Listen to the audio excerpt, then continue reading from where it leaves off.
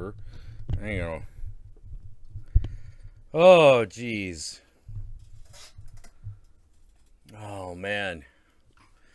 Whoo!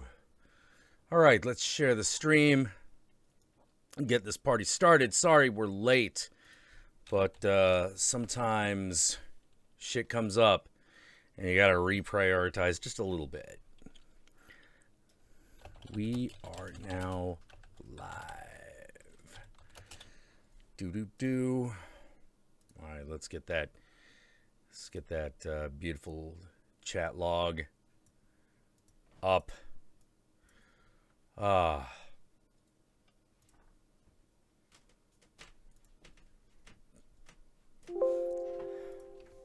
Lazia. Hello, Toxic Art. Hello, Baroness. Hello, Joanne Rutherford. Hello, Ileana. And hello, Patrick Thompson. Royal Blake. Oh man, I think Patrick is due for a title. We're gonna have to keep that in mind. Oh man, Abel the Fat Doom is here. Yeah, brother Abel. Holy crap. Dude, I don't know if you saw the stream where I fucking finished off the absinthe that you left. That was a wild night, man. Oh, jeez. Holy crap. Palpatine, the 9-inch nailer. What up? Oh, boy. Man. I had the titties. Where's the shrimp? Well, I don't know if you request shrimp. We are honor bound to deliver. You know. So, but we need an appropriate shrimp. And I think. Oh no. Oh no. Has the streaming software already given us shit? No. It is not giving us shit. We just said it. There we go. Look at how happy that guy is. He knows there's titties here. Why else would he be so happy? That is how it is. That's how it do. You know? Look at that. Look at that guy. Do.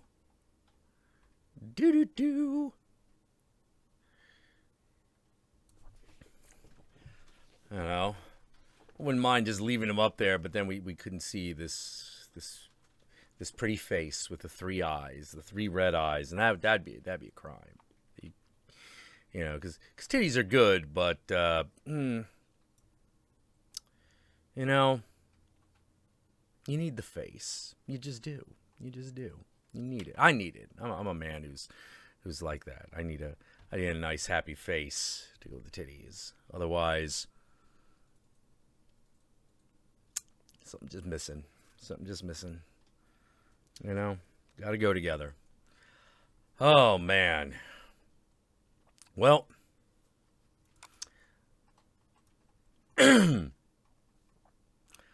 whew, see who else is here. Agent Eldridge is here. Good. Excellent. Wonderful. As is Steps 8. Lady Aiko is here. Wonderful. Excellent.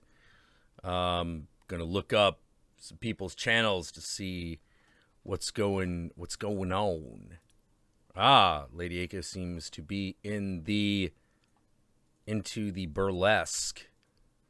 Oh, that's very good. That's very good. Oh my god, one of these chicks looks like she's like steampunk chick with a mohawk. Holy crap. I'll be watching that later.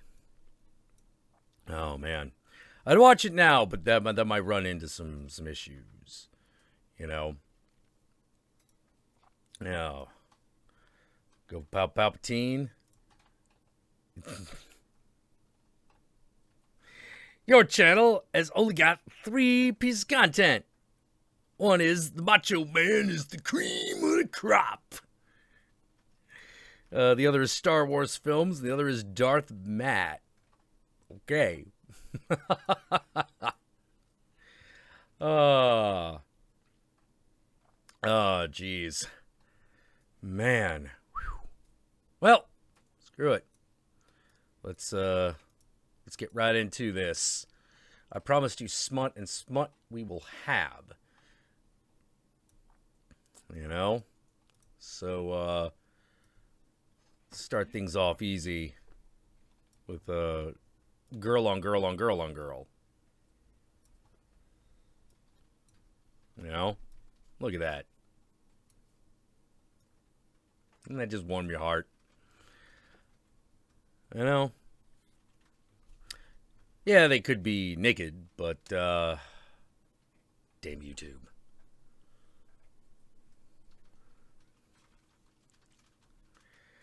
Oh, boy.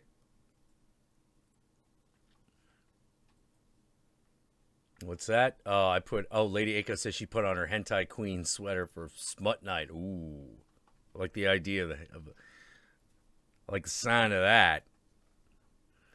Oh, man. Elvish orgy. Elvish? Nah, them's horns. That's succubi. I think we do have some elf girls in here.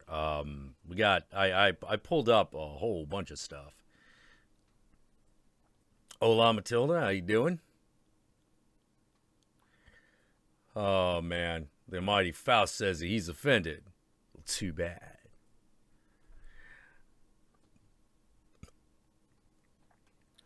Oh man. Demon bitches for days. That is right. Hunter Ross asks, "Hey Count, did you see the new Godzilla movie? And are you excited for the new Kong Skull Island movie?" Okay, haven't seen. Shin Godzilla came and went, and I missed it. So I haven't seen it. I am looking forward to Skull Island. I'm actually looking forward to that movie. I like King Kong, but I'm a Godzilla dude. You know, like always have been, always will be. But I'm looking at Skull Island, and I'm like, this looks like this is taking inspiration from some of those like Japanese King Kong movies, where a bit more action packed, a bit stupider shit going on, a bit lighter in tone. Well, maybe lighter in tone's the wrong way of putting it, but like a bit more. A bit more just action-packed, rock'em sock'em. I'm like, I'm up for a rock'em sock'em Kong movie with fucking John Goodman facing off against Samuel L. Jackson. That sounds great. Let's see what we'll see what they fucking do with that. I'm excited. As soon as Almighty Faust, you mentioned Robo Kong. Oh man, if only. If they're just sort of like, if that's like the surprise in the third reel, they've made Robo Kong to fight King Kong.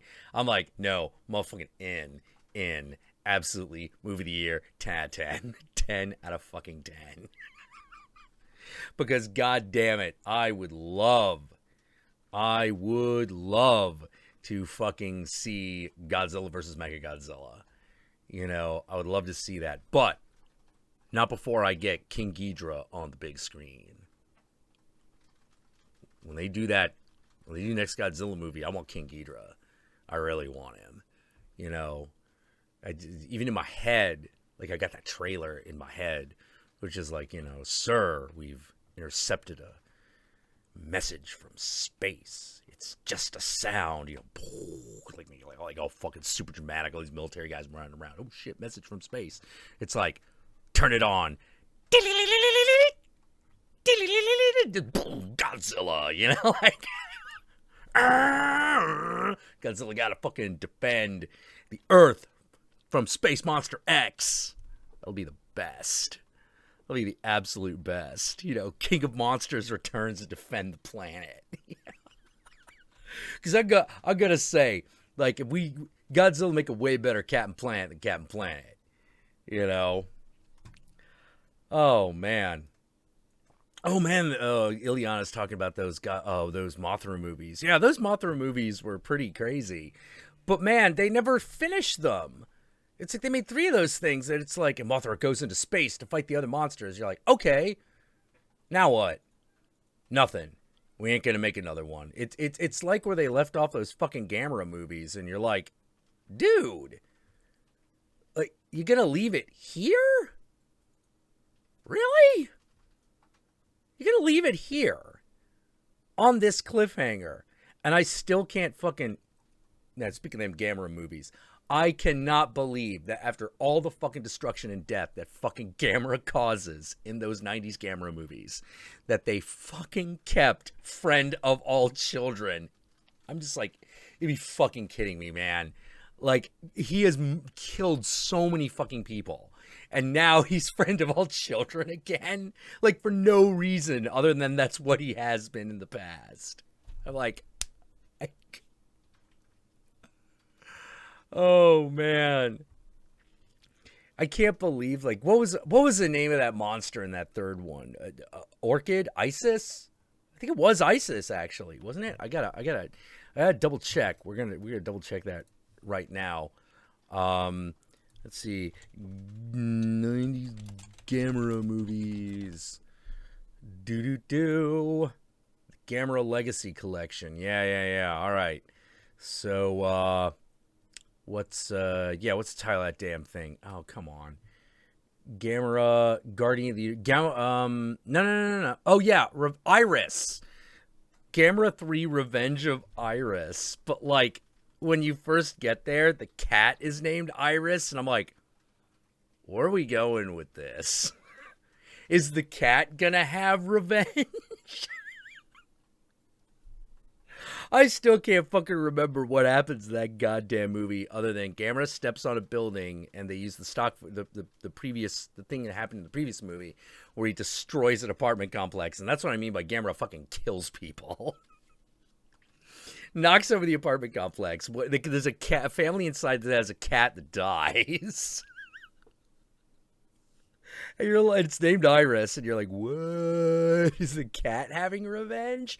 Because I can't remember a Gamera monster named Iris appearing previously. You know, if they did, let me know. But I don't think that there was, because if there is, I ain't seen it. And I don't think I've seen every Gamera movie, but I've seen most of them. And so I'm like, okay, cat's getting revenge. Oh no, they just use the name. I'm confused. And then the next thing I remember in that fucking movie is at the very end where Gamera's fighting that monster in like that train station, or I think it's an airport. I can't remember which one it is, you know, and he fucking saves the kid. And I'm like, what? What? That shit comes out of nowhere. That fucking face turn comes out of nowhere in that movie. And I'm just like, and that's all I remember of Gamera 3 Revenge of Iris, you know? Holy crap. I remember more of Attack of Legion, you know, and I still don't remember much of that movie. Oh, jeez. Yeah, House Rage confirms that it was a train station. Yeah. Oh, man. Yeah, Gamera, don't fuck around, son. Hey, Jack, who's the hot three-eyed chick as your thumbnail? Her? I don't actually know. I just found the image. I found the image of her, and I liked it, so I saved it because I was like, oh, I'll desktop wallpaper that, you know, like, or rather, I'll stream wallpaper it. I have a different image for my my desktop wallpaper. Which is also a smutty image. So let me see if I can find it. Yep, there it is. All right, shrimp. I might have to. We'll leave you up for a bit. You know, like there we go. But here's the one that's on my actual desktop. This picture right here, which I'm pretty sure comes from Dragon's Crown. Yeah, that's my desktop right now. It reminds me of the Countess.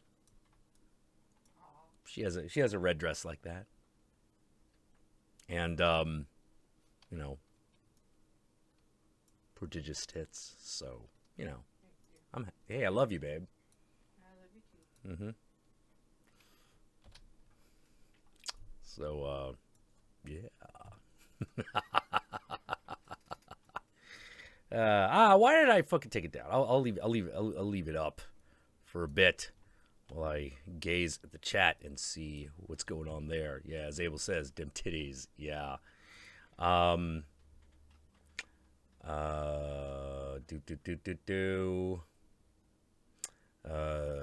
Zanji Zant says, "All praise Jack, the master of art smut." Thank you.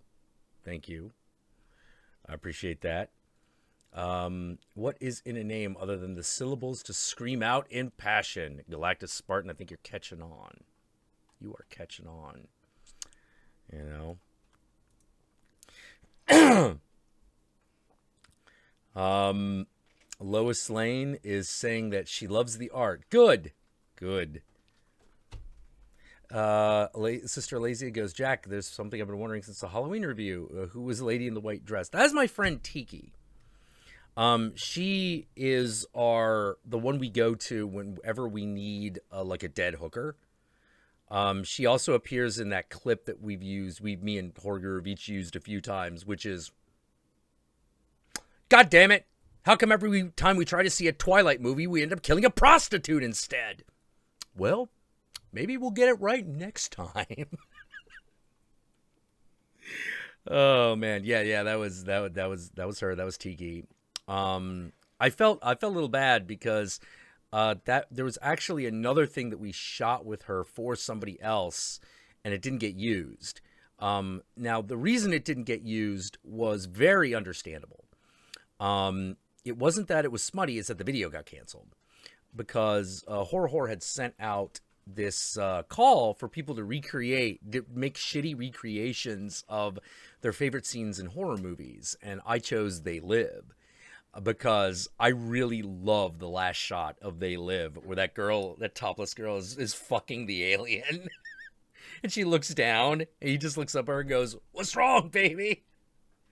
So I needed, because the Countess is camera shy, I needed someone who was gonna do that. And I knew Tiki was up for that kind of thing. And so we called her, she came over, we shot it, I edited it, I sent it out. Horror gets pregnant. And then her life is just all about baby, and I completely understand that. I completely understand that. It's one of those like, yeah, video got canceled because I couldn't coordinate all those people while also being pregnant. And I'm like, fair enough, but I might use that footage that we shot in something at some point. I'm just kind of holding off until I've actually got like something we can use it for. Like maybe a They Live review, but if we do that, that's going to be a while. That's not going to be coming necessarily anytime soon.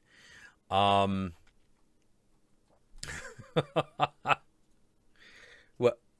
Hobo Joe? Whoa. The hobos are multiplying. Holy shit. Holy shit. Hobo Steve and now Hobo Joe. Damn.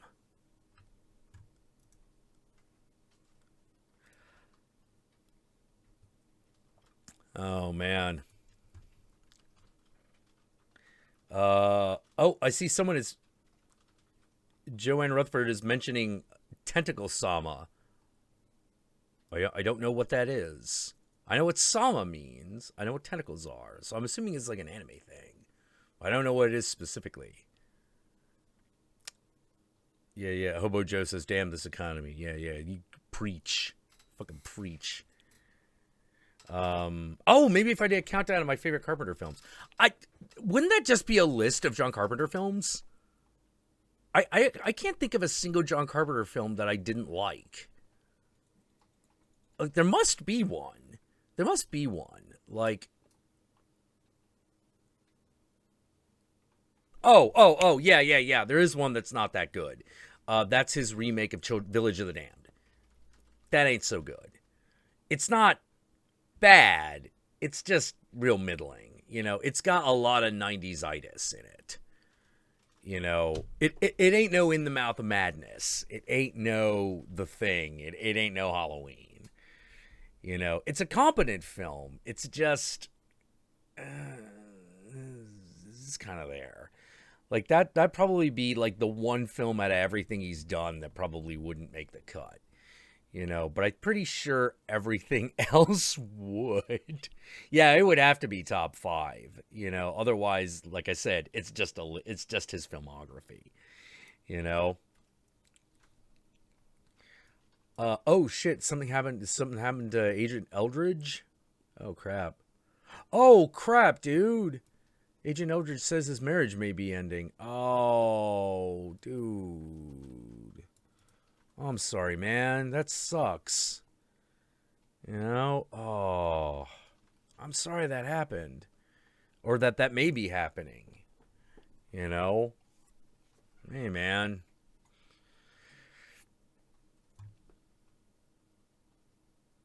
Love hurts. Love scars. Oh man, I'm cracking a joke, but I feel for you, dude. I feel for you. Oh man, bad enough when a relationship ends. You know, marriage that's a whole other level. Oh man, Sarah Ann peeks in. Hello, Sarah Ann. I'm peeking at your channel real quickly, Sarah Ann. I like the avatar. Day of the Dead glamour painting. Excellent. Night. You seem to like Night of the Creeps. Excellent choice. Excellent choice. As well as Evanescence. Not my thing, but a very good band. And Andy the Maniacal Cinephile, which, yeah, that guy's great. You know? Yeah, I'll look at all kinds of people's channels. Lady Aiko said it right. Oh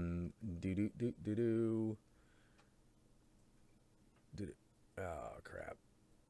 Yeah. Oh, Jack, Tentacle Sama is from Aki Dearest, an anime YouTuber.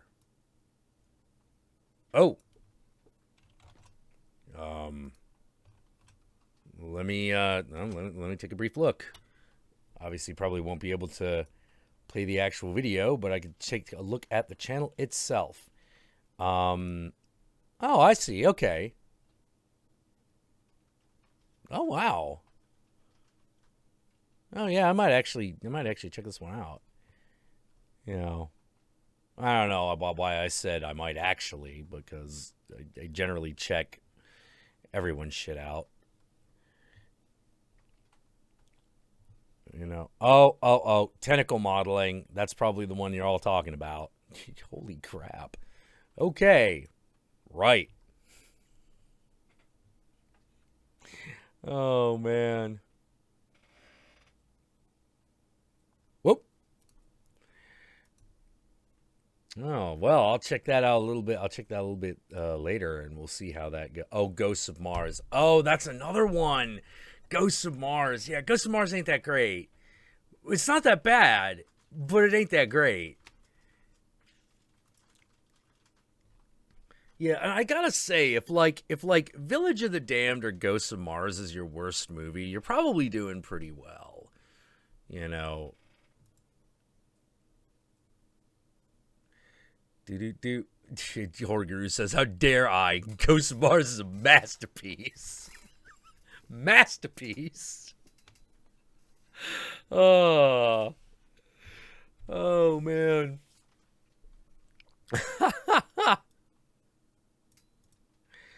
Oh man. Oh, someone's talking about Shinigami Tensei. I like Shinigami Tensei. I know I'm saying that wrong.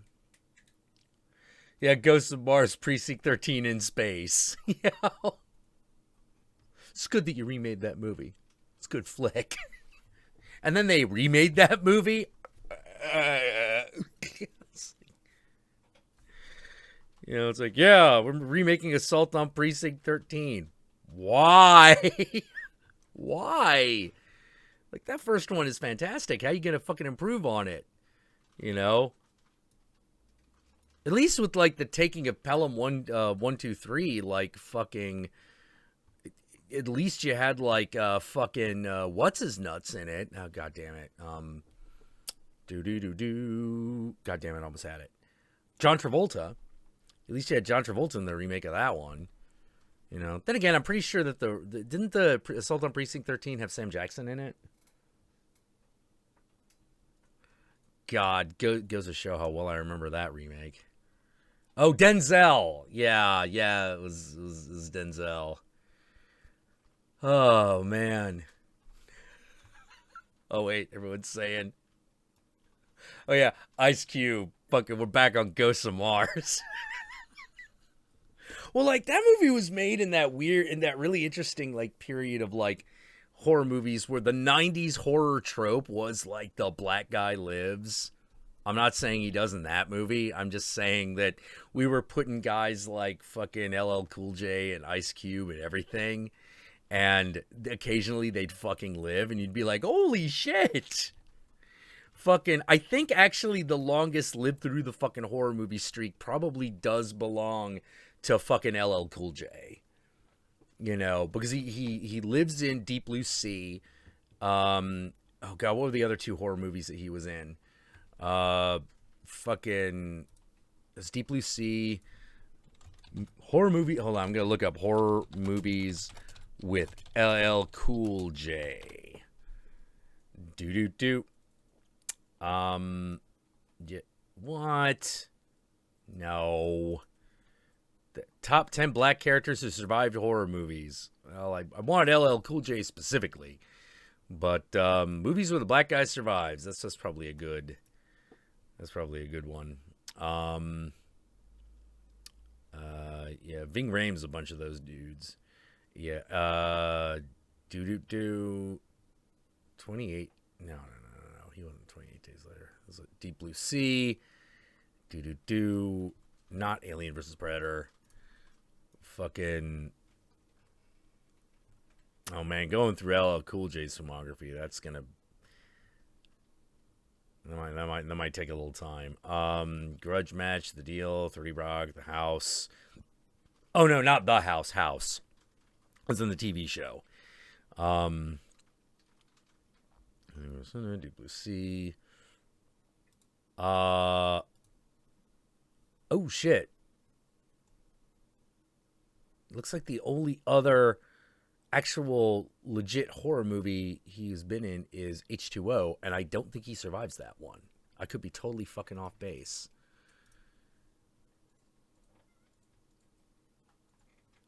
Oh man. Oh, sure as shit wasn't Lawrence Fishburne who I was thinking of, who fucking survived a bunch of them. He died in all of them. Because that was before he was the Fishburne. Movie where the black guy survives. Come on, give it to me. Ice Cube. Ice Cube lived in Anaconda. Okay. Ken lived in Nightmare on Elm Street Part 3. Richard Jones lived in Event Horizon. I remember that one really well because that was the first time I had noticed the black guys were starting to survive at the end of the movie. Deep Blue fucking Sea. Deep Blue Sea. Deepest, bluest. My head is like a shark's fin. Deepest, bluest. My head is like a shark's fin. I don't know what he's LL Cool J, he had a really cool hat. It reminded him of a shark fin. He had to sing about it. He had to rap about it. He just had to. It had to happen. Busta Rhymes and Halloween Resurrection.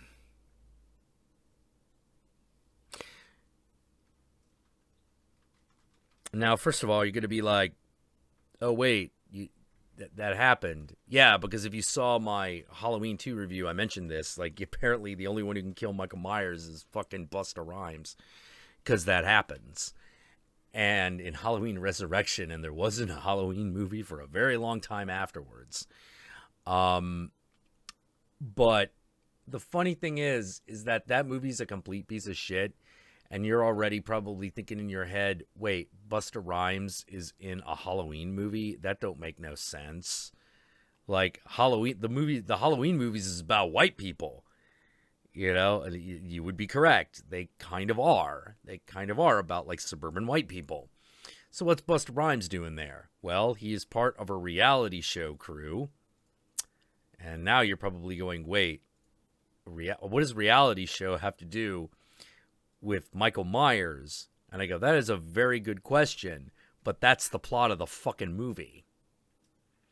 Plot of the movie is reality TV show comes to the Myers fucking house to do a reality show on Michael Myers. And then Michael Myers shows up and motherfucker who kills him is Busta Rhymes. Now, with that said, Busta Rhymes is in fact the best part of that movie.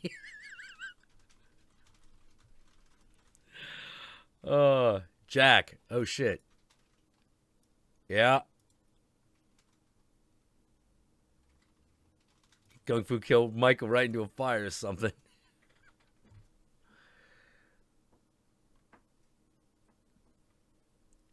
Trick or treat, motherfucker. Yeah. Yeah. Hey, Mikey, happy fucking Halloween. Oh, man. Oh, you didn't. Oh, almighty Faust. Busta Rhymes is never in Halloween. It never happened. Stop saying bad things. I'm sorry, man. It's time you understood the wretched truth. He was in that fucking movie. But like I said, he's actually one of the best parts. He's actually the best part of that movie. Problem is, the rest of the movie's a piece of shit. And it's still got that problem, which is, Busta Rhymes, what are you doing here? You know? Like, they fucking took the Leprechaun movies to the hood and made that work. Randomly putting in Busta Rhymes in fucking Halloween did not really work. Oh, Super Anime Girl said, the Baroness says she's glad she never saw the later movies. Oh, wow. Oh, man. Yeah, okay. So, whoa. Yeah, they get pretty rank. And it gets really upsetting because every one of the movies that sucks has something in it that works really fucking well, with the exception of Resurrection. Because, like I said, while Busta Rhymes is the best part of that movie, the problem is ultimately you're like, what's Busta Rhymes doing in a Halloween movie? That just doesn't work on a basic level. And you're right, it doesn't. But for instance, like Halloween 6. No, that might be the one that's just completely fucking irredeemable. Fucking Halloween 6. I can't think of a single good thing that happens in that movie. That was just a complete fucking piece of crap. God, Halloween 6. But Halloween 5 is bad. Halloween 5 is bad. But here's the thing about Halloween 5. There's a good movie in Halloween 5. And it is basically everything that's basically little Jamie Lloyd and her psychic connection with Michael Myers and Loomis, that whole drama, that shit works. Whenever it's just fucking little Daniel Harris and Michael Myers and Loomis, or some combination of those three, those scenes fucking sing. They're great. The scene where Michael Myers has put Jamie in the fucking coffin bed and she just look at him and it's like, please, Uncle Mikey, don't hurt me. You're like, that scene is amazing. It's great. You're like, holy crap, that this Daniel Harris at fucking like 12 years old knocking it out of the goddamn park. That is amazing. You know, all the stuff with like, you know, Loomis going like, no, Michael, I'm gonna stop this. It's great. Every time the rest of that fucking movie happens, on the other hand, you're just sort of like, oh my God, what is happening? But here's the other thing, and I didn't actually, this is something about Rob Zombie's Halloween 2 that I actually didn't go into because I couldn't figure out how to put it in, which was the whole weird dream sequence thing. That comes out of Halloween 5. The whole way that's done. Because there is a subplot involving this guy with shoes on, who is the guy that brings Michael Myers back to life and then breaks him out of prison. Breaks him out of jail. And you're like, wait, what? What? And it's all filmed in this very weird, dreamy way. And you're like, why is this happening? This doesn't make any sense. But it made everyone want Halloween 6 so they could get the answer. And then they finally got it. And it sucked. Because you're like, well, who is this guy? Oh, he's just some random guy from a thing called the Cult of Thorns. You're like, What? Yeah, because Michael Myers is now the avatar of evil. And I'm like, what? Like literally? Dude, you gotta understand. This is after fucking Friday the 13th turned Jason into a zombie and I bought it. I'm like, no, he's a zombie now. Whatever, I buy it. Making Michael Myers a literal evil, like a literal like Halloween monster, that was going too far. Having him be an evil spirit, an evil ghost that possessed people and killed people, but he always like finds the mask and puts it on. That idea, which is what I had envisioned for 5, because that's kind of where they're leaning at the end of 4. That they're going to do something like that. I was all up for that kind of dumb. But the kind of dumb that they gave us, you're like, oh my God. And the problem is it undercuts the terror of what happens at the end of 5. Because at the end of 5, when he escapes prison, it is a fucking massacre. It's a complete massacre, but it's another one of those, like, if you just watch that scene and don't realize that there's a guy breaking Michael Myers out of prison for the entirety of that scene. God, even just thinking about it that way, I get goosebumps. Like, fucking just thinking about that scene by itself, Michael Myers escaped this jail. It's, for that moment, you are terrified of Michael Myers. You are absolutely fucking terrified of him. But because it's a dude who brings him back to life, you're just like, really? It undercut and ruined everything. It ruined everything. You know, and like I said, there are brilliant parts of 5. Super brilliant, super good. But it's got this stupid crap attached to it that didn't need to be there at all. Because the stuff without that guy, without the Cult of Thorns and all that shit, that was plenty scary. Because it's there, you're just like, oh my God, I don't care. But yeah. If you've seen that movie, and like if you've seen Halloween 5, you know what I'm talking about. You're like, yeah, the movie's got a lot of bad shit to it. Just find the good scenes and watch them by themselves and forget this stupid shit that happens. Those scenes are really good. The good scenes are great. But they're bogged down. And then 6 happened. And I'm never going to forgive you, Halloween series. I'm never going to forgive you for fucking Halloween 6. I'm never going to forgive you. Like, Resurrection, I can forgive simply because, for the most part, everyone forgets about that movie. It's like fucking Jason Goes to Hell. Jason Goes to Hell, or the absolutely the worst Friday the 13th movie. Bar none. That remake is okay. Jason Goes to Hell sucks on toast. You know, Jason X is good and stupid. Jason Goes to Hell, that was a betrayal. That was bad. That was super fucking bad. Because Jason's only like in 5 minutes of the movie.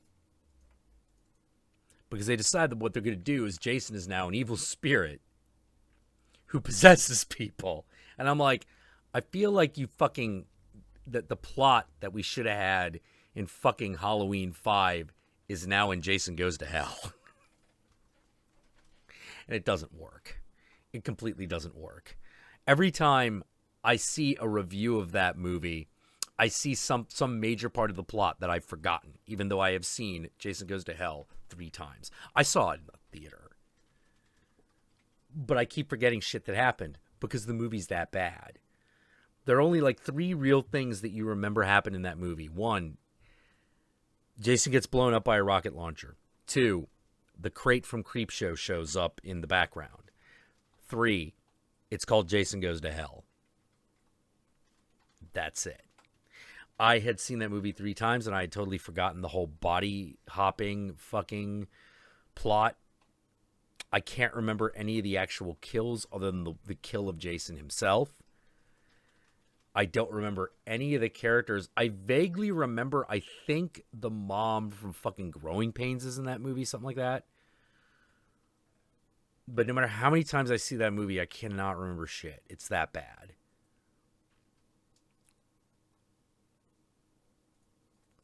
just that bad.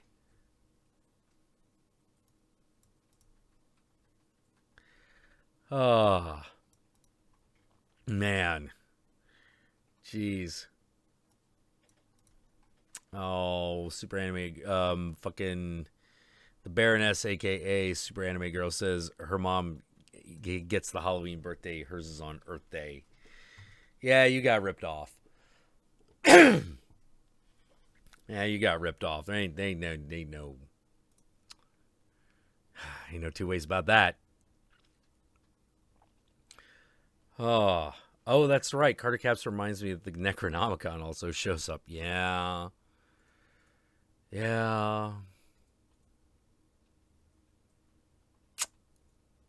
Freddy vs. Jason, that movie's great.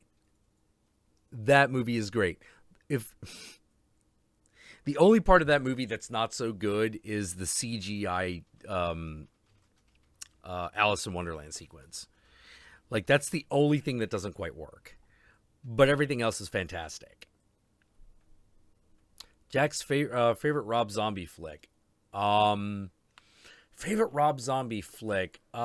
Geez. It's hard not to just say The Devil's Rejects, but yeah, The Devil's Rejects. That's still my absolute fucking favorite.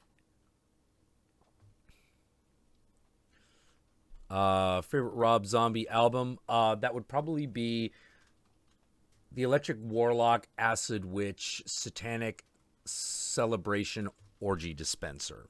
No, Orgy Celebration Dispenser. Sorry.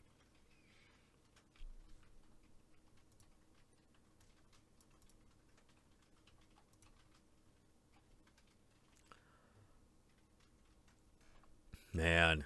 Favorite Rob Zombie song? Right now, it's probably everybody's fucking in a UFO.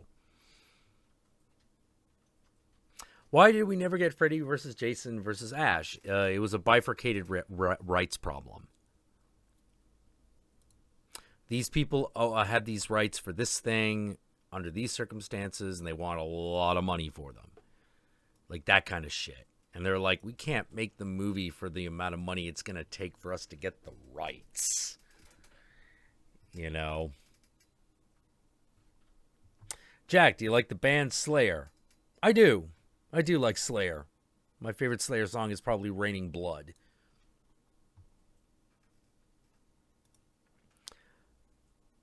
Yeah, it's always, as Ileana says, it's always a problem with rights and shit. It really is.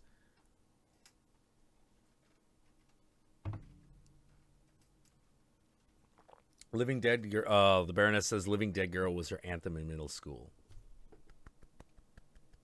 Excellent. Excellent. Yeah, why no Jay versus Fred versus Ash? Because lawyers. Yeah, pretty much. Lady Aiko, Jack, it's so rad that he sent you the mummy dust. Yeah. I went to the Ghost concert in Orlando early this month. Sadly, I'm a 4-foot fuck all and had to jump. Oh, I'm sorry. I'm sorry about that. You know, but hey, Ghost concert is fantastic. I love Ghost concerts.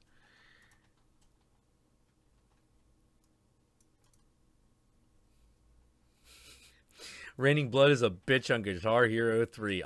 Yeah.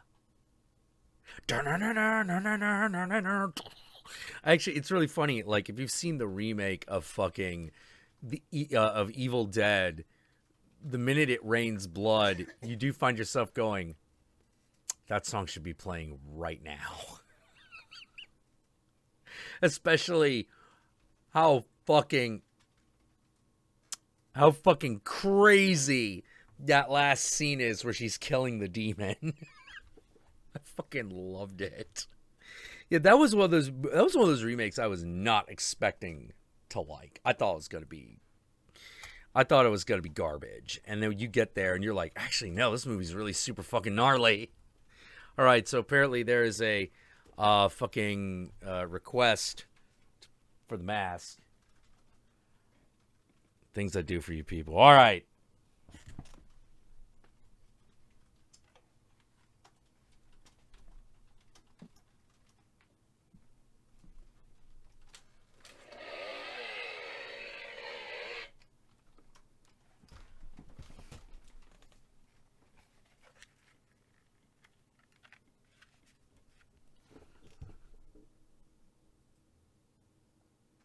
Hey.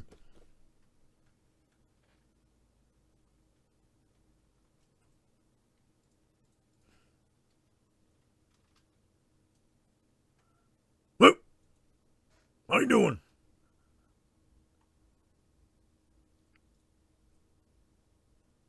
Don't really know what to do here. Talking to this thing? Is it on? Is this on?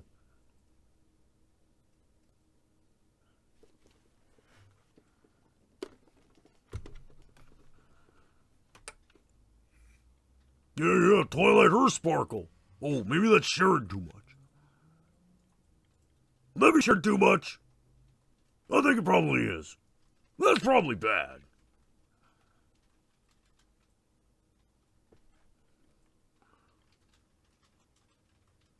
Fun trivia, Jason never used a chainsaw in any of the Friday the 13th movies.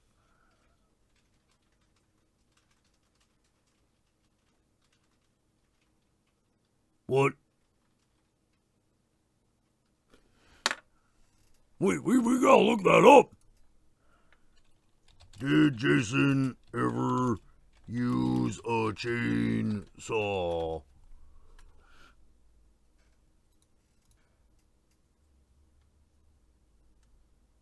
Ba-da-ba.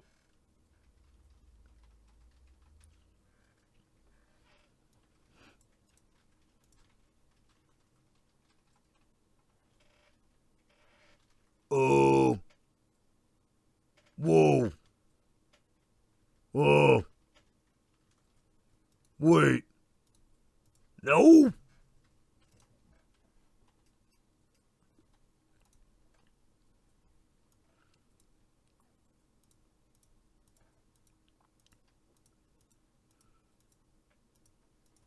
Oh, man. Whoa. Where'd you... Where?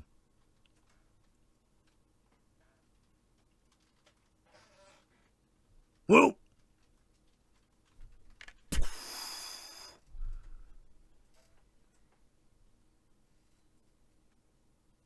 Do-do-do. Your panties be dropping. Well, you better pick them back up. 'Cause that's unsightly.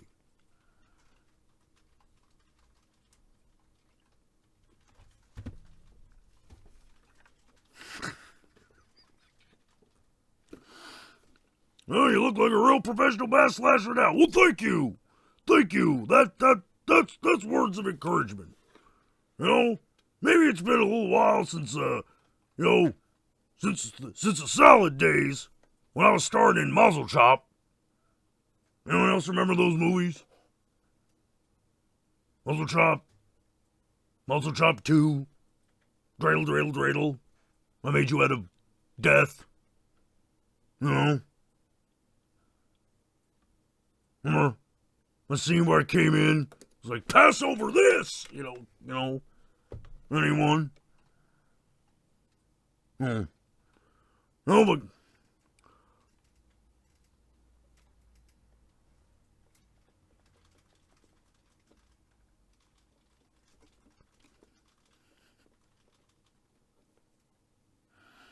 Muzzle Chop goes to Auschwitz. Yeah, there I think we went a little too far with that one. That might have been a little insensitive. Wasn't too sure, but I was contractually obligated.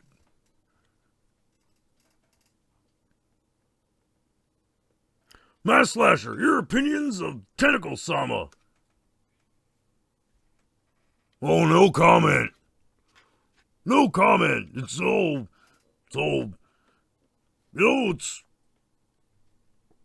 lady parts are already kind of I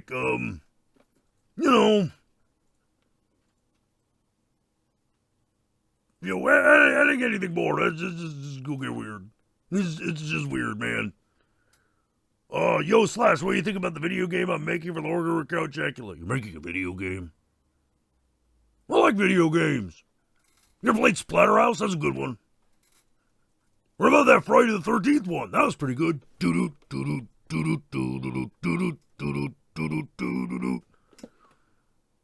don't know why you always gotta throw a rock, though. That was weird. It's like, oh, hey. Rocks never work in the movie. When does Jason go down with a rock? It never happens. Bow, bow, bow. It just doesn't happen. It just doesn't work. Yeah, knife, all right. You got, maybe. Get his machete, hit him with that. Work for Corey Feldman, There was precedence, what I'm saying.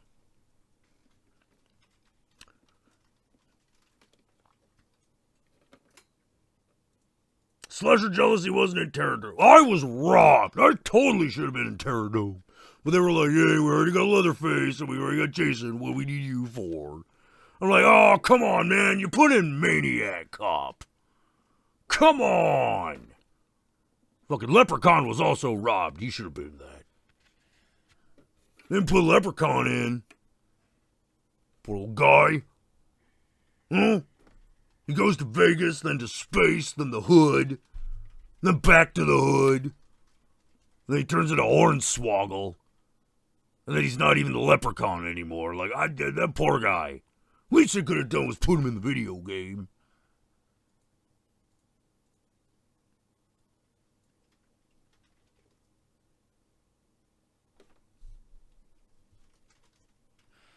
No. It wasn't Mazel Chop Sit Shiva.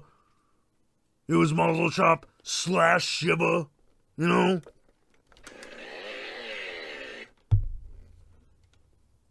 That was the one where I had to collect like 10 yarmulkes in order to complete the ritual. No, no one remembers that one. Oh well.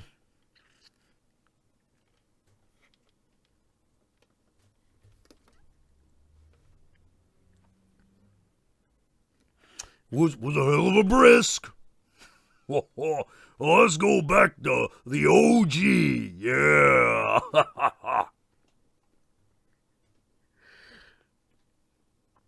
Yeah. Oh, that was the one time when they had a director's cut of that movie. I thought that was pretty brilliant.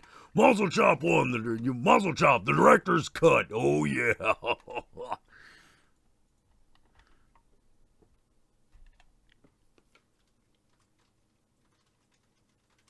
What slasher weapon would you like to see but never have yet?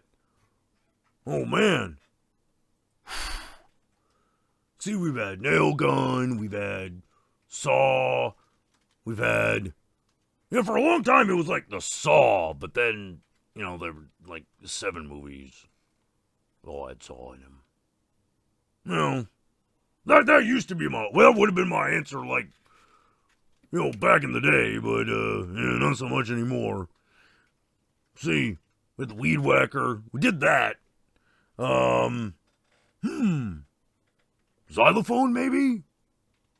No, you gotta get a little weird after a bit. Only so many weapons you could think of. Like, I thought it'd be really great to use a belt sander.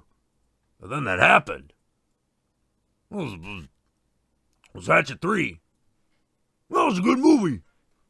Thought old Kane Hodder really, brought his A game in that one. I'm gonna change your face off, It was pretty good. Jason versus the World. Oh, no, that one, they should have done that.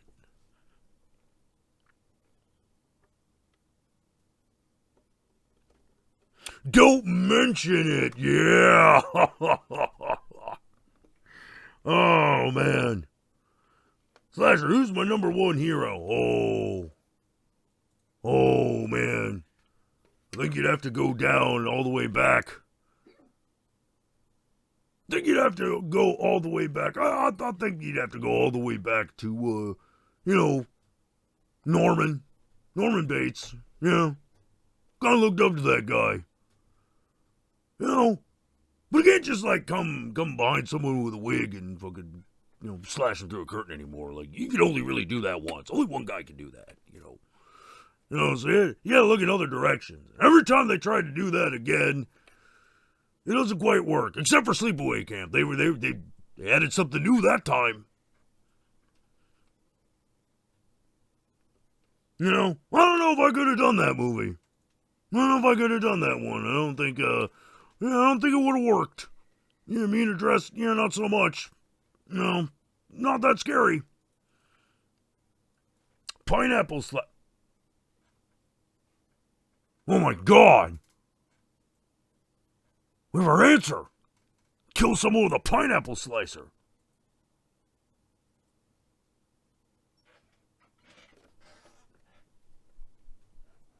Oh man.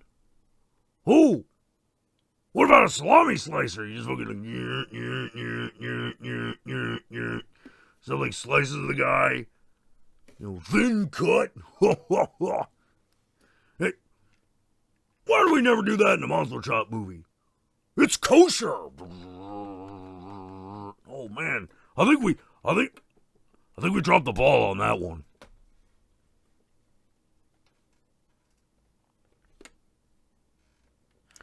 What was my favorite death on the Final Destination series? Probably the barbecue. That's a good one.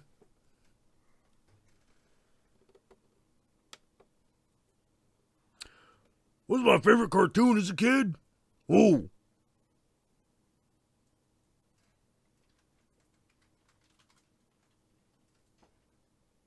Oh. No comment. No comment. Okay.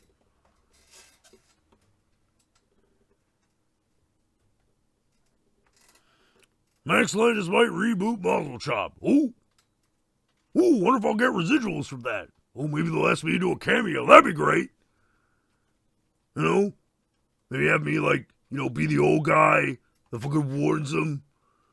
It's like, you don't want to go up on there during Passover.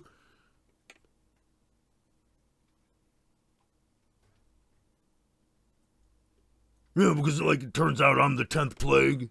Or the 11th plague, Just mass slashing.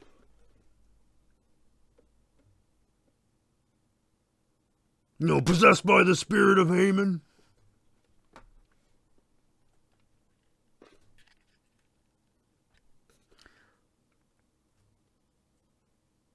August Anderson asks, Slasher, how do you get rid of all the blood and guts off your clothes? I've tried everything from bleach, lemon juice, to tears of the innocent. Any tips? Oh yeah, cold water, not hot. Cold water, not hot. Trust me.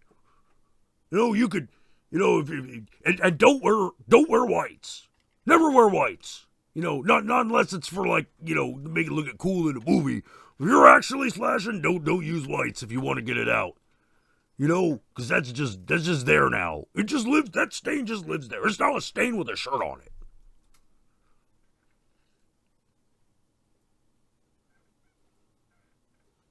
Jezebel was the best survivor. Yeah, she was. She really was. She was something special.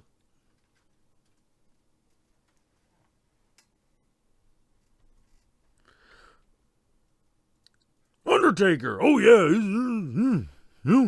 Thumbs up, man. Thumbs up. Like when he shoots lightning at things. You get that ba-bong. That's all good stuff. It's all great. Going to kill in pink. Yes. Well. Maybe if you're like a lady slasher. Aren't too many of those. Aren't too many. Angela only kind of qualifies. Depending on how you look at it and who you ask. And I don't really, I'll be really honest, I don't count the Sleepaway Camp sequels. That's cheating. Those movies were cheated.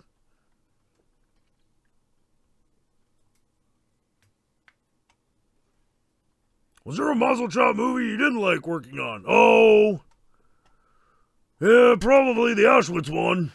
Like I said, I think we went a little too far on that one.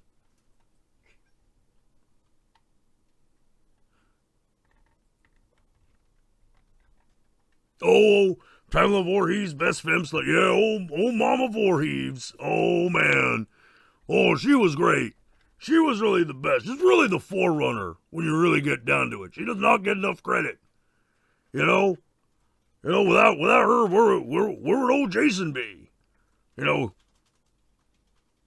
Always wanted to bring her back. They wouldn't really bring her back until Freddy versus Jason. She kind of got her due.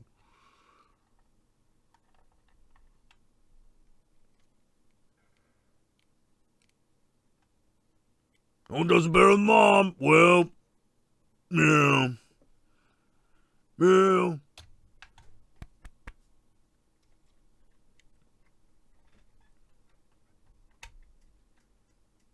Yep. Mother of all slashers, Guru. You said it, baby. You said it.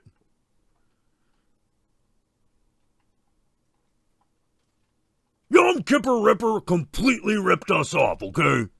It was a complete rip-off. How dare you mention that series in my presence? Muzzle chop is the true way.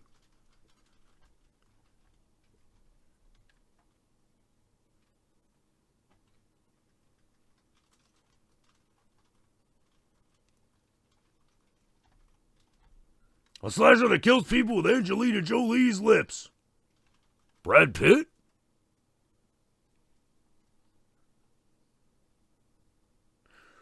Matt Slasher, what do you think of the New York Ripper guy? Oh. Guy that quacks like a duck? Oh, boy. You ever had a conversation with that guy? Oh. Think Donald Duck is bad? Good God. Actually, little known secret, it actually was Donald Duck. You know, those Disney residuals were not coming in, you know? And then they were like, hey, man, you want to be a slasher? I mean, you worked for Frosty the Snowman. Kinda. And it was like...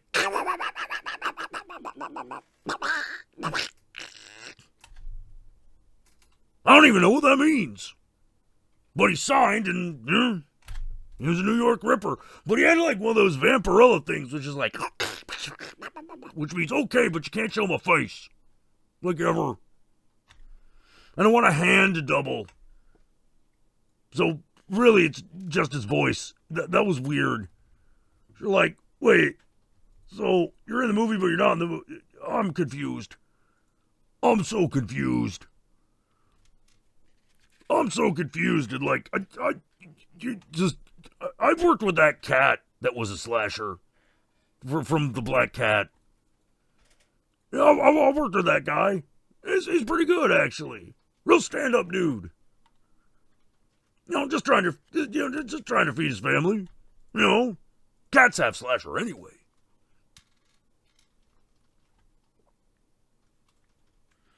Frosty a Snowman. Yep, the microwave murderer. Never forget it.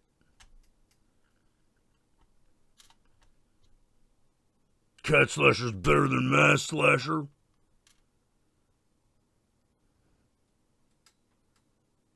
Well,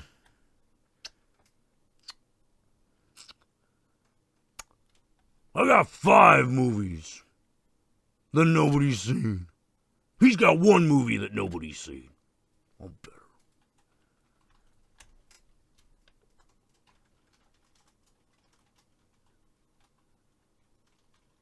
Cat Slasher versus Donald Duck. Oh, they should have done that one. I don't think that director was interested in making his own universe. No, I think he should have been. I think that would have been good. I think he should have done that. He could have been ahead of the curve. You know, Marvel movies? Oh, fuck that. Nope, excuse me. Language. Mass Slasher versus Halloweenie.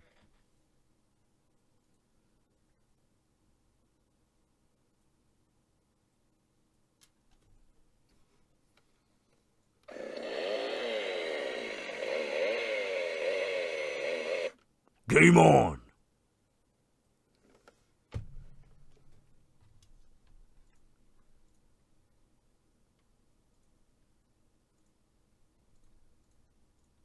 Muzzle chop the last Shover Shabbos. Oh, yes. The great send-off of the series. Yeah.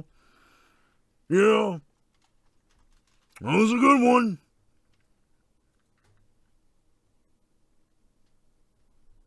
I thought getting John Goodman to have a cameo, and that was a stroke of genius. You know, like, he's not called the same character that he played in The Big Lebowski, but, you know, it's him. It's him.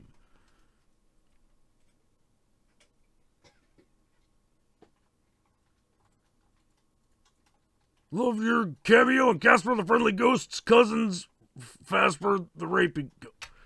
Look, that was a bad time in my career, okay? You know, hadn't quite figured out what I was going to do next.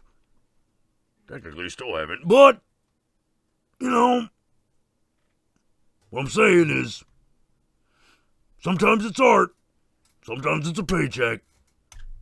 Well, that's a paycheck movie.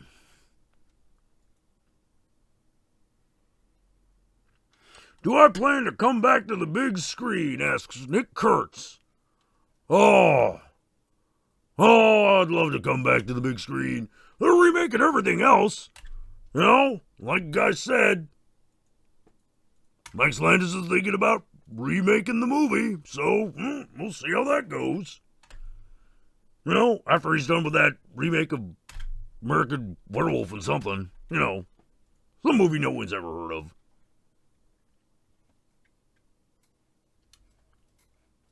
Monster-Maniac, that was a total cash-in. That was a complete cash-in. You know? Funny enough, that was actually based on a script that we had rejected. We're like, what? No. The Monster Killer? No. I run in, I say Mazel Chop. Come on. It's not the way it goes. The moment we're like, okay, so like, you imagine this now. You know that scene in that movie? Yeah. You know the one. Where the matzah starts talking. Okay, they wanted me to do that. And I'm like, what? No, I'm possessed by the spirit of Haman, okay? Not fucking one bad Passover and like I think matzah is talking to me. That's just stupid. No, they did it. So that kid that they got, you know, Passover Day, you know, like that whole shit, yeah. Like they filmed everything and they were like, he'll come on board eventually and we'll just splice him in the movie. We're just like, no, we're not doing that. And so like, oh no, it's a big mess. It's a big mess. Oh. Mazel Tov did get a contract with MTV at one point. Fell through, though. Fell through. Little known fact, speaking of MTV, Man Behind the Mask was actually about me. Mazel Tov 2, The Passover, the classic sequel. Hey Slasher, asks Kelly Bunder, how do you feel about the movie Krampus? It's pretty good. Is Jason Voorhees Jewish too?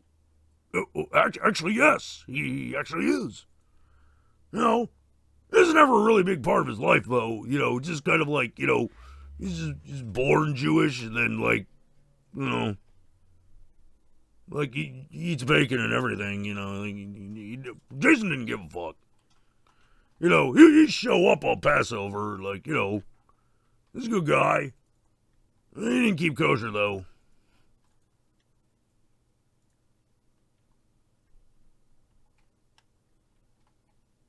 Oh, did anyone get killed with gefilte fish in the movies? Oh, yeah. Oh, yeah, that was the third one. Yeah, there's a whole fucking, that whole weird subplot, you know, where, with the psychic girl that is, like, you can communicate with gefilte fish. Yeah, that's a little weird, you know. But, you know, at the end, she's throwing the fish at me, and I'm like, you know, slice them out of the air. You know, that old climax, you know, and then fucking the fish, like, goes through the skull and knocks my yarmulke off and fucking, like, I'm sitting there and, you know, you know, but then I fall into, like, the pickling vat, you know, and they're like, oh, he's gone. But then, like, you know, like my mask is on one of the gefilte fish jars, you know.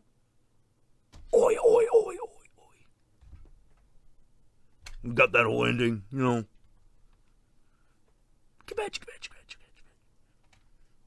What do you do? No, you know it.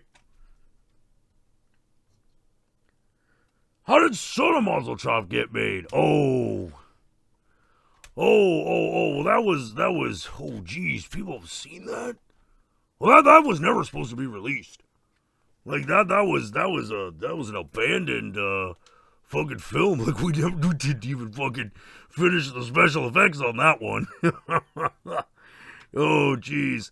Yeah. Son of Basil Chop, the one that had, fucking John Rhys Davies in it, yeah. Mm-hmm. That theme song by the Bengals was kind of out of nowhere, though. You know? Man. Yeah, that was never supposed to see the light of day. Like, I don't even know how that one got out. Fucking internet, man.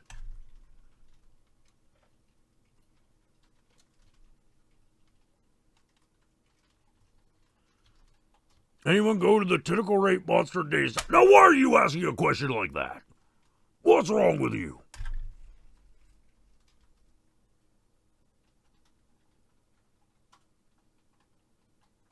Bride of Muzzle Chop, yes. That was great. Yeah. Divorce of Muzzle Chop, that was I don't know why we thought we needed to revisit that. I mean, geez.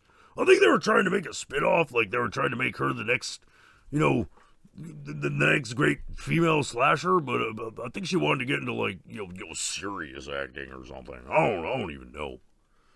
You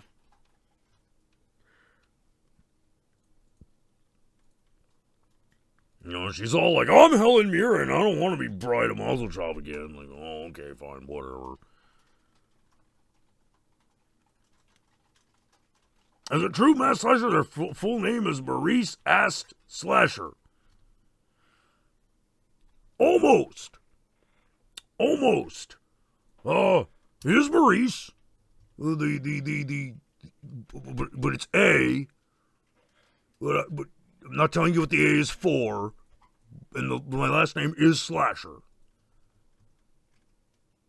So almost.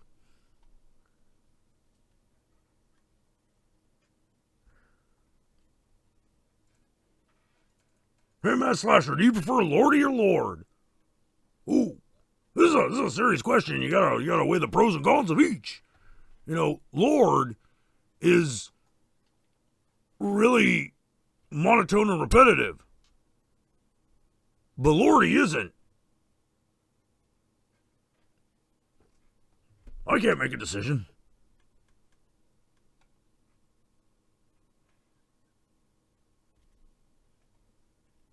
Was your mother's maiden name Stabbiton? Where are you guys getting this stuff? Like, you know my mom's maiden name? Good God! Don't you have anything better to do? Wow! Who's your favorite final girl, Slasher? Well, I think if we're moving away from the Muzzle Chop movies, because that might be a little unfair, if you know what I mean. To say like, oh yeah, one of my Survivor girls is the best one, which is true, but, that's probably a cop-out. I would say probably, Jamie Lee. Kind of hard to go. Kind of hard to go better than Jamie Lee. Really get right down to it. Slasher, do you own a slap chop machine? No.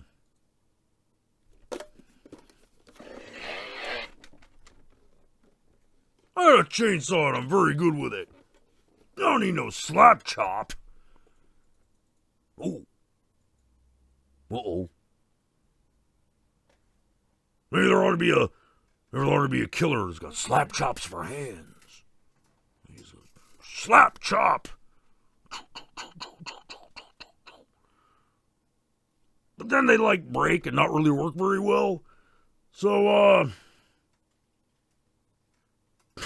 I don't know. That might not work out.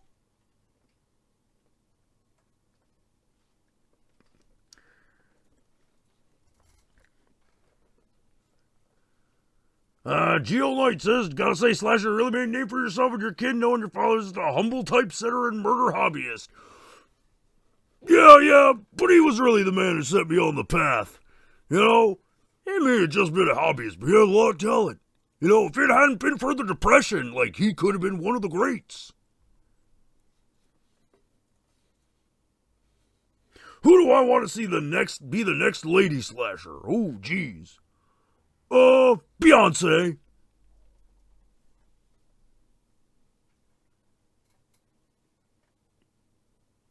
Who would make a stronger serial killer, Trump or Clinton?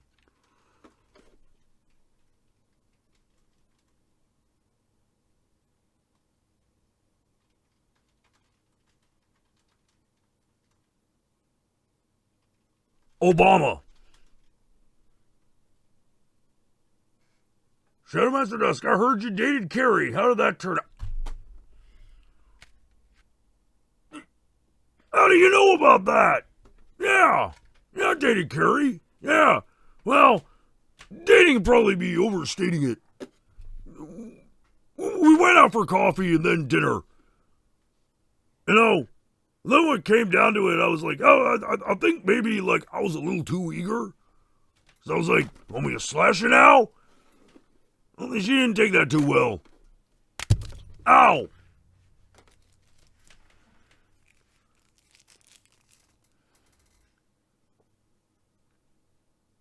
See what I mean? This came from somewhere, is all I'm saying. Chucky versus Annabelle. Chucky. For one, Chucky actually does something. Well, Lord Nurgle says, may chaos be with me. Go.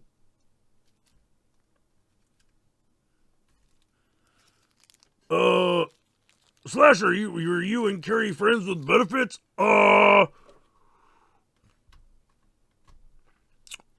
like friends with dental.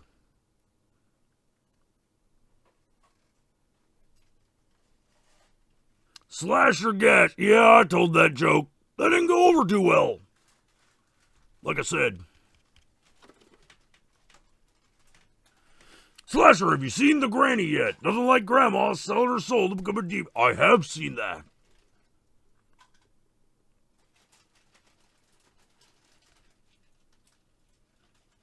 Hey, Slasher, who would win a fight, you or Jason? Oh, jeez. Oh, that's a hard one. That is a real hard one. I think it would depend on which movie. Well, like, I think I'd have a good chance against him in 5. I think I might be able to do that. You know, maybe in 6. You know, I might be able to do that one. But I don't know about I don't know about Jason in part 4. That might be too much. You know, might not be able to take that. Although I wouldn't mind having to go with, like, Friday 13th 3D. For no other reason than, that catchy theme song.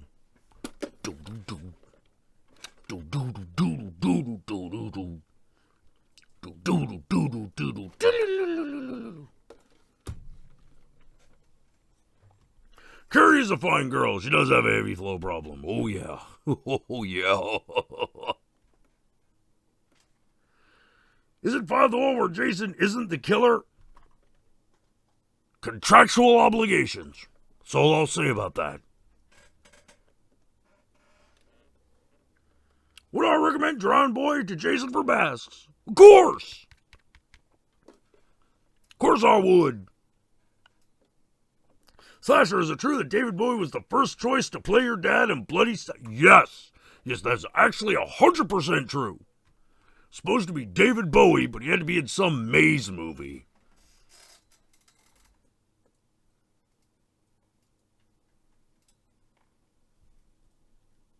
Who would win? David from The Guest or Patrick Bateman? I'm gonna go with David.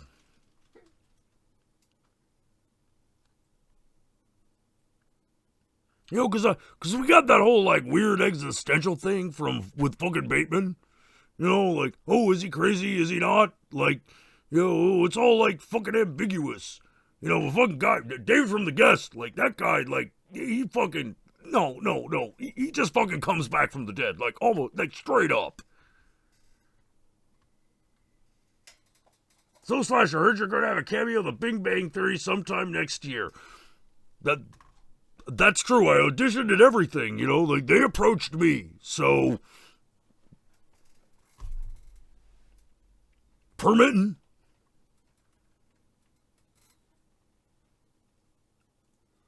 MSGA, what the hell's that?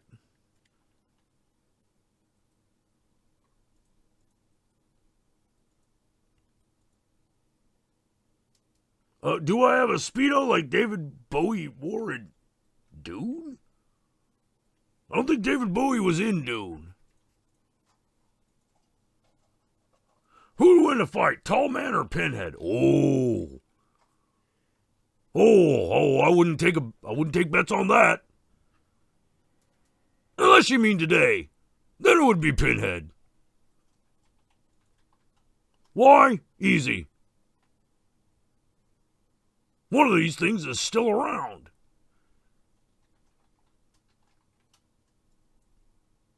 Oh, making slashing great again. Yeah.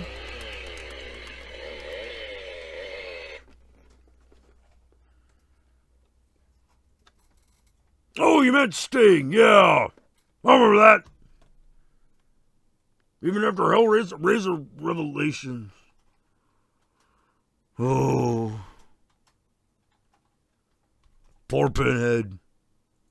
He fell on hard times. I'll say this for the Tall Man. He went out like a champ. Oh, thoughts on Phantasm 1 and 2? Oh, I don't get those movies. They're really complicated.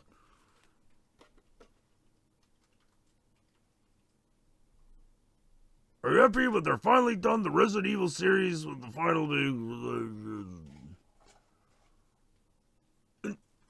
That's zombies, man.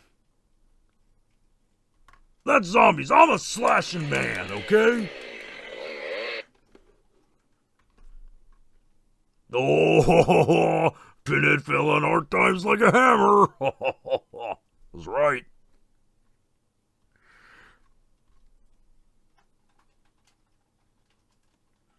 Washington sometime here says, do you think you could survive in the Hellraiser dimension? Well, there actually was a planned crossover between Muzzle Chop and Hellraiser. Didn't go through, though. But, yeah. In that one, I actually did, attack Pinhead with a giant double-headed sledgehammer. I was like, I nailed him. I heard your favorite movie is The Langoliers. Oh, yeah. That's one of the best movies ever made.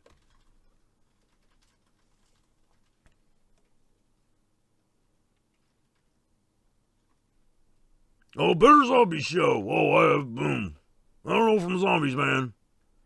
And they're all just like, brains. Not really my speed.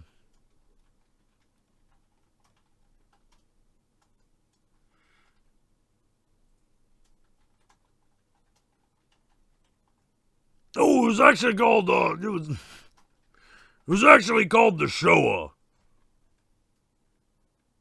I think that was probably going a little too far.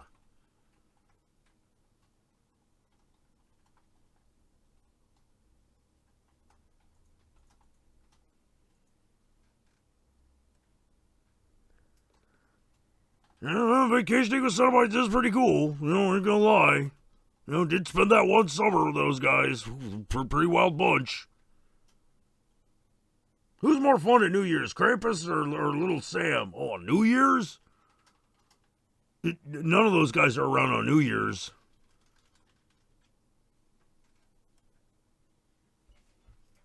Any vampire slasher films out there? Yeah, Fright Night.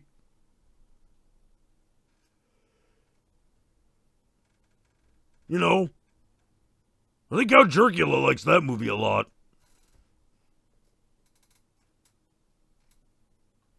Slasher, how durable are you? What the hell? Are you proposing? Are you propositioning me? Oh, what's the worst thing that I've survived? Hydraulic press. Yeah, the hydraulic press channel, that was my idea. But, yeah, it's...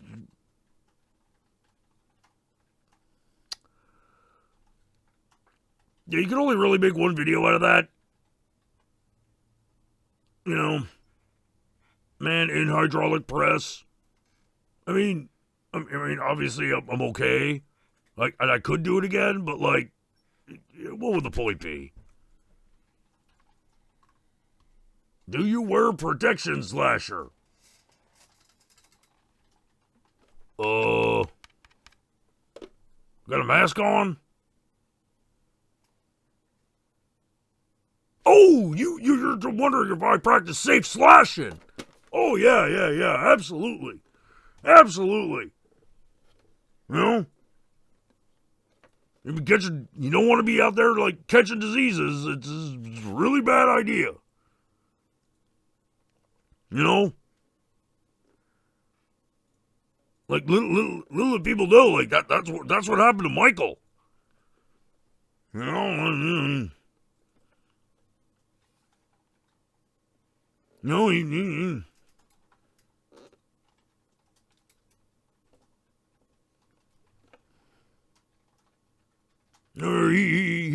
caught the sleighs. That wasn't good.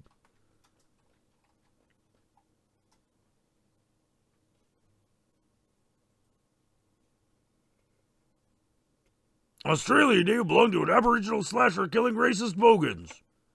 I understood half that sentence. If you don't practice safe slashing, it follows you home. Oh, yeah. Oh, yeah. You know? I mean, like, no matter what a final girl tells you, like, always, just the tip is enough, you know? Mighty Foscos, what do you have to say about the rumors that you were really Count Jackula in a mask?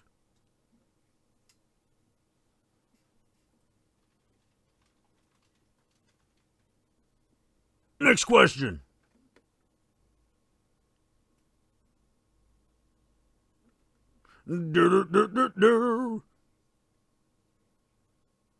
Slashing transmitted diseases. Yeah, gotta be careful. But seriously, Slasher, does your dick have a tiny mask on it? Oh, come on. That. I can't help it. I was just born with it, okay? Jeez. Slasher, get real, it's never just the tip. Well, that's what I'm saying, okay? Slasher, what happened to your face underneath?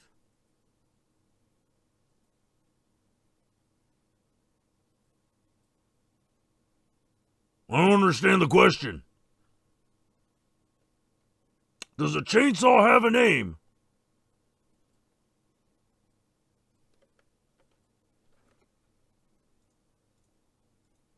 Buzzy? Slasher, I forgot, but were Judd Nelson, Elijah Wood, and George Hamilton in Bloody Sabbath or Last Supper? I forget. I forgot that one too, man. Vampires are most likely full of STDs from all the sucking.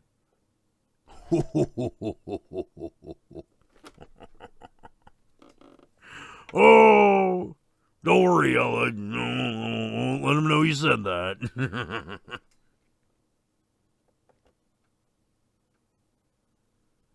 Matt Slasher, which do you prefer, Buzzy or the Machete? Well, You know, it really depends. You know, if you want a really good scare, you gotta like, you know, this has got spraying action, you know what I mean? You know, it goes all over the place. You know, hits the walls, hits other people. You know, girl screams like blood is, you know, you get her in like the fucking back and it fucking comes out her stomach, like hits her in the face and you know, it's really good. But like, if you just need that quick action for like some of those initial kills before it gets, you know, before it gets a little too good. You know, like that's where you want to use the machete. Just real quick, like, yeah, I'm here, bitch. I fucking got a machete and I'm gonna fucking kill people. And then you build up to the chainsaw because like. You know, like I'm in the morgue, and they got the chainsaw and like the fucking evidence locker, like we did in part 5, and you know, like I'm using like just a big knife for which get real. It was a machete. You know, going through the hospital and fucking stabbing people, and then like, you know, their old Buzzy is on the fucking like shelf. It's all like, oh my god, he's gonna pick it up. Holy crap! And that turns out it's the intern moving it. You know, and then I gotta kill him. Yeah. It all depends. You gotta build up to it. You know, like, you know, you don't want to give it too much. You know, you want to leave the audience screaming for more.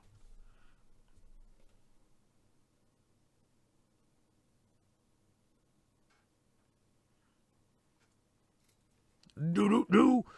What do I think of Elvira? She is a nice lady. Opinion on Count Jackula? I don't know, man. He's okay. You know? Think it takes him a little too long to make a video, though. You know? That's the problem with that guy.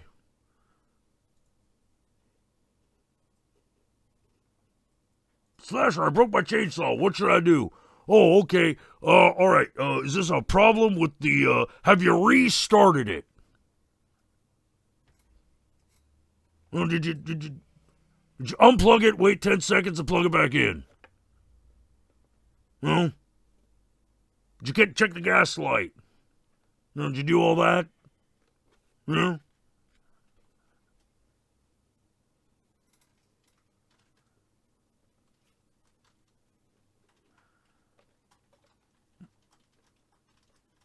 Don't I work for Count Jackula?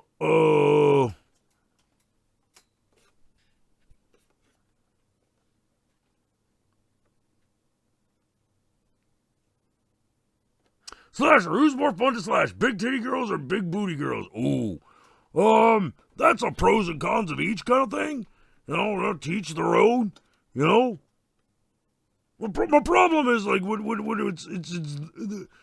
you get to the, like, you know, like, the big booty girls, it's kind of, it's usually a black chick, and it all of a sudden has this, like, a little uncomfortable racial dimension to it, and you're not really sure if, you know, everything's, like, okay. It gets a little weird. You know, but, you know, from a pure practical perspective, you pros and cons of each. You know? Although when you go after the rear,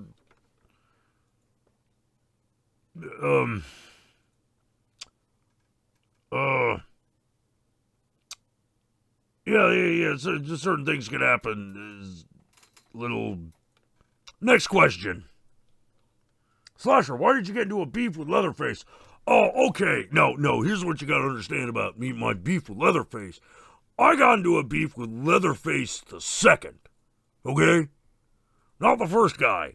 First guy, I went to his house the other day, you know, for Veterans Day because, you know, as you know, he was a nom. And, but like, no, it was the second one. It was the second Leatherface that I had beef with. You know? Chili was supposed to be my idea. That was my idea. I was like, you know, your second, you know, because I was talking to Leatherface 1. We were all like, oh man, what if in the next one, like, my fucking family, like, makes fucking chili and shit? Oh, yeah, do it. And the second guy stole it. He fucking stole it.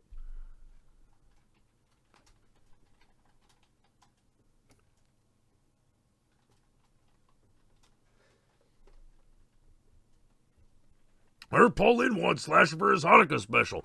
He did. But, after that Halloween special, they weren't gonna let him do that again. Oh, boy. You seen that thing? Oh, jeez. Yeah, not so much. Like, even when I needed the cash, I was like, I saw that, I was like, oh, shit. Is it, pardon me. Is that what I'm in store? Is that what's gonna happen? Oh, no.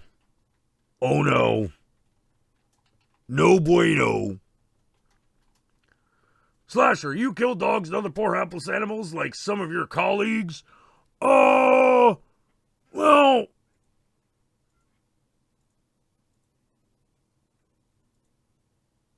No.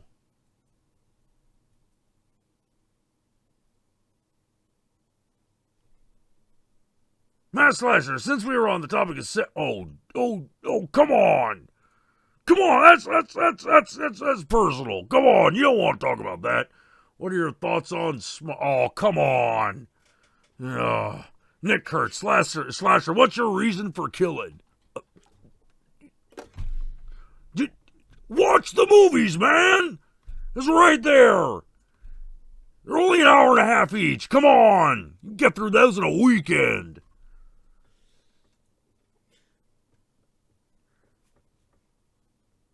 Ignis Fatus goes, is it weird that I'm chiming in more than ever over Matt Slasher? Only you know what's normal for you, man.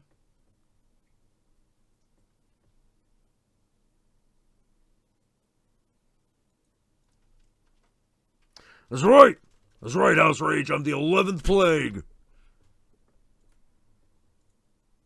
Anyone seen The Hills Have Eyes, the dating show? I was on that.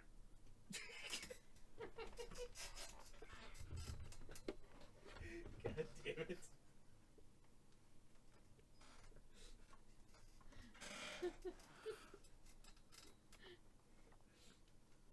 Ever meet Freddy? Oh, yeah. Met Freddy once. No. You know what the great thing about meeting Freddy is? You ever dream that you met a celebrity? Okay. Well, like, I had that dream and I realized I did meet Freddy. It was pretty cool. He's a nice guy. We shared a brew.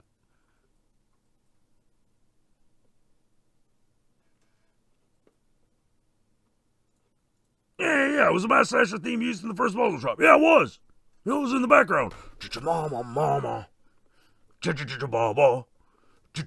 Mama. Matt Slasher. Da. And at the end, someone's dead in the kid's bedroom. It was me, Matt Slasher. Da.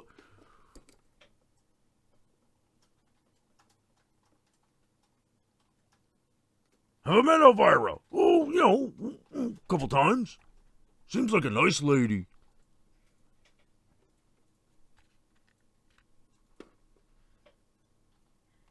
Is it true that I kicked off the set of Suicide Squad? No, that's not actually what happened. Like, here's what happened on the set of Suicide Squad. They were like, hey man, I want you to play Killer Croc. I was like, okay, sure, we'll do that. But, I ended up, it turns out, like, I just kind of ended up being a stunt double. Which, hey, paycheck. But, that was basically it. And there's, like, that one scene where, like, they couldn't get him for the day, so they put the jacket on me, and it's just, like, from behind, and, that shot's me, but, for the most part, it's the other guy. Slasher, could you beat Ash? Ooh, well, that's a good one. I don't know. I can kick Ash, I can tell you that.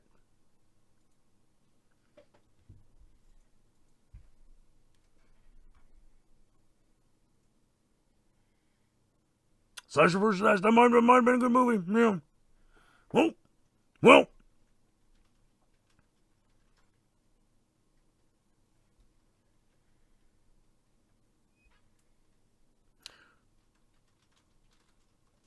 Weren't I given a cease and desist for that? Hey. Look, man. The lawyer said I can't talk about that, so I'd appreciate it if you didn't ask. Slasher, have you ever considered converting to the coon? The what? The coon. The coon. I don't even know what you're trying to say, man. Is that some sort of Chinese thing?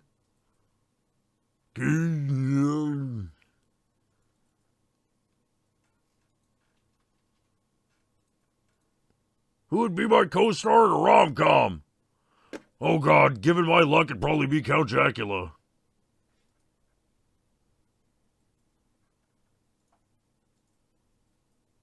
Breaking news, Slasher doesn't play Dragon Age. No.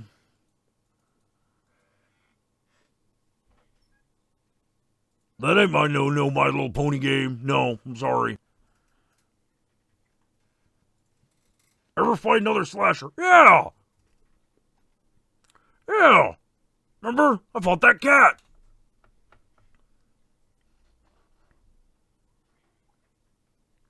I keep running across this rumor about you being in the room, too.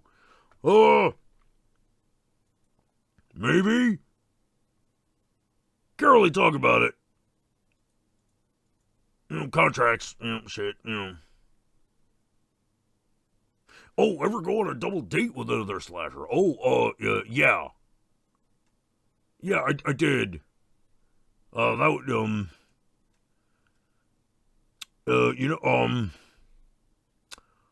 Frank Zito? Yeah. That they got real awkward. This date was real quiet. It was creepy. She just stared straight ahead. That girl could not hold up a conversation. Oh boy. What are my thoughts on Melanie the Melon? That wasn't me, man. Okay? Wasn't me. I'm a...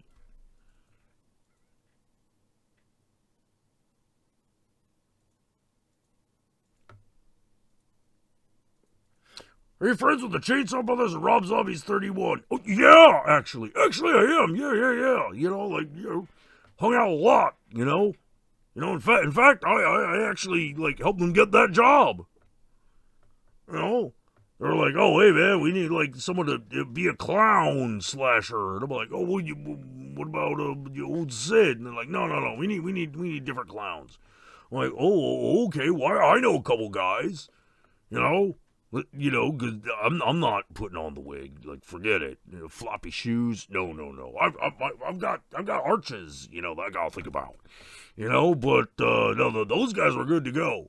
I was like, what about these two? And Rob was like, yeah, okay, yeah, that'll work. It'll be great.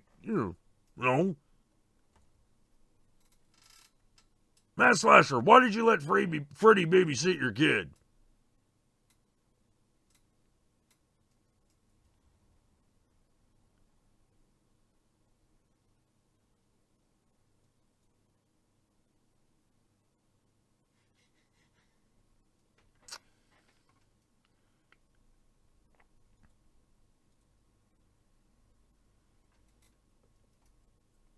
Slasher, do you want Rob Eggers the Witch to reboot your franchise? I think you could do it justice.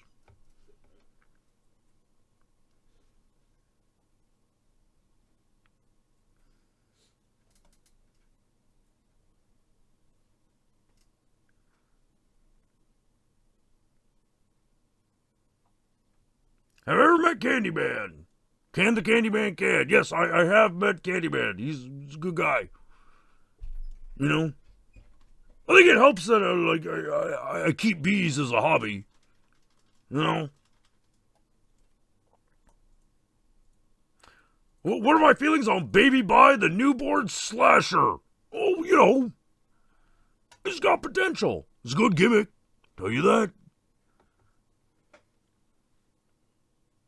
I did think it was a little, I thought it was a little weird, like, when he burrowed right into his mom's, I thought maybe that was going a little too far. Have you ever prank called Ghostface? Oh, man. No, you do not want Ghostface getting the fucking caller ID on you, man. You just don't. You know, and it never stops. It never fucking stops with that guy. Like, you're like, hey, let's fucking call up Ghostface and give him some shit. Yeah, he'll never know it's us. No, he knows it's you. Okay? That guy's like a fucking phone wizard and shit.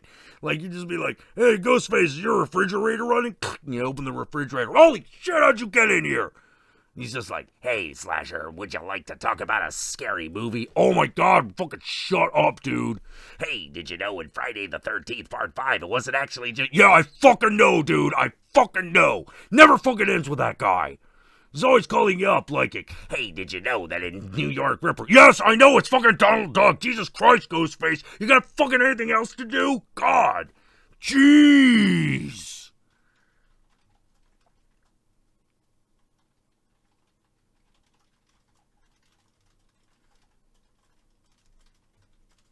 I know he's got no fucking concept of privacy, that Ghostface. Oh, man. And you're like, hey, well, I'll just turn the phone. I just won't answer it. No, that don't help. He'll start texting you. You know? And then you just hearing his head voice in your head when you're like fucking looking at that text. You're like, oh, god damn it.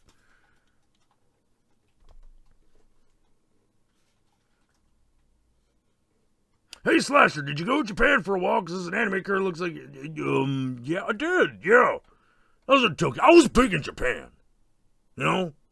So you gotta go over there. You gotta do what the fans want. You gotta make the audience happy.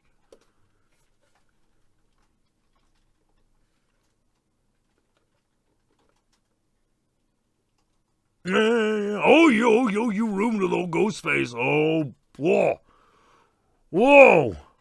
All day with that guy. All day with that guy. It's like, dude, how many fucking times can you goddamn... How many times can one man watch fucking... You know, how many times can one guy watch fucking Thanksgiving? I mean, really? Really? How many times can one man watch that damn thing?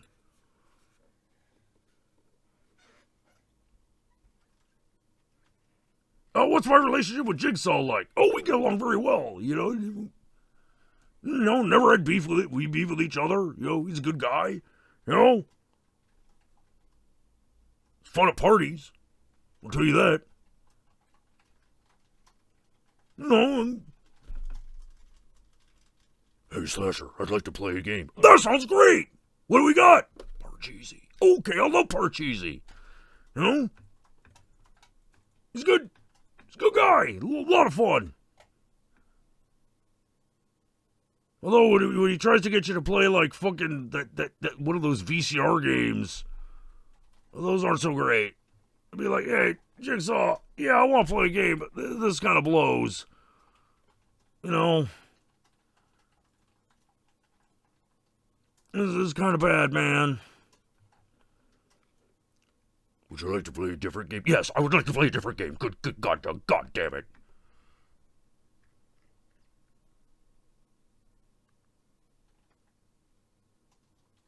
Hey, Slasher, I'm kind of dating your sister, so you're not mad, right? You know, my sister used to be a dude, right? Just putting that out there. If you're cool, well, it's cool.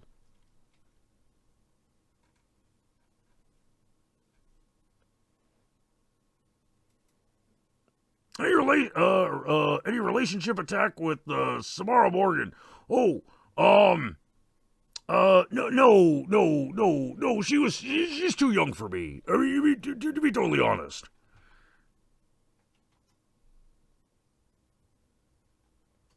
I heard Jigsaw and Ghostface hang out and play 20 questions. Yeah, they kind of do. I mean, I like old Jigsaw, but like, he gets around Ghostface and they never stop. It never stopped. Ghostface is bad enough on his own. He fucking gets around Jigsaw, they just get way worse. Oh boy. Oh boy, man.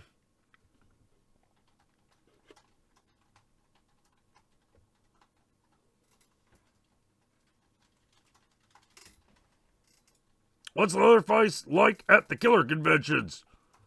Leatherface? Well, the second guy, Leatherface 2 is a dick. But, like, original Leatherface, he's a great guy, stand-up dude. You know, in fact, he's the one who's actually, like, you know, the great cook. You know? That's why we had that idea for the barbecue. That the other guy ripped off. What movie slashers can't you stand to be with? Well, might be overstating it, but like, yeah, sometimes Ghostface.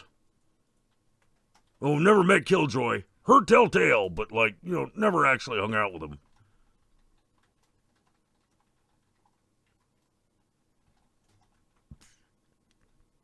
I heard Uncle Sam is anti-Semitic despite being the most patriotic slasher out of the entire community. Is that true?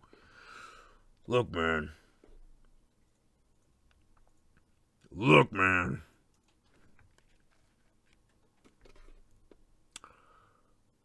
All I gotta say about Uncle Sam.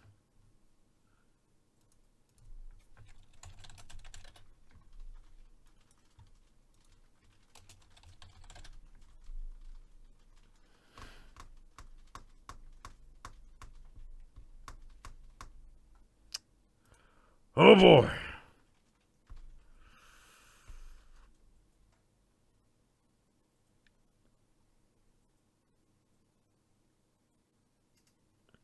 He started in the 90s, and he died in the 90s.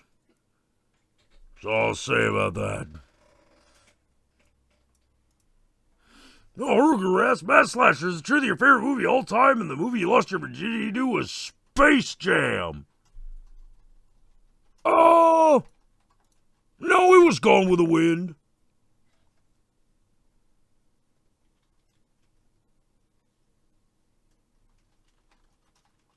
Oh, Jumpy? He's lurking in a corner. And will you least suspect him?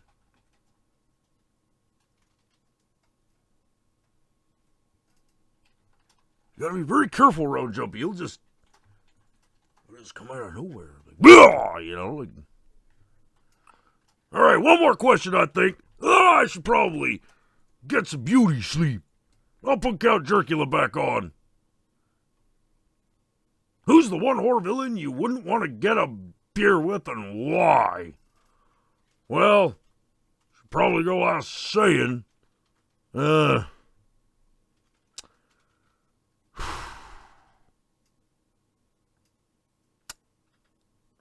Driller Killer. Yeah. Now I don't mean like Slumber Party Massacre guy. That's a common misconception. You know? I mean fucking Driller Killer. That guy fucking killed a rabbit and shit. That guy's weird. He went way too far.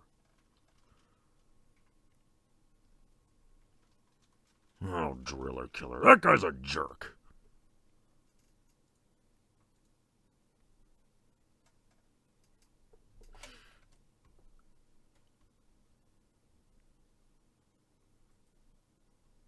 Pennywise would have had an easy job as a lifeguard. They all float. Yeah. Well, I think that better be it for me. I can get my beauty sleep.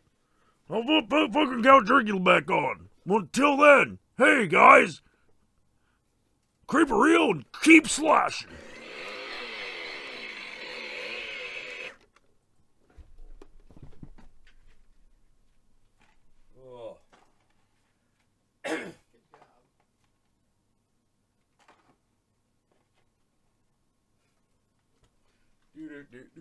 God.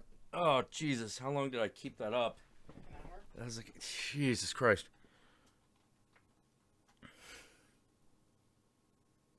Come on.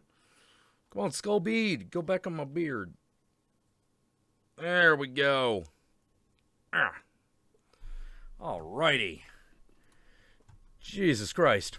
Jesus Christ. I got a fucking mask head. My fucking... Oh, man. Oh. Could have gone behind the screen at least.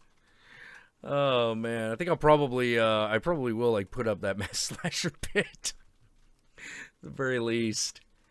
Oh, man. Woo! Hey Jack, why'd you choose yellow for your hair? Just curious. Technically, it's green, actually, but it's a neon green. So it's neon green. There's no black light up at the moment. So, man. Actually, I think what we're gonna do, what I better do is I better take like a 5-minute break, get a drink, probably a cigarette, and we will be back in 5 minutes.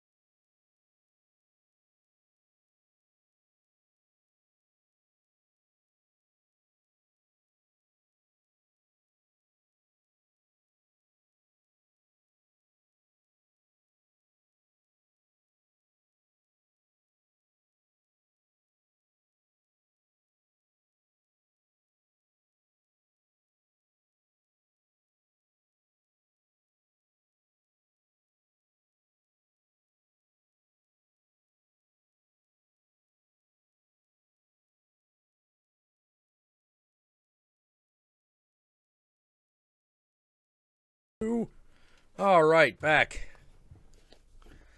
Oh, man. Whoo! Oh, I see someone is talking about that Justice League Dark movie. Are they actually making that? Oh, let me get rid of the back in 5 minutes since we're back. There we go. Are they still making that thing? Like, that keeps going in and out of, like, pre-production. So, yeah. All right.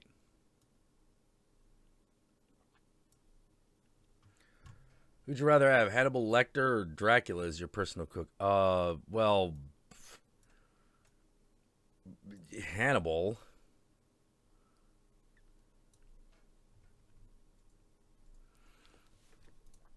Oh man. They're making Justice League Dark an animated film. Oh, that could work. Yeah. How's my throat?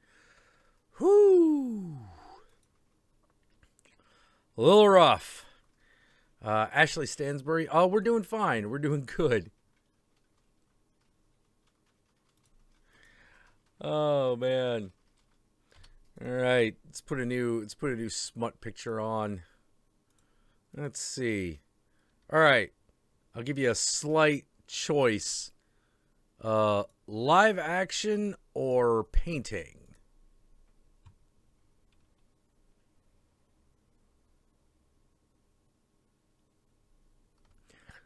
Noise Miyazaki says, hey, Hannah will be better skilled than Dracula. Yeah, he would. Dracula, like he does not drink wine, So I imagine he probably doesn't eat a lot of food either.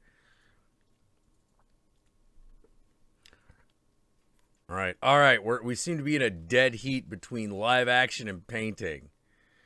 All right, so I guess we'll do a live action one then. And then we'll do another painting. Here we go.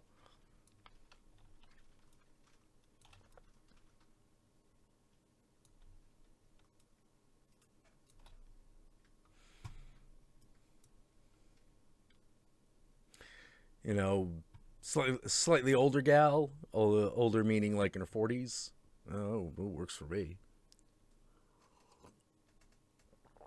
Yeah. Melina Velba, that's right.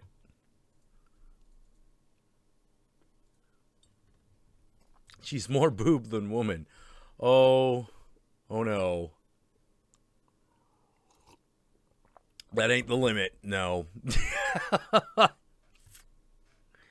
Will I do a review on Dog Soldiers because it's awesome? Might.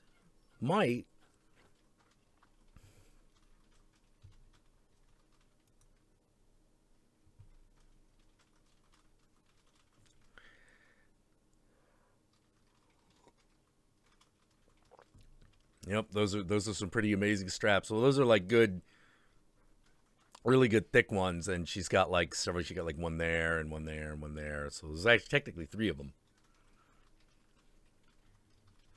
It's a shame she's retiring. Well,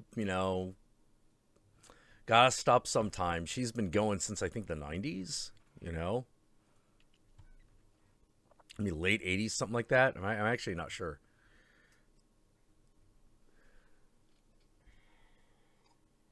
Jack, have you seen A Christmas Horror Story? Yes. Yeah, we actually did a we did a vlog on that actually. Yeah, that's a very uneven anthology with an amazing ending. Like the ending of A Christmas Horror Story is amazing.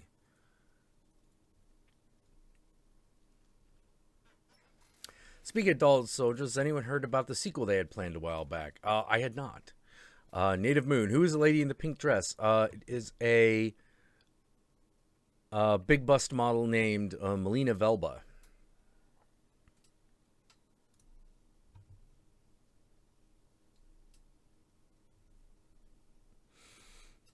She's got big tits. She does a lot of. She mainly does girl on girl.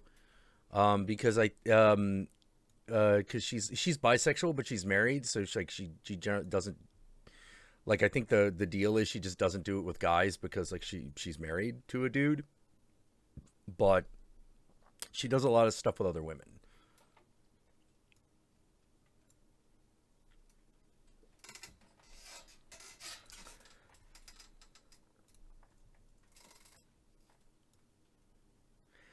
Any good cartoon non-anime horror?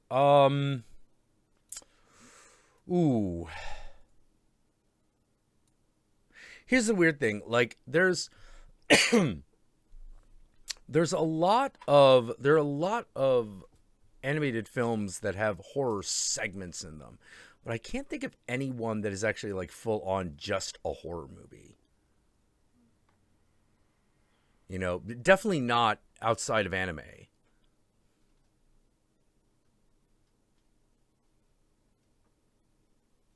GL Knight says her and Nady Jensen, much like September Carino. Ah, I see you are a fan of the big bust porn models as well. Justice League Dark has Zatanna. Sold. Yeah. Very good choice. Jack, you ever think you'll review Night of the Demons?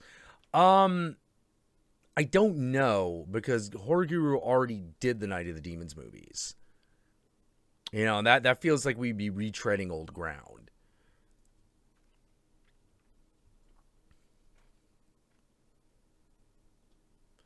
You know, I might review the Demons movies, which are the Italian flicks.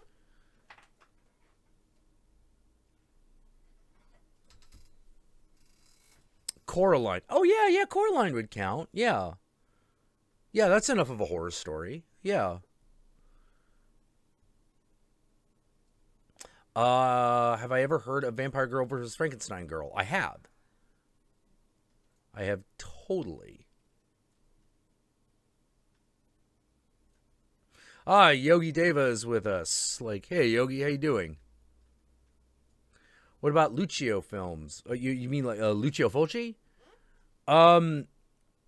Once again, that's a Horror Guru kind of has auspice over the Fulci films, because Fulci is like his guy. He loves Fulci, you know. So maybe like but you know, like so maybe not on the Count Jackula show, but definitely like Blood Splattered Cinema, you know, on Horror Guru's channel. Like, he's already done like you've done all 3 of the Gates of Hell movies, right?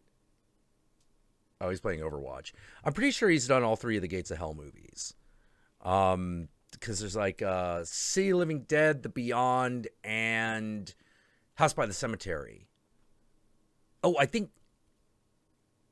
don't know if he's done House by the Cemetery yet, but he's definitely done The Beyond and City of Living Dead. You know, is Lair of the White Worm review still a thing? Yeah, I'm gonna review Lair of the White Worm.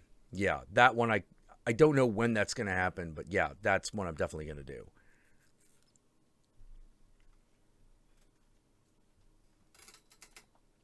Asian horror flicks in the future.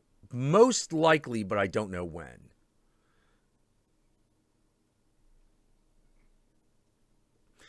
Hey, Jackula, have you ever seen Suck? I haven't seen it yet, though I was given a copy by a friend recently. If you want to do animated horror films that aren't anime, there's Fila Day.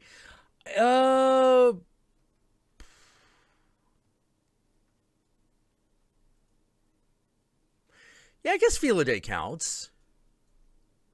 Yeah, I guess that's horror enough. Hmm.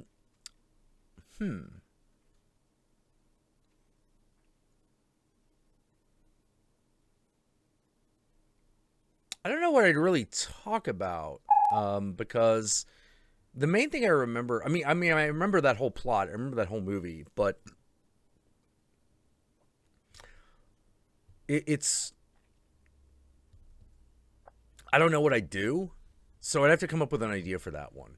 But Fears of the Dark. Oh, geez. Oh God, what a disappointment. Fears of the Dark to me was a big disappointment. You know, I really, really, really was looking forward to that, and I watched it, and I was like, oh, this is okay. You know. Oh, the Deep Fryer just got back from seeing Doctor Strange. Oh, Doctor Strange was awesome. Doctor Strange was awesome.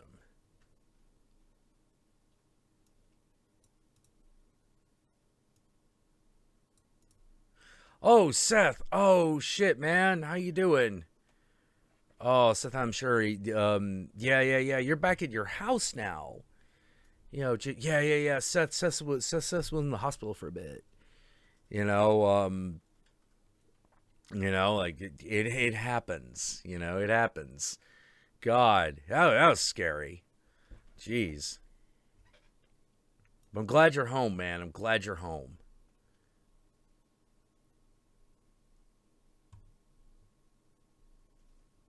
Have I seen He Never Died? I have. I have totally seen He Never Died. That movie was really good. I really enjoyed it. Fucking Henry Rollins, fucking running around like, oh man, that was great.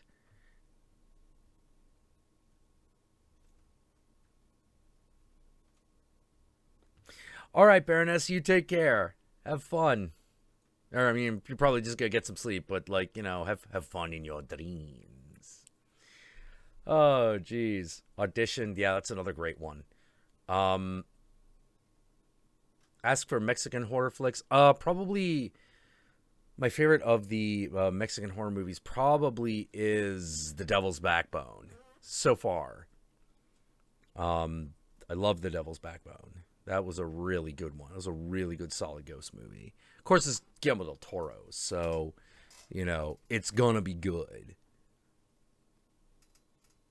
Oh, Seth. Oh, Seth, dude, fucking Doctor Strange is great. It's so good. Like my favorite aspect of the visuals of that movie is when they go into like the astral world, like it's all based on Jack Kirby artwork, but when they go to the mirror world, it's all based on Jim Steranko, and I fucking love that. Like very obviously, like Jim Steranko by way of Inception.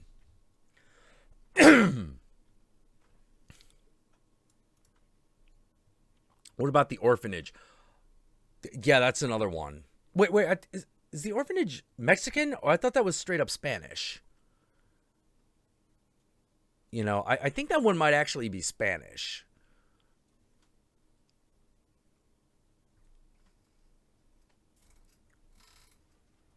Oh yeah, the ending of Doctor Strange is so good.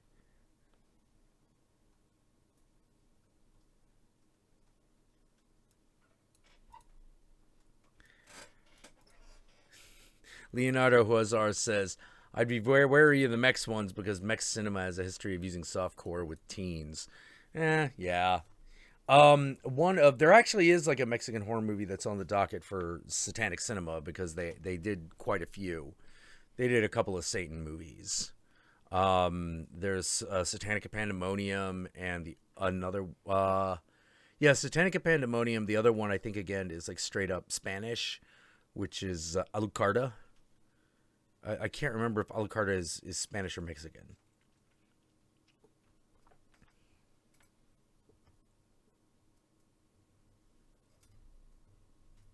Yeah, Alucarda is you know classic like lesbian Satan movie.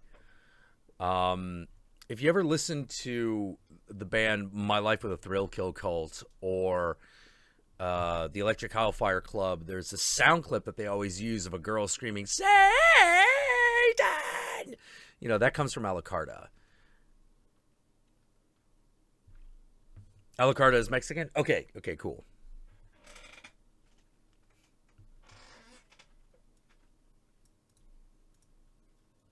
Dazzle Eyes goes, "Hello, sluts. How's the night? I hope the night finds all of you well." Lesbian Satan movie. Yeah. Oh, every good like fucking Spanish language Satan movie got lesbian theme in it.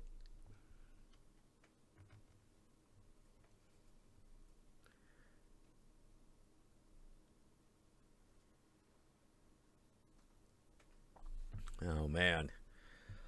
Ah. Yeah, I mean a lesbian Satan movie. Yeah. Alucarda is straight up a lesbian Satan movie.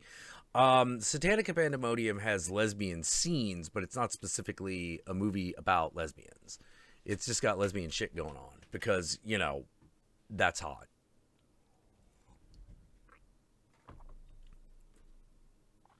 Count, have you seen the anime High School DxD?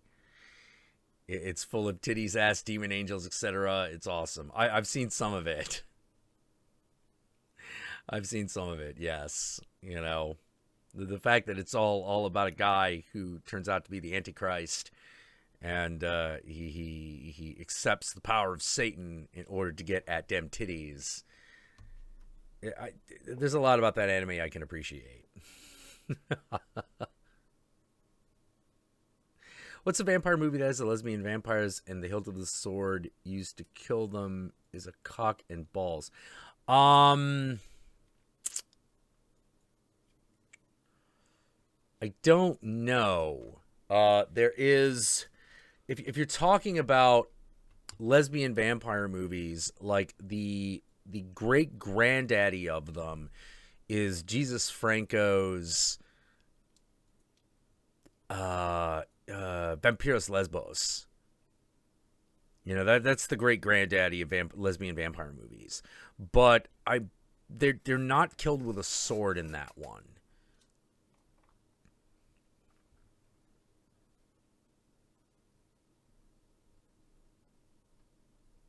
Oh, Royal Blake is saying that that's from Countess Dracula. Yeah. Oh no. He's Royal Blue is responding to. Do you have a preference in Elizabeth Bathory movies? I don't really. You know, like I love the imagery of Countess Bathory, but there are with the exception of like Countess Dracula and stuff like that, she is a figure that always shows up but doesn't usually get a movie of her own.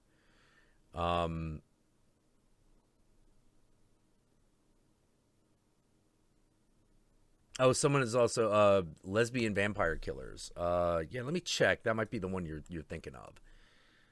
With the cock and ball sword. Let's see.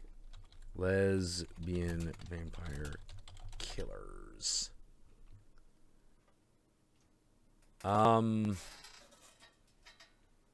no. This might be the one that you're thinking of, but I actually haven't seen this one, so I have absolutely no idea. Haven't actually seen lesbian vampire killers. Why haven't I seen lesbian vampire killers?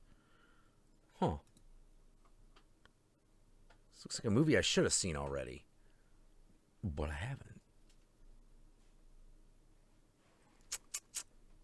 Oh well.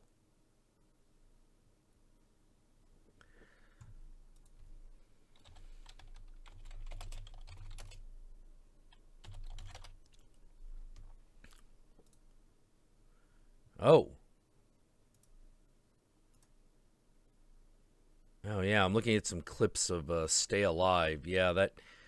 Yeah, I'll check that out.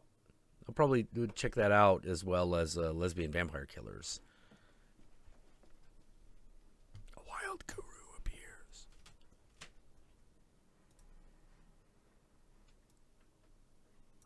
Damn fly.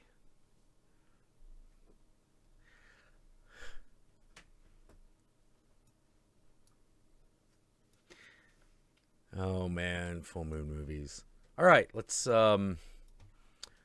change the smut up.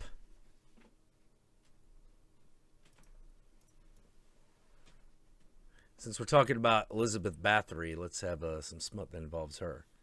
Here we go.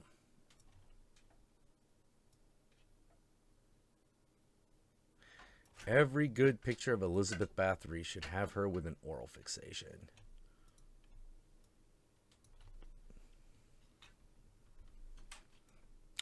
I'm not technically sure that this is specifically supposed to be Elizabeth Bathory, but,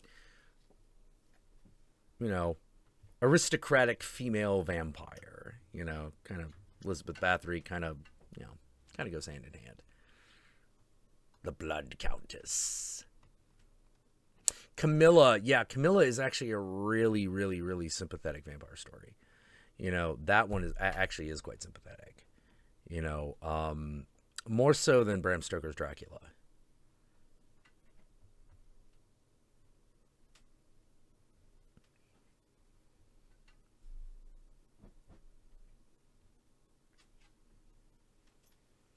Wait. Richard Mall. Someone's talking about Richard Mall. Jack, have you ever played American McGee's Alice? Yes, I have. The art direction is great. I love the whole concept. The gameplay itself, I didn't enjoy. That was a big problem with that game. Which is, I really like the setting. I really love the premise. But that platforming, man, like, once it got to the platforming section, I'm like, oh, Jesus fucking Christ, kill me. The platforming sections are bad. You know, they did not have that shit down. They did not have that locked down. I still can't believe that movie with the haunted video game is a statement that exists. There's a bunch of those, actually. You know, there's Evil Speak. There is the section of Nightmares that has the evil arcade machine. There are a couple episodes of Tales of the Dark Side that has an evil video game. One's an evil fortune-telling machine. The other one is, like, I think a disc that's got, like, somebody's soul on it. It's weird. Speaking of games, let's play Stain. Stain. I vaguely remember Stain. Or did you mean Slain?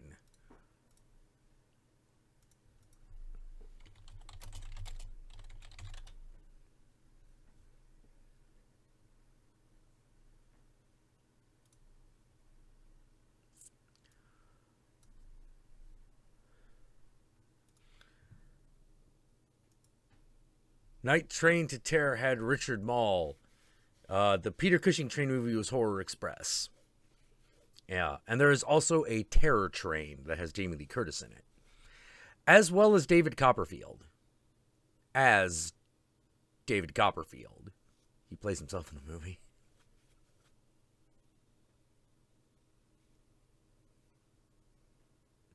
Isn't there a horror video game movie with Jensen Ackles?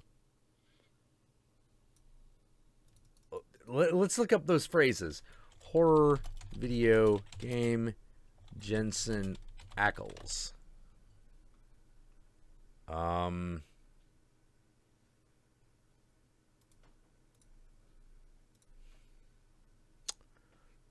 Devour.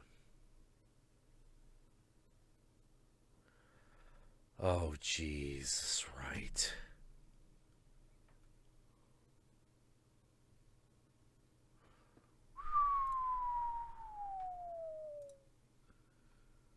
Oh, man. Yeah.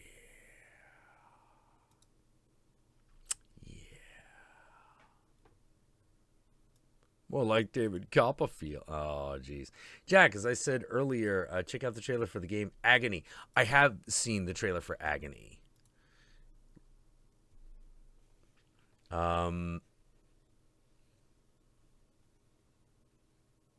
I think I still have a copy of Stay Alive around here somewhere. Holy shit, I do. Ooh.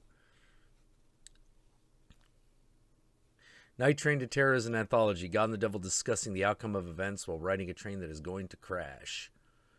Oh, man.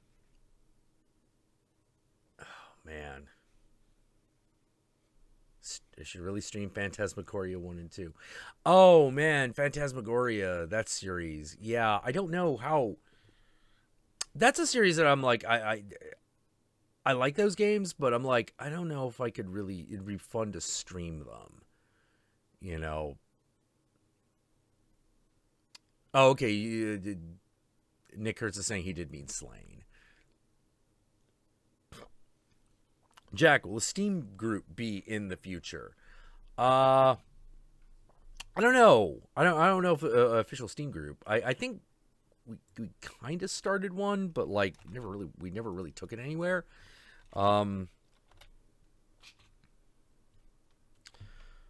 Yamashabi, Japanese ghost stories. Ooh. I like Japanese ghost stories. They're good and creepy.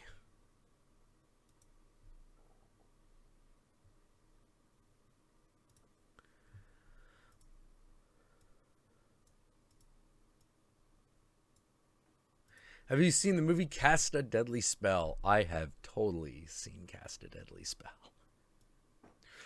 My favorite moment in that movie is when he goes to the house and there's the guy fucking working on the car.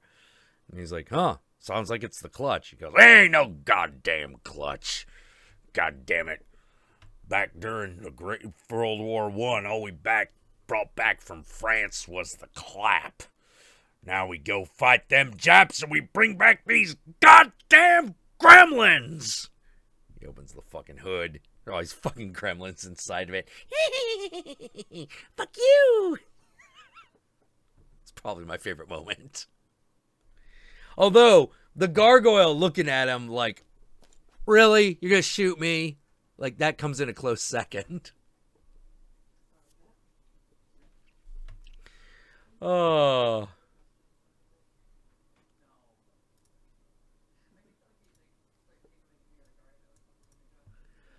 Oh, man. Anyone play classic video games? Oh, yeah, occasionally. Yeah. Oh, man. All right, so I don't want to say goodbye to Elizabeth here. The beautiful, wonderfully blood and orally fixated Elizabeth Bathory, but I feel like it is time to change it up. Let's see.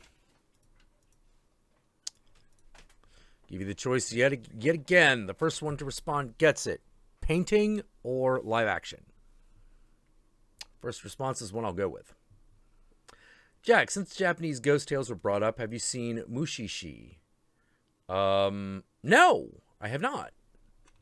To look that up. All right. Some said, Noise Miyazaki said painting, so it's going to be a painting.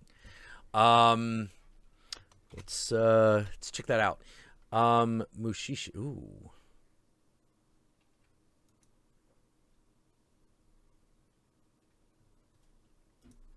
Oh man, looking at some of the artwork, it looks really lovely.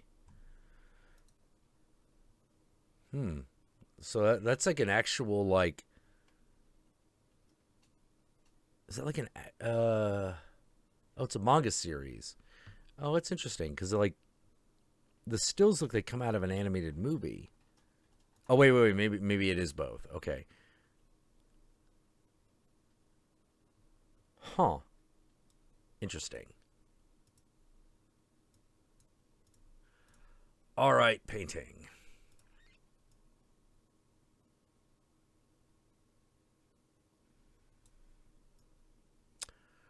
Boop. Gonna go with cartoon. Gonna go with a blue chick. I don't know why she is a combination of schoolgirl and night elf, but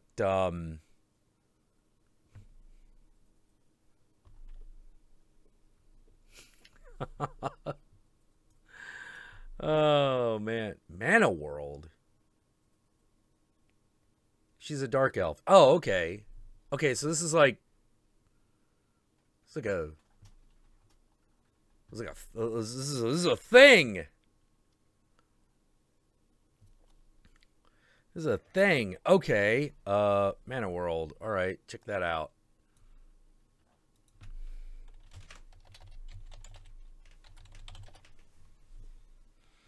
Mana World Comics. Do. I have a feeling I probably can't just put that on the stream. No. Can't just put that up on the stream. Okay, then. Oh, Harley Quinn porn, of course. Right. Got it. Save that for later, then.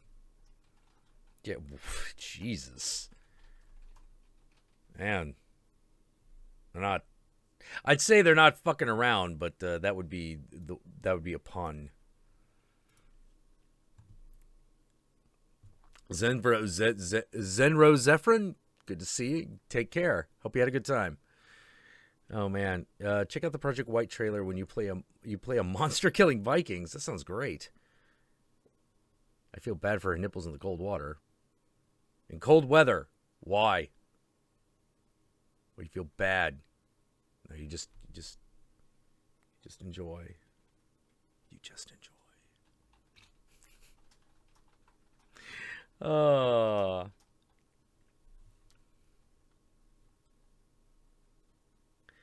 Hello, Rachel Reviews. Just got 3 hours overtime. Oh, man. Lady Aika says, oh, God, Jack, The Commoner is great. If you haven't read it. What? What? I'm now getting suggestions. Suggestions of smut. All right. Let's take a brief look. Oh. But,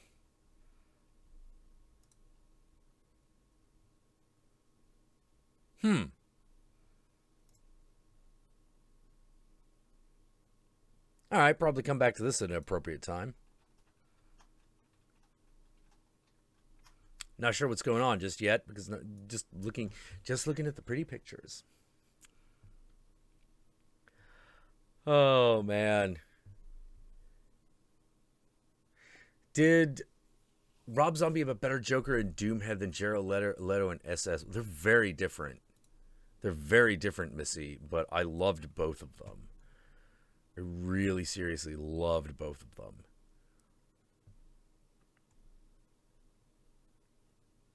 I think Doomhead was a little bit more intimidating. You know, he's a lot scarier. The Commoner, a witch uses orgasms to power her magic. Shit goes sideways. Okay then.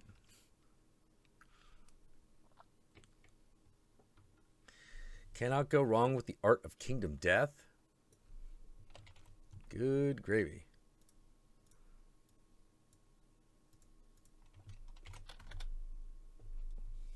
Kingdom Death, Boutique Nightmare Horror. Oh. Whoa. Okay. I think this one is probably worth sharing, actually. What is this? Sold out. Okay, so it looks like they're miniatures. Okay.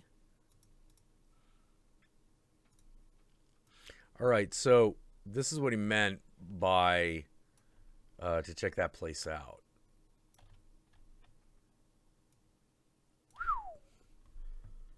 That is a really lovely painting. That is really nice.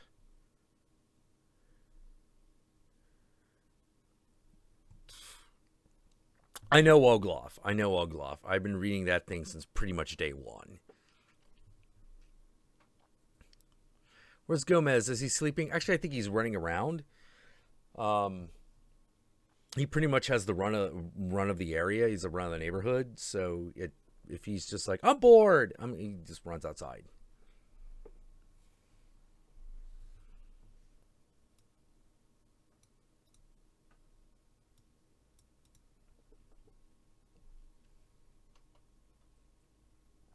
Man.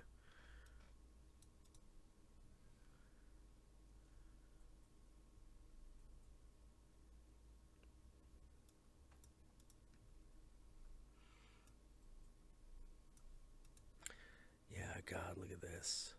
It's so cool.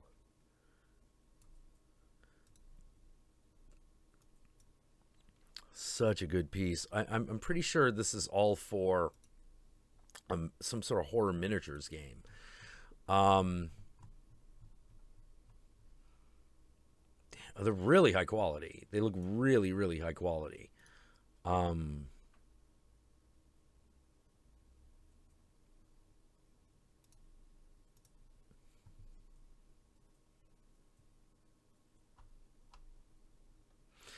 Yogi David Diaz says, Gomez, I'm bored. I'll go fly in a spaceship. Yeah. Actually, his main thing is if you get him like too excited, he's one of those cats that starts panting. He's like, you know, he just gets super fucking excited. It's like he's like, oh yeah, like just so much stuff. Like you overstimulate him. I swear he's having like a little cat orgasm. He's like seeing through time. He's like fucking. There are some times where he's just staring at things, and it's like he's fucking Infinity Horse from Bravest Warriors. Like he's just blown away, like in awe of all that is infinity.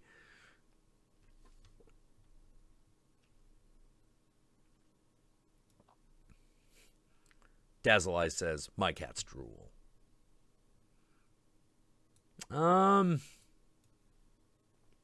How old is Gomez? Gomez is about 2. It's about 2 years old.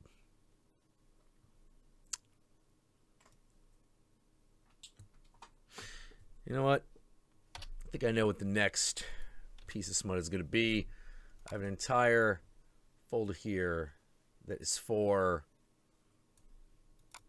the ladies.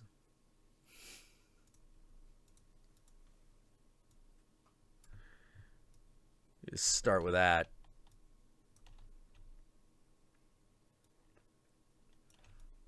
I ain't gonna lie, I wish I was that hot looking.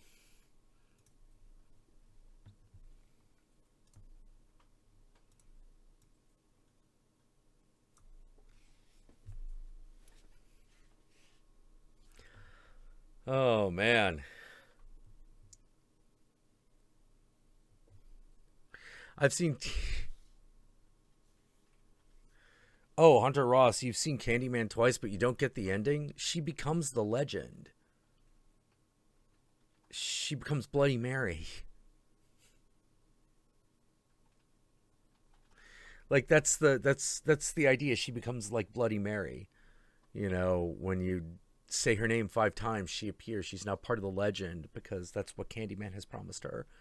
That's why he's always saying like our suffering will be legend. Our crimes will be told across 1,000 walls.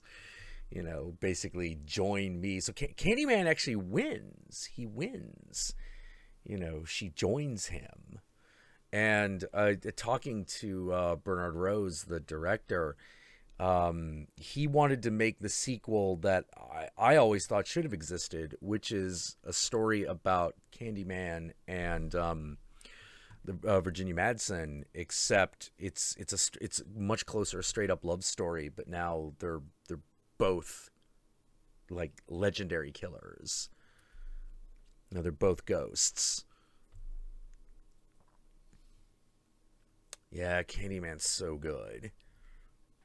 Yeah, but that's what's happening at the end of Candyman. Like she becomes the avenger of scorned women and the protector and savior of lost children, because Bernard Rose had noticed that dark goddesses who were associated with female vengeance also tended to be the protectors of children, the protectors of lost children. Like Lilith is the prime example. Like Lilith is woman scorned and the protector of children.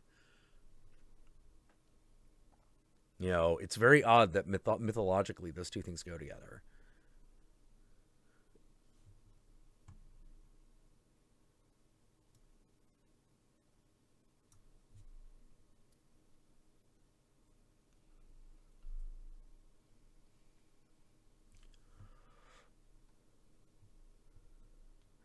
Oh, Nana Mood says she was a weird kid, but I think I missed the context.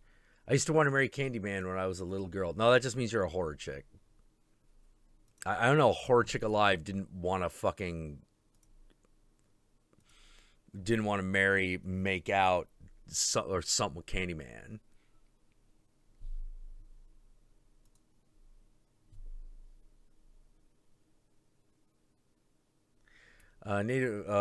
Native Mood. Oh, just watch. Did you watch Possession or The Possession? Are you talking about the one with Jeffrey Dean Morgan in it, or?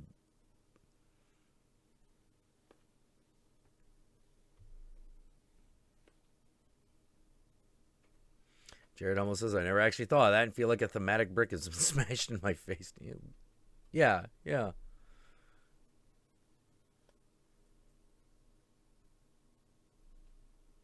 Parents used the icon of Pazuzu to ward off Lilith. Oh, weird. Oh, the 1981 possession. Okay, got it. Oh, man.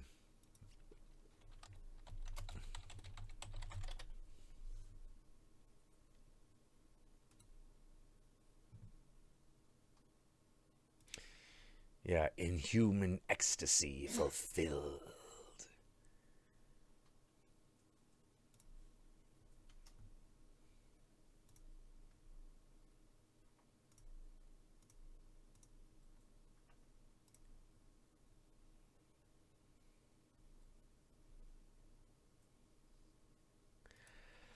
Oh, possession.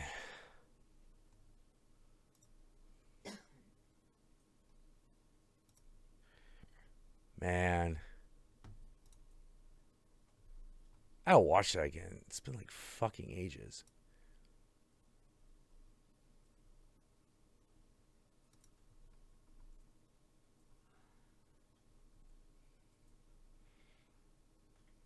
So now I'm just like fucking looking at like stills of the movie.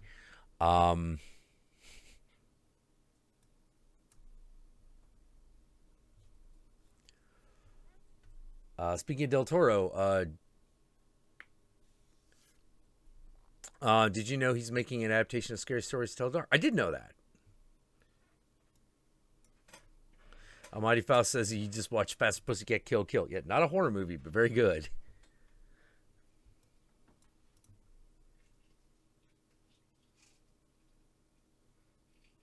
Have I watched A Girl Walks Home Alone at Night? I have. I really like that movie. It's really super good. Very, very beautiful vampire movie. You know, lovely, methodical, not an action-packed like thrill ride, just a really, really good character piece about this female vampire in, I think it's supposed to be Iran.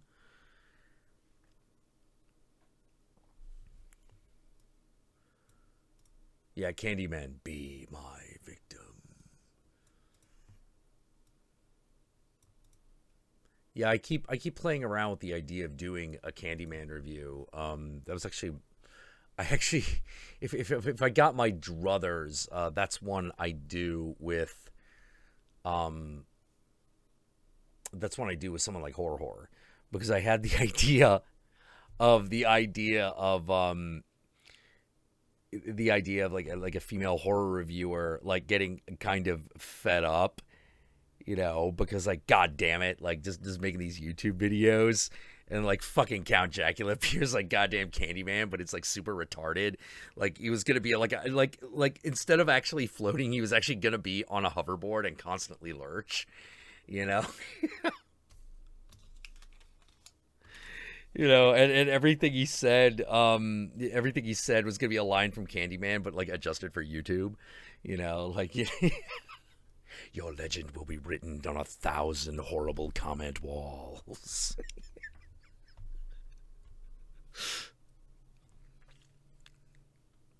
But to do that, like she'd either have to fucking come to California, or I have to go to Toronto, and that'd be that was a problem.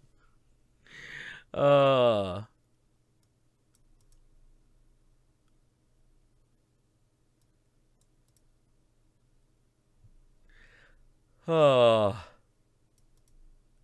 got to meet the guy that played Pinhead. I'm assuming you mean Doug Bradley.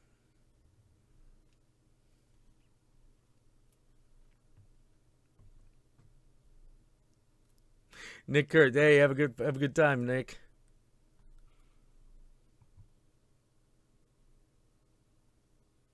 The original "Let the Right One In" is best. Let the Right One In.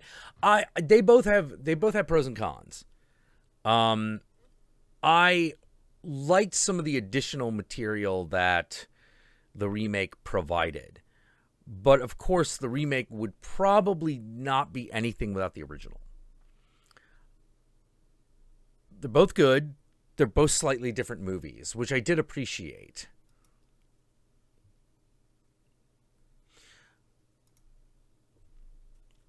Although one aspect that I'm not sure I remember correctly is in one of those adaptations, it's implied that the vampire is transsexual. But I can't remember if that was the remake of the original. Like, apparently that's actually an aspect of the book. But I haven't read it, so I'm not entirely certain. Okay, it was the original that did the transsexual thing. Okay. I could have sworn it was like one but not the other, but I've been wrong about that shit before.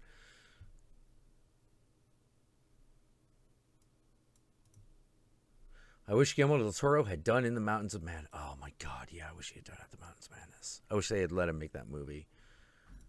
You know, that...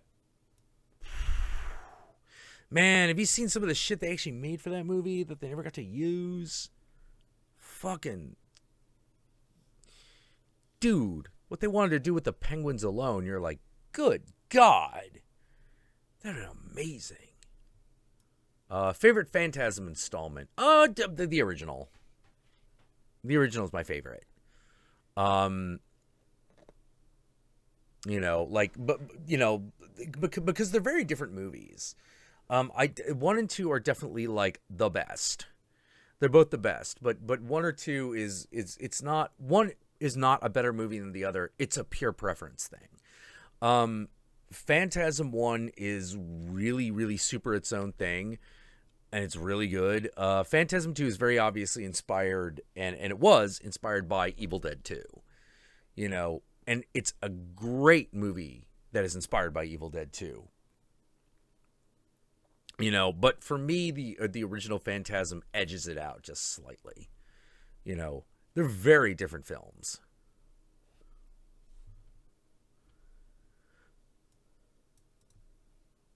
Personally, I want my vampire films to be methodical and predatorily beautiful. Oh, yeah, then you should absolutely see A Girl Walks Home Alone at Night. That is that movie. That movie is like that.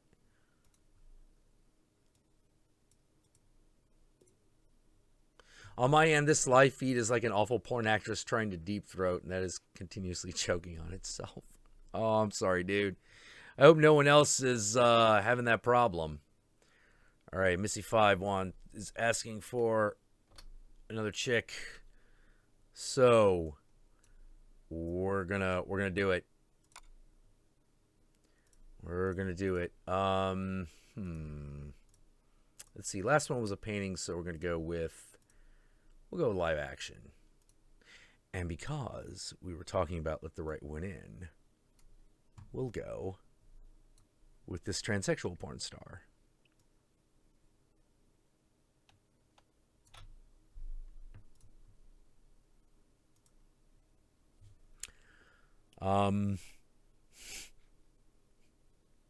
Follow your dreams. You can reach your goals. Damn.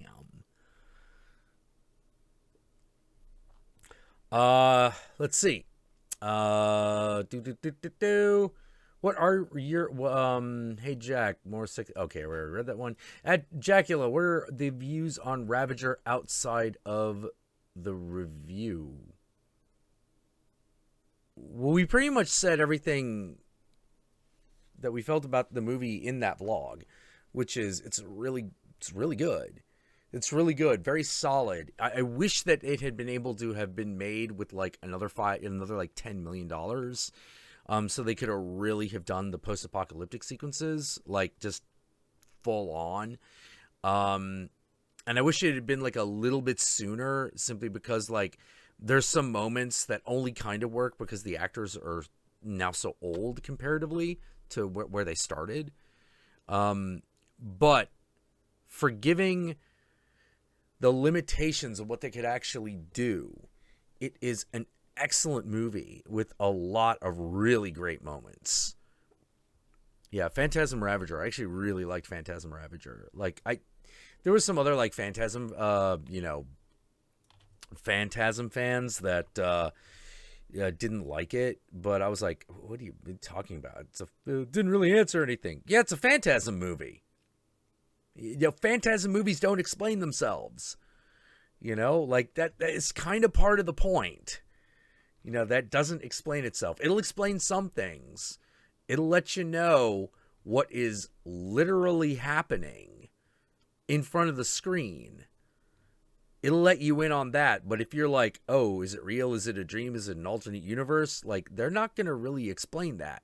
And even with that said, it is the movie that explains that shit the most because it's part of the plot. But I think a lot of people got weirded out by the ending because they're like, did he die? Is he in an alternate dimension? Like, what's going on? And I'm like, well, it's a Phantasm movie. The ending of Phantasm is always ambiguous. Like, they're all like that. You know, the first one ends with, you know, boy, you know, like, did his brother die? Did he not? You know, what's going on?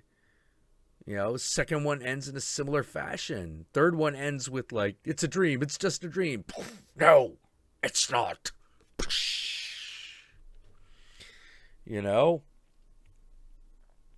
Oblivion was a disappointment on toast. Jack, you ever played a tabletop game called Little Fears? Never fucking played it, but I own it. I own the original first printing, which is the one you're probably describing as the hardcore one. Yeah, I own the hardcore one. Whoa. That was a game we picked up for the novelty value, and there was a lot of like, oh, could we actually do something with this here? But you get into that milieu, and you're like, oh, man, this might actually be too dark to actually successfully play. The hardcore Little Fears is...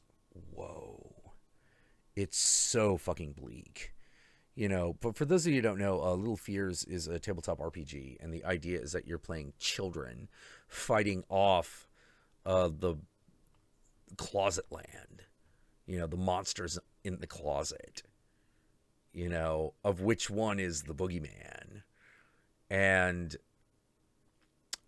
it turns out that it's this metaphor for children discovering the horrors of the adult world, and that includes sexual abuse.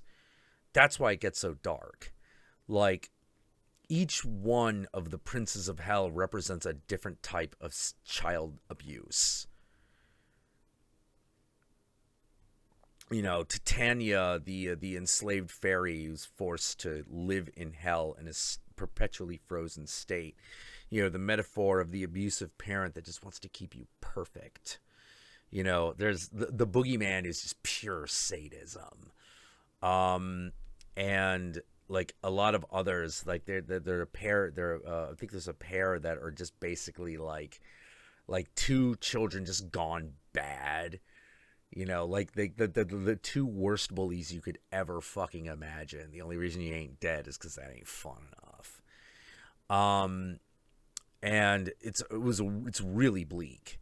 It's super bleak because, like, in that world you were either a child, an abuser, or a demon.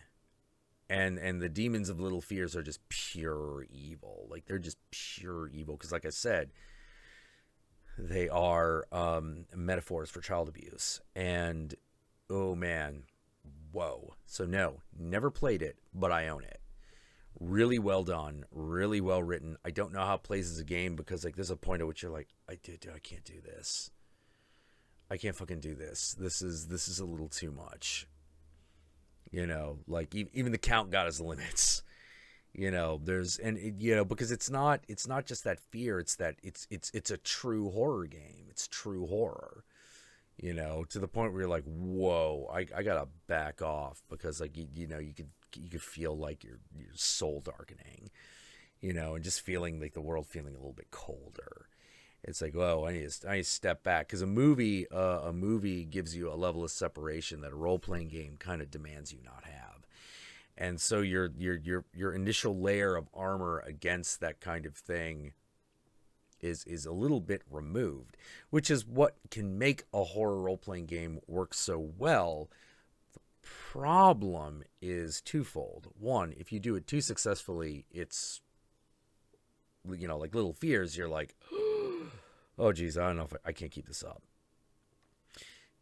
The other problem is when you get players who just want to defeat everything. This becomes a real problem because you find yourself getting sidetracked with discovering how to kill the monster as opposed to uncovering the mystery, you know?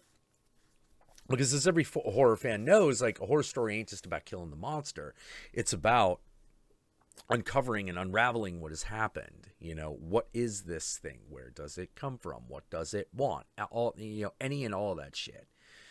You know, so if it's just like, I hit it with a sword, you're like, oh, god damn it, you know. What's a good Guillermo del Toro movie to start with? Any of them.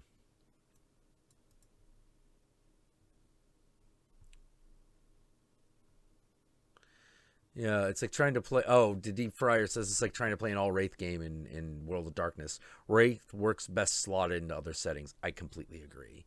I completely agree. When you're dealing with a party of all ghosts, you're wondering about their own deaths, it gets really, really morbid.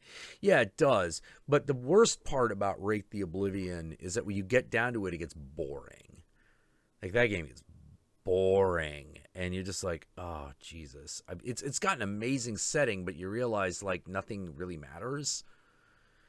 Like in Vampire, you have Vampire the Masquerade, you have these great antagonists, not the least of which is the societal system you're born into itself. Like, the Camarilla itself is an antagonist, you know. But one of the things about Vampire the Masquerade that I always, like, got a little annoyed with is that a lot of people didn't understand the nature of the Sabbat and what they were and what they were supposed to be, you know, because a lot of people are like, oh, they just hit people over the head with shovels and fucking convert people. I'm like, no. That's not the Sabbat. The Sabbat is... Okay, so if you think of the Camarilla as the Anglicans, the Sabbat are the Catholic Church. Specifically, the branch of the Knights Templar that went crazy. But it's a big argument. Like, ultimately, the difference between the Sabbat and the Camarilla is a huge argument. Because the Camarilla are like, oh no, we must hide, we must be, you know, we must be aloof and noble, and the Sabbat are like, are you fucking kidding me? You know for a goddamn fact demons are real. You know for a goddamn fact the Methuselahs and the Antediluvians are fucking real. You know they're fucking real, and you're ignoring it, and they're gonna fucking come and kill all of us. All of us, you asshole. All of us, because of the blood bond. You know, the bond from master to progeny. They're just gonna fucking command you to do their bidding. Are you fucking insane? They're like, yes, but like, it's always been this way. No, we found a new way. We have found a new way, but you have to admit to yourself something. You are not kindred. You're a vampire. You are a fucking vampire, and you will blood bond yourself to your pack, breaking the chain of the antediluvians, of the old ones. And they're like, well, yeah, but your order is infested with demons. And they go, so is yours. We just look for them. You ignore it. You are feckless. You don't deserve to be in charge of anything. But because the Sabbat are so violent, everyone's afraid of them. You know, the Sabbat are crazy.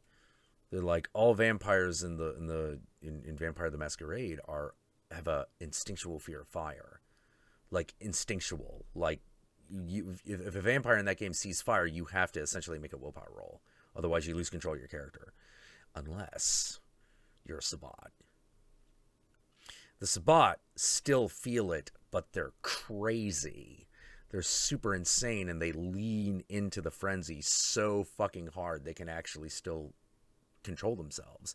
They can even do this in the sunlight. They still burn and die. They just don't panic.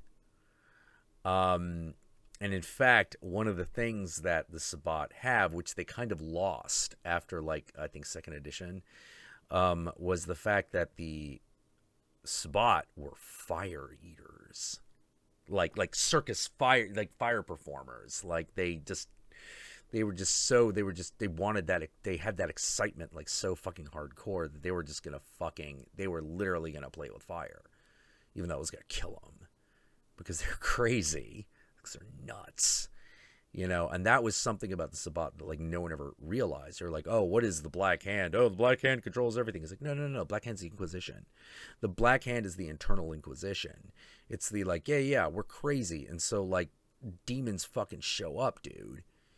You know, a fucking Tremere fucking goes nuts. And goddamn will summon a demon, and we gotta fucking put it down. We gotta put him down. You know? Oh, why can't they do it themselves? They're all blood bonded to each other. So someone has to fucking step in and do it. You know? And one of my things that annoyed me was I got the Serpents of the Light immediately. No one else did. Serpents of the Light were the absolute inverse of the followers of Set. And everyone was like, oh, so they're like the followers of Set in reverse. I'm like, yes, but there's a very, very obvious connotation that you're not getting, that no one ever got, which was the followers of Set were Egyptian. The Serpents of the Light are voodoo. You know, Serpents of the Light are the good guys, like the super good guys. You know, they're like, no. We why do you stay with the Sabbat? You believe in, like, you know, rebirth and all this awesome shit. You seem to be pretty okay.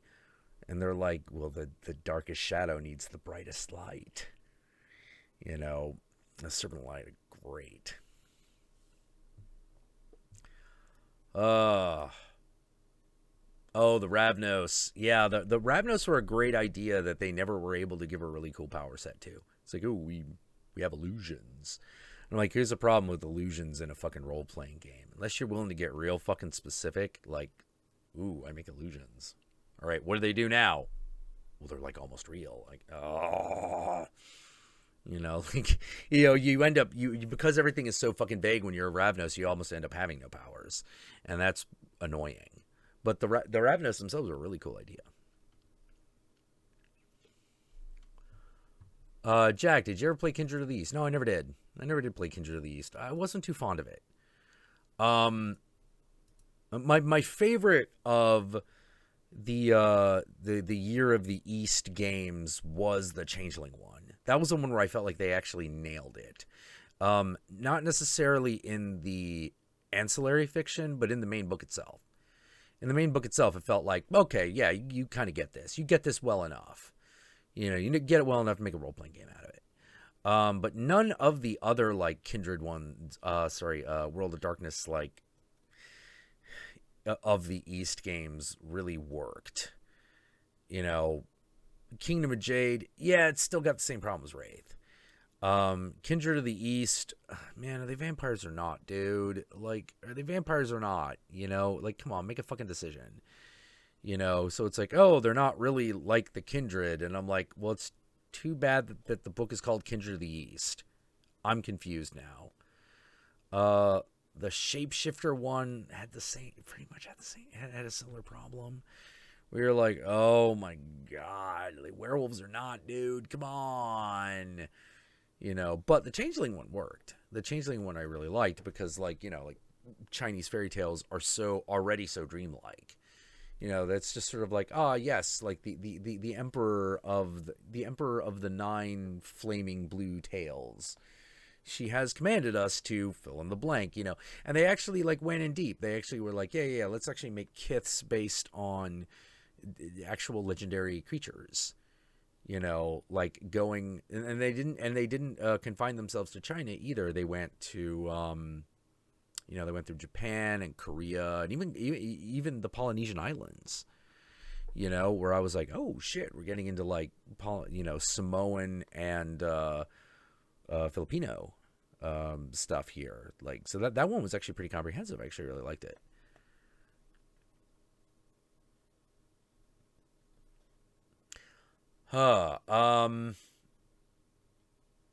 Yeah, they're vampires of traditionally Cameroon clans. Yeah, the Antitribu, the anti-tribes. Let's see. Amanda Perkins asks, do you think the remake of Martyrs was to make it more palatable, or generally thought they could improve it? Either way, huge mistake. It doesn't matter. It's a piece of shit.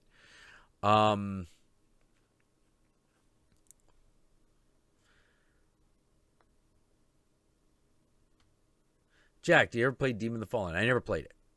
Never played it. Oh man, although the demon that they did for New World of Darkness with Onyx Path, man, that one is weird. Whoa, that's weird. Like, because it's based on it has its basis in the whole like God machine mythology of the New World of Darkness, which actually, to be fairly honest, I really love the mythology of the God machine. You know, it's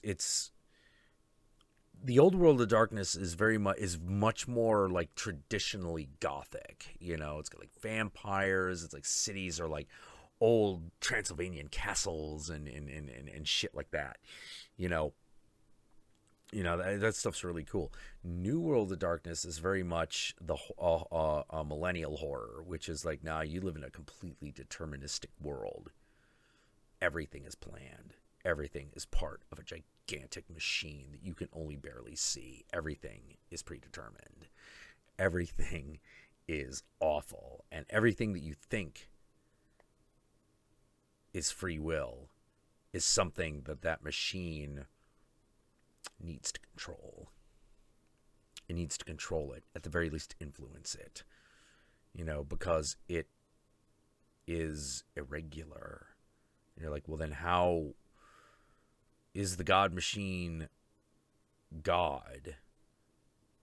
And the setting is like, that's one question we'll never answer. It's just the God machine.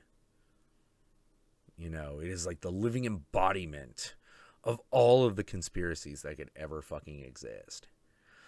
You know, it's like it's the occult truth behind every stupid conspiracy theory. You know, and the angels are weird. You know, because all they do is serve the machine. And New World of Darkness has a lot of cool stuff in it.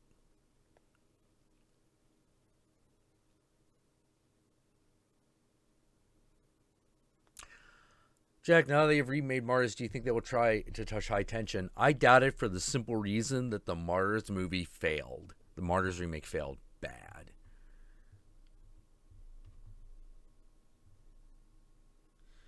Yeah. NWAD. The second edition of Mage of the Awakening for NWAD is actually really amazing. That game is good. The first edition is not so good, but the second one is great.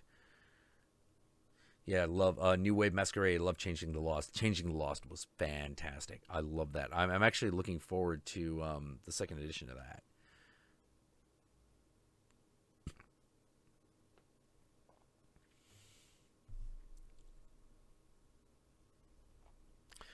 Yeah. I have not seen an entire episode of Yu Yu Hakusho.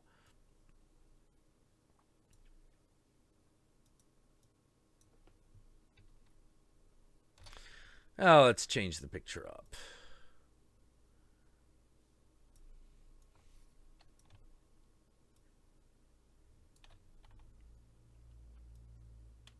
There we go.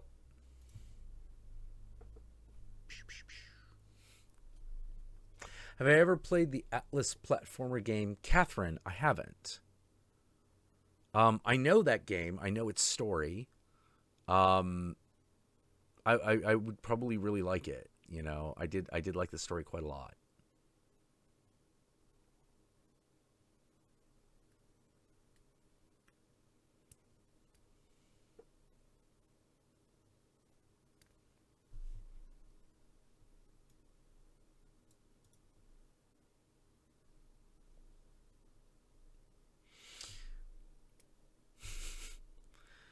Jared almost says her legs match the boobs. My brain is imploded. Oh man, no, you're just not There are plenty of people out there that like thick girls. What are you talking about? Just got to be looking. I was going to suggest maybe Janet for the next picture. Who's Janet? That sounds like someone specific.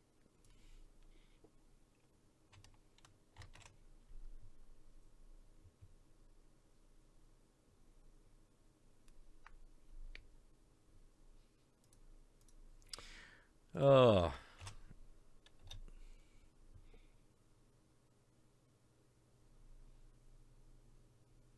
Janet the Malkavian. Oh. Right. Right. Harley, essentially Harley Quinn. Yes. Harley Quinn the Malkavian.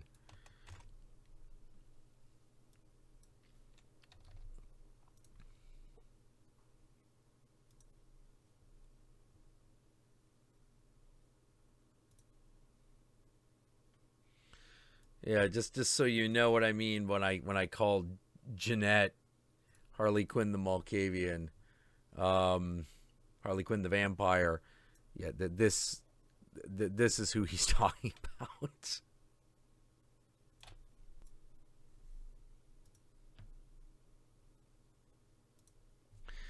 Oh.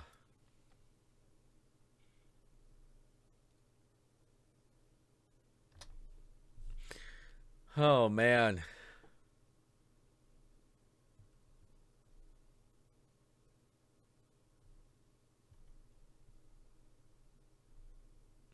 Okay.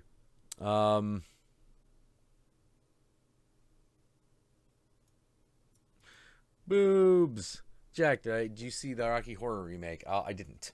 I didn't see the Rocky Horror remake. I didn't have a lot of interest in it.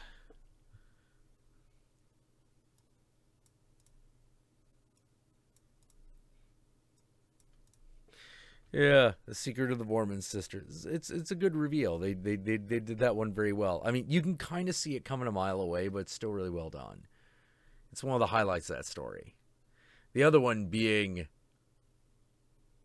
the Haunted Hotel. Haunted Hotel is amazing. I love that bit. It's just fucking amazing. You know, because you're like, yeah, I'm this big badass vampire. I'm gonna fucking come in, and I'm gonna like just kill. What's this ghost gonna do, motherfucker? What's he gonna do? And then the ghost does what it do, and you're like, I'm scared. Like, that ghost is legitimately fucking terrifying. It's so fucking terrifying. You know, because rather than actually show itself, it does all the traditional ghost shit. So it's like, it didn't exist at the time, but it's like playing through like Paranormal Activity 3.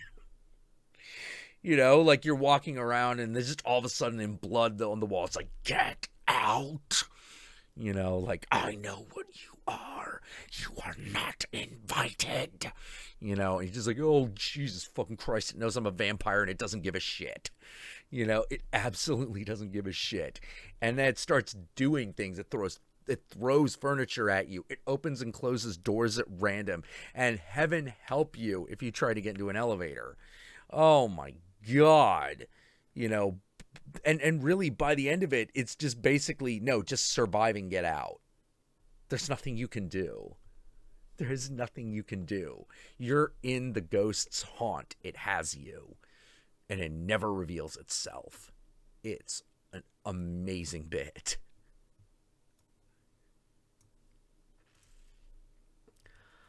Oh, man.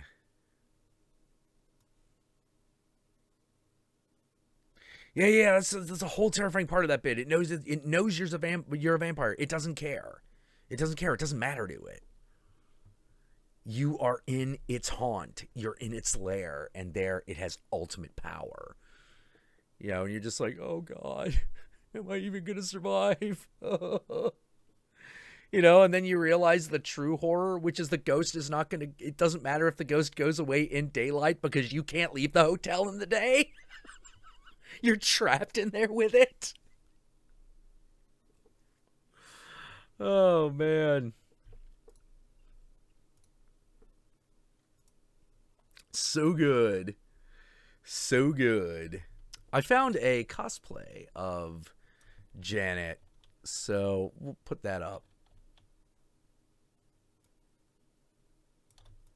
I like how she actually did her makeup a little flat so that she would actually like more resemble like a shitty, you know, an older like fucking 3D model.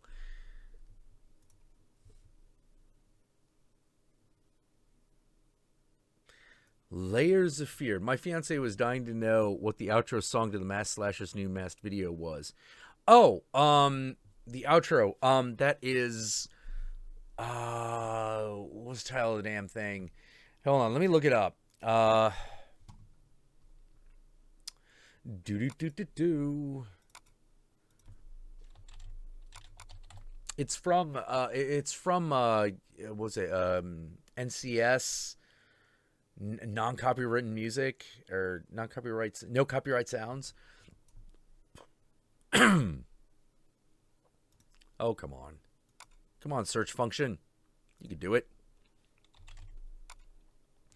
Ramzoid. The song is Electron. Original mix. Yeah, Hobo Joe, even vampires can be afraid of ghosts. Whoa.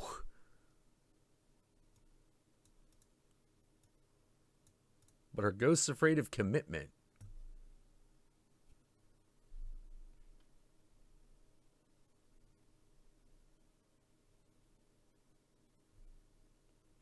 You want to see a pic of Nina Hartley? Okay.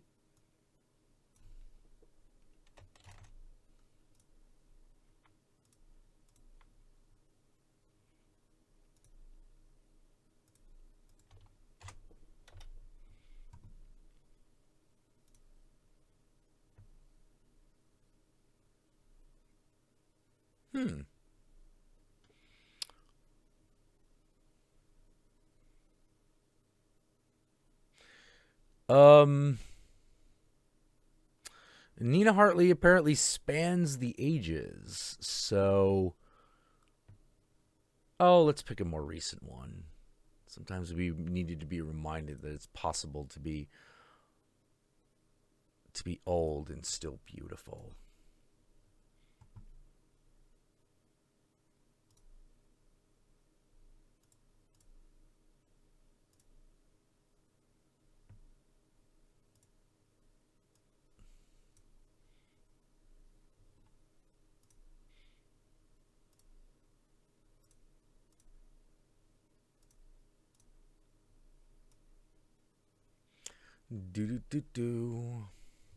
Okay.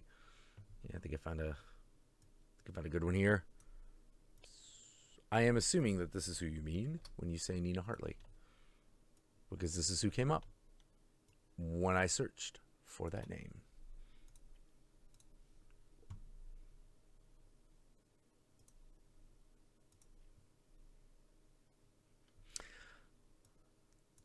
Noise Miyazaki says, I think I'm going to call on Night Slug Pit.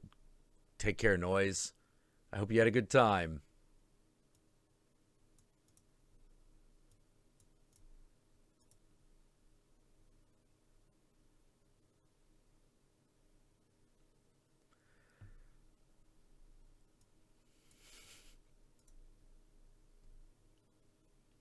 So I am...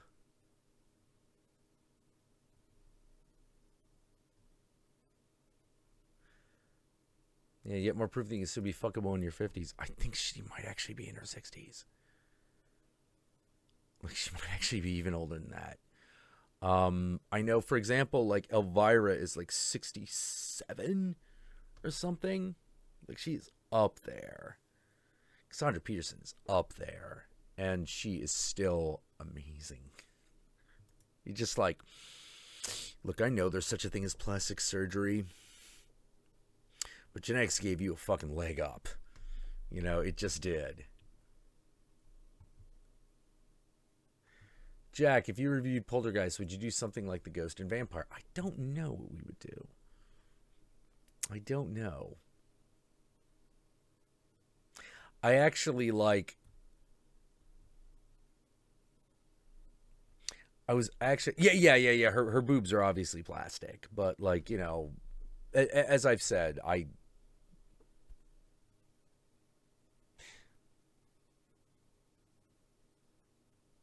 people are like, oh, her tits are fake. I'm like, nah, that's just live action special effects, baby.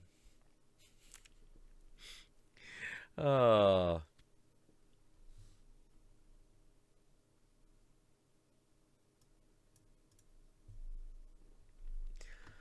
oh man.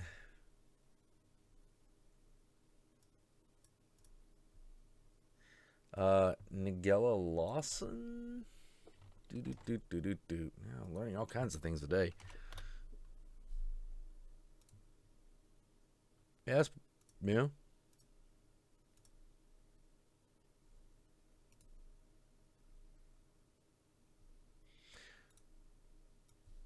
Well, this is apparently Nigella Lawson. Bring this up. Ah, come on. There we go. Bam.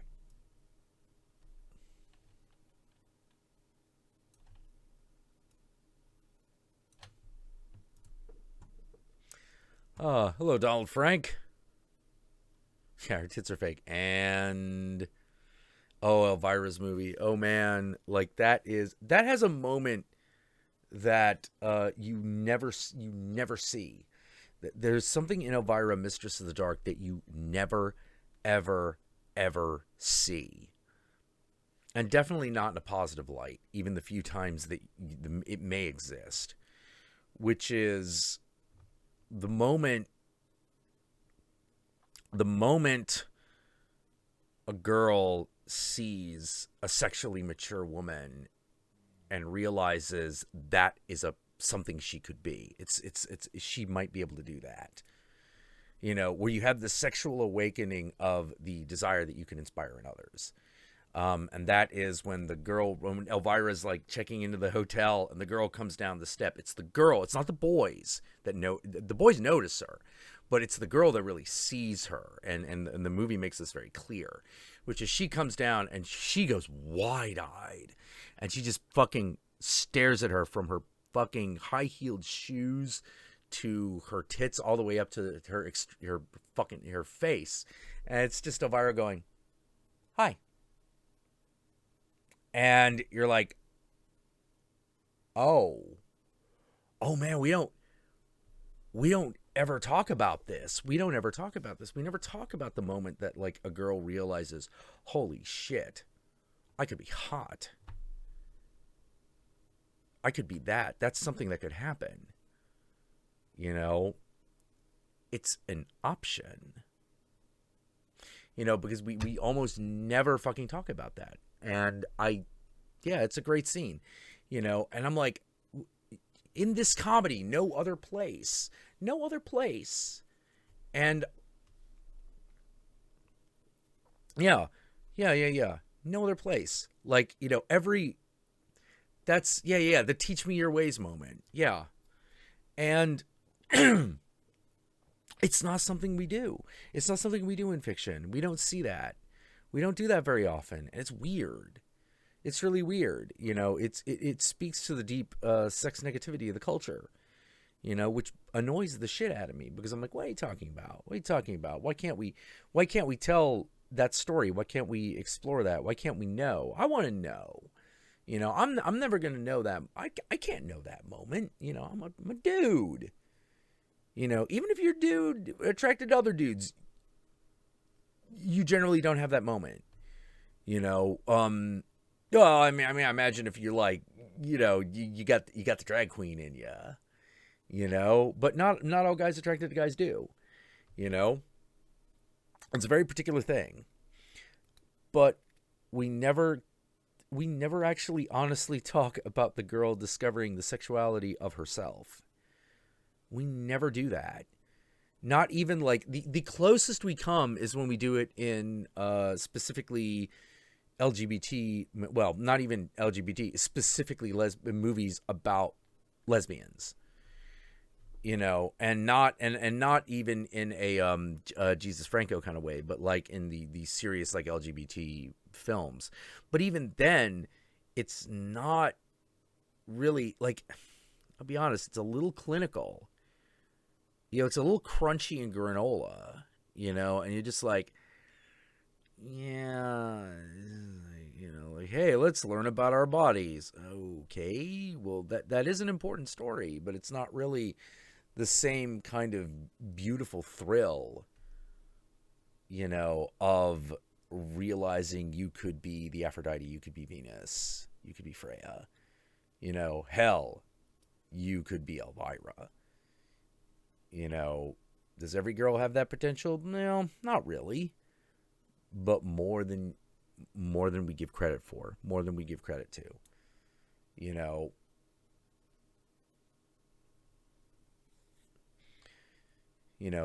and I'm always like, why don't we talk about this? This seems like a moment that a lot of women must have. Like a lot of girls must have this moment. You know, where they have that realization where they're like, that, I'll be that. You know, like every dude has that like impossible fucking thing that he wants to live up to. Like every guy wants to be Batman. I want to be Batman. You know, or some dumb thing like that. You know, like you form your model of masculinity and what you want to be, and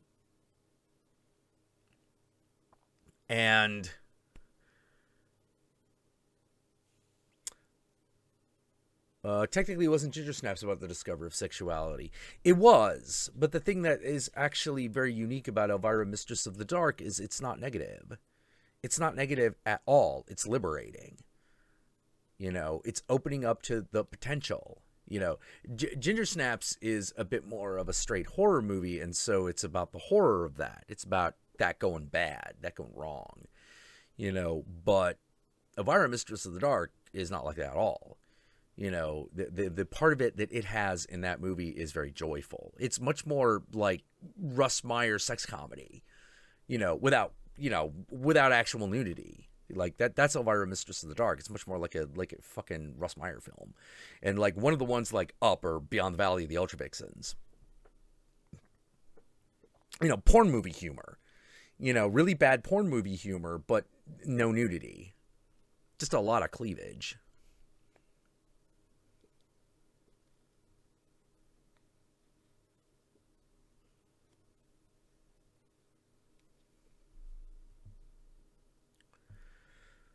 Yeah,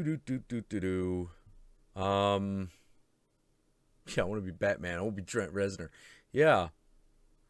Yeah, Native Moon, I'm assuming when you say they really do, you mean like that moment where, you know, a girl actually like has that realization of what she could be. Yeah, yeah. I could very much relate to that kid. Yeah. GL Knight also says fake tits are just wrong. I told him, so if your girl has no if my feeling is this, I'm never going to criticize someone for having or not having them. You know, why? Look, mankind has done a lot of stupid things, a lot of strange things in order to become the object of desire. I can't be too mad. I can't be too mad. It's our version of that thing. People are like, "Oh, well, that's terrible," and I'm like, "It can be, but as long as it's not forced on anybody, I think we got to be okay with it. You know, we got to be okay with it on some level. It has to be okay that that's chosen." You know, with that said, you know, people are like, "Yeah, but what about like, substandard implants, you know, skeevy practices, shit." I'm like, "Oh yeah. That's the shit that we got to look out for. You know, the unnecessary risk. You know, that's what we got to guard against. You know, not the choice, not the choice. It's the risk itself. Yeah, girls aren't supposed to want to grow up and be hot. For shame.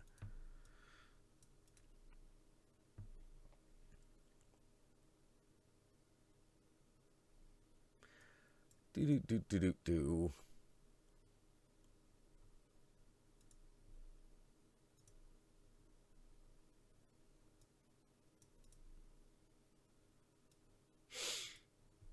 Like OG Mr. Greeny says, I want to be Mystique, but OG Mystique. Yeah, I know what you mean. I know what you're talking about. I understand the difference.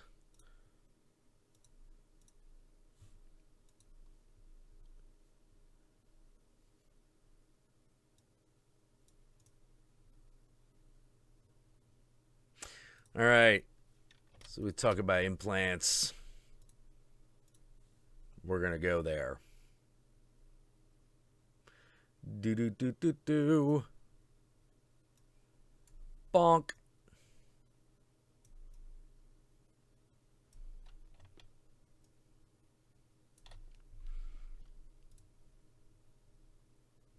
Here we go. This is Plunder Bunny. She is aka Penny Underbust. She has a YouTube channel. If you want to see her absolutely topless, you're going to be out of luck. Because I don't think she actually does that. She does a lot of cosplay. She has her big implanty titties, which are very nice. And, you know, she does YouTube stuff. She tweets. I mean, she does photo shoots, but they're all like cheesecake as opposed to like, you know, straight up porn, at least as far as I know. Like if there is actual like porn she's done, I've never seen it. But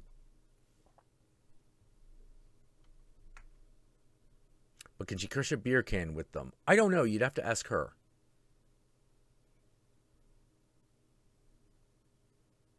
Lazy Robinson, I thought she was all natural. Oh no. No. She's talked. She will talk at length about her implants.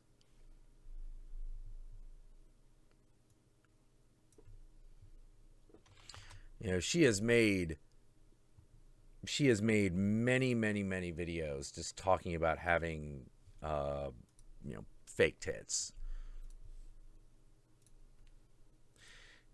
You know, and what I think is so interesting about her is that she will also talk about what it does for her personally and emotionally. Like that is the aspect of it that to me is very fascinating. You know, it does something for her aesthetically and emotionally. Like she really likes having them. You know, which is it's not a perspective you usually hear. You always hear the like, oh, I am a stripper, so I have this. But you start to go like, yeah, but you went so big. This has to do something for you. You know, even if it is a business thing, it has to be doing something for you. You know, and she talks very openly about it.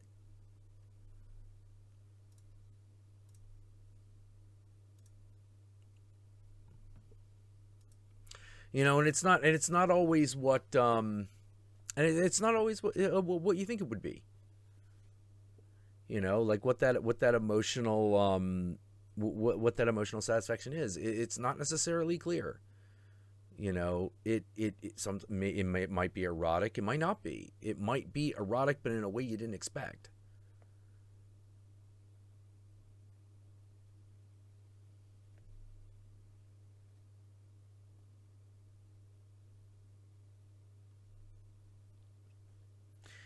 Yeah, she even she even talks about like the back pain, in which she's like, yeah, not really.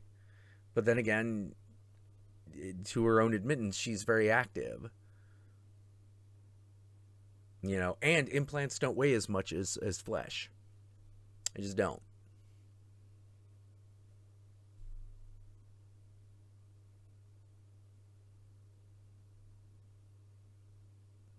Yeah. But one of the things that I don't know if Penny herself has said this, but like one of the things one of the an implant star once told me was like, what's it like finding clothing? And they're always like, it is both frustrating and absolutely thrilling.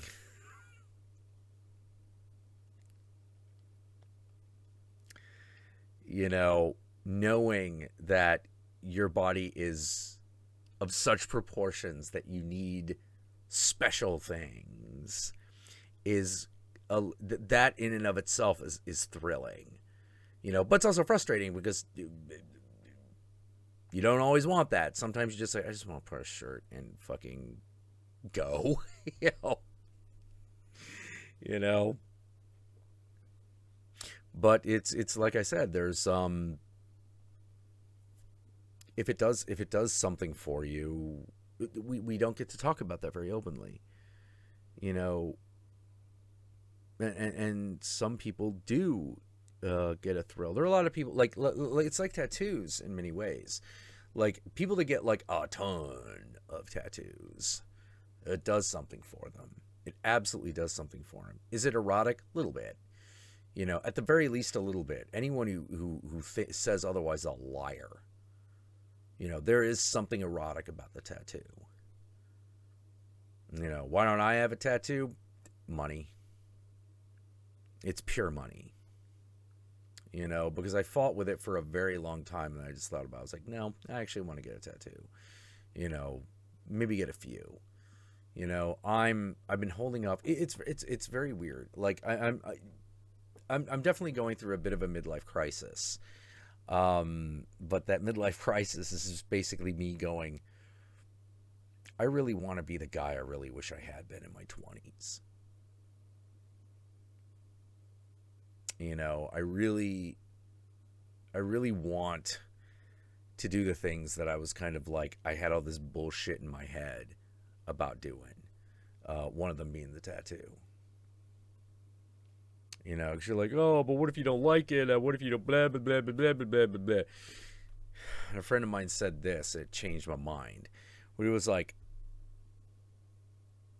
do you have a tattoo you want to get? I'm like, yeah. He's like, get it. I'm like, well, I don't know. He's like, no, you know. How long have you been thinking about that tattoo? I'm like, since I was like 17. He's like, you want it. You're not going to get tired of it. Ever. Because you've been thinking about it this long. If you've been thinking about a tattoo and you keep thinking about it, you want it. And you're of the age where you know what you like. I'm like, oh, shit. All right, well, I want this. How much is that going to cost? I don't have that kind of money. He's like, yeah, but, think about it. Think about it.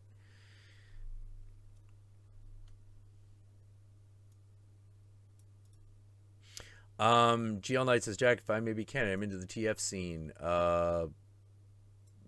Strictly human, and this sort of thing is very common in the scene for guys like me. Whoa. What is very common? I feel like you turned 2 pages at once on me. Like TF, I'm assuming means transformation, because I've seen that around. I've been, I've been around this fucking them dark internet.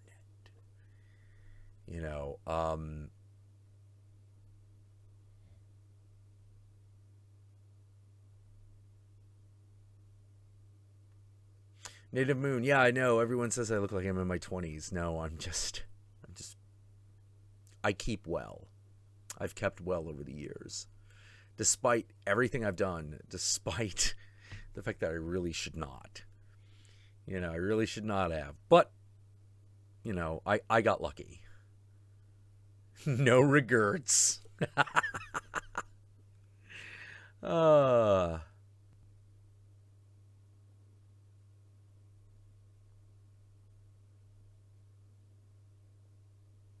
Let's see.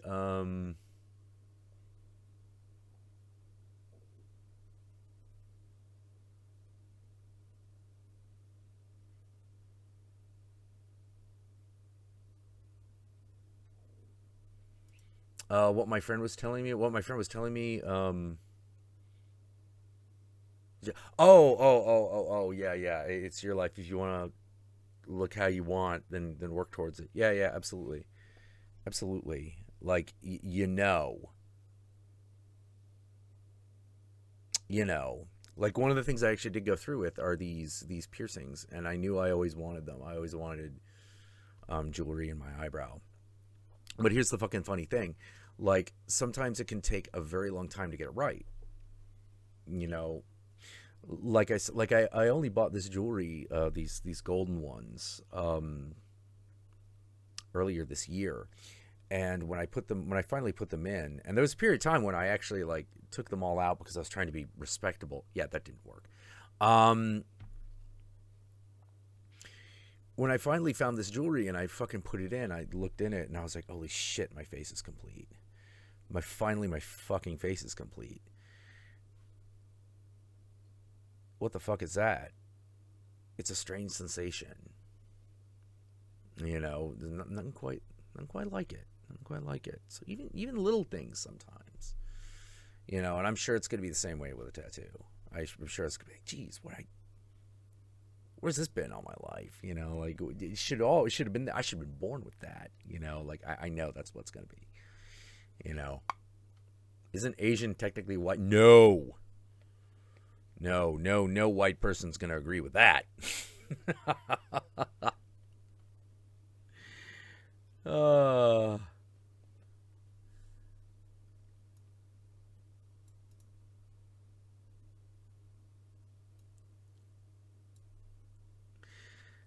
oh man.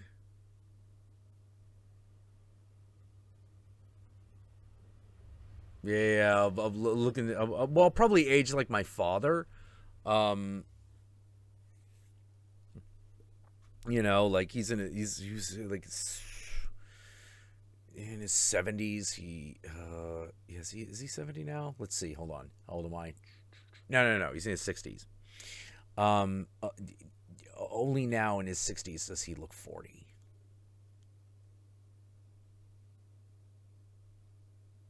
It's crazy. You know, it's nuts. Like I said, I looked out. My brother keeps looking at me and he's like, "You fucking motherfucker." You know, like, why didn't I get all that? I'm like, "Well, you still look good." And he's like, "Yeah, but I didn't get that." You know, like I didn't. It's not like I stole it, dude. I'm 8 years older than you. You weren't even a possibility at the time.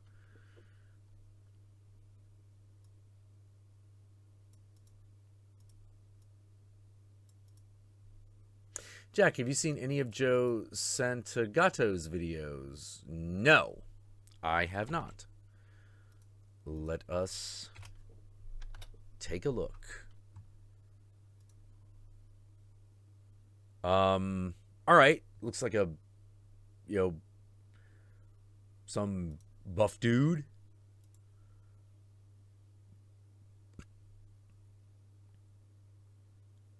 All right. Looks like young buff dude. Why do you ask if I know this? I am assuming there is a reason.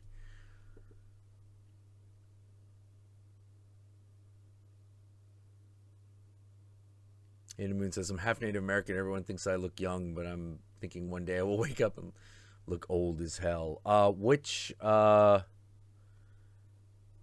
What area?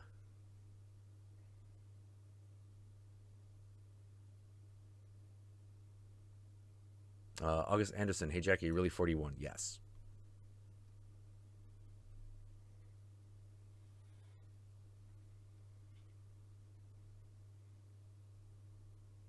Lady Aiko says I'm 22 and have gray hair as well due to vitiligo. When people point out, ignore it. You're okay. Yeah. Yeah. Oh, you have.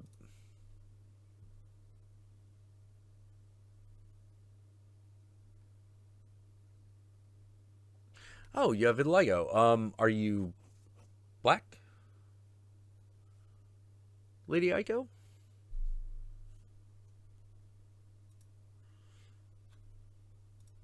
I know other ethnicities can get it. It's just, you know, it's more easily noticeable in black people.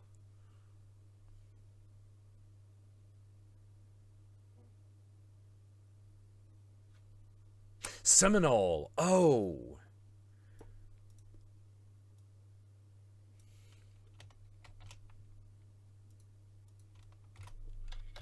I didn't know white people could get vitiligo.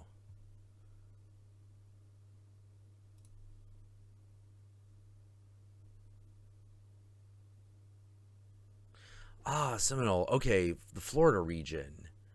Got it.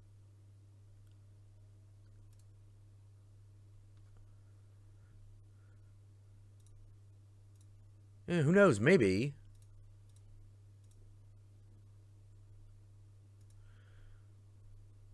You know, could be worse. Could be Lakota Sioux. Lakota Sioux get the classic craggy face. You know, as Black Elk said, you know, the Indian as they age look more and more like the land they come from. You know, and you can definitely see that in the Lakota Sioux. He's like, whoa, damn. Let me see if I can. You know, like the Lakota Sioux, like they have the classic look of what most people think of when they think Indian. You know, and I always feel weird. Like I simultaneously feel weird saying Indian, and I don't like the awkwardness of Native American. But as my friend, as one comedian and a friend of mine both said, I kind of like being called Indian because it's a fucking testament to the stupidity of white people. Yeah, this is Lakota Sioux. You know, these are people who live in the area around the Grand Canyon. You know, and they associate their look with their connection to the land. So it's like, so as that area has like these deep crevices and valleys, like so do they. You know, the Seminole, on the other hand, are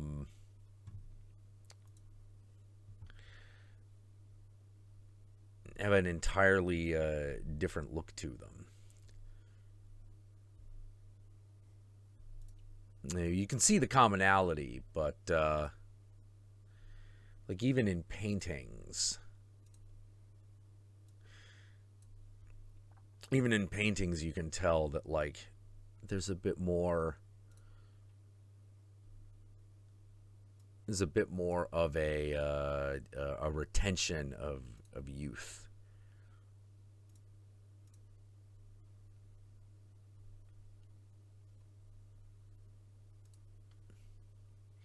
Let me see. There's like this is an actual like Seminole woman. Now, obviously, like this girl's a beauty queen, you know. So let's see if we can, well, he's a painting, and as you can see, this is a person who's an adult, most likely like middle-aged. It doesn't have the same, like, they obviously didn't pick up on the same, like, like craggy, super old face.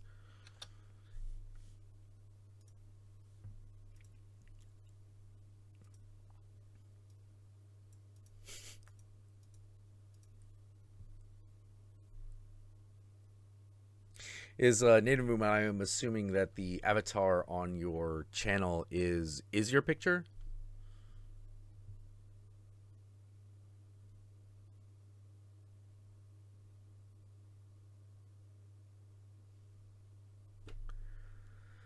Mohawk in my future, when the weather gets better, I have to keep the winter coat. That said, yeah. You're out, Patrick. You are out in.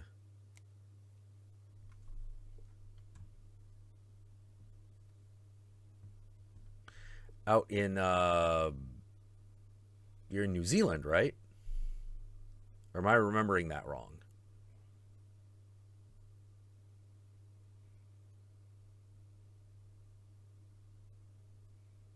Ah, yes. Okay, Native, that is your picture. Oh, you're very pretty. Very pretty.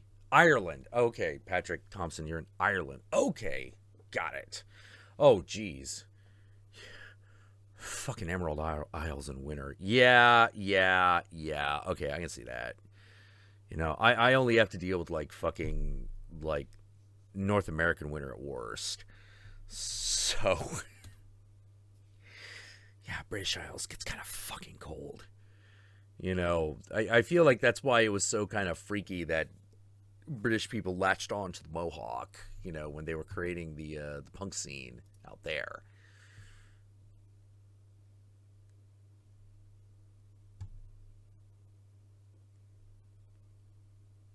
Yeah, Diamandis home, yeah.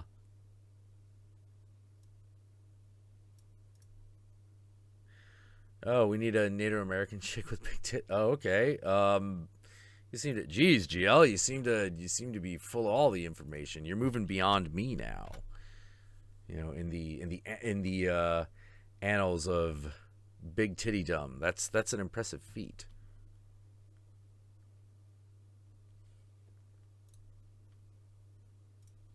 Do do do.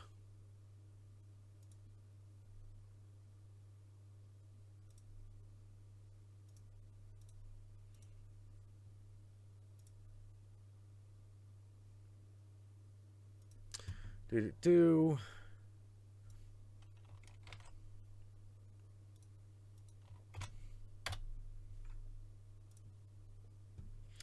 Alana Ackerman. Okay. Images.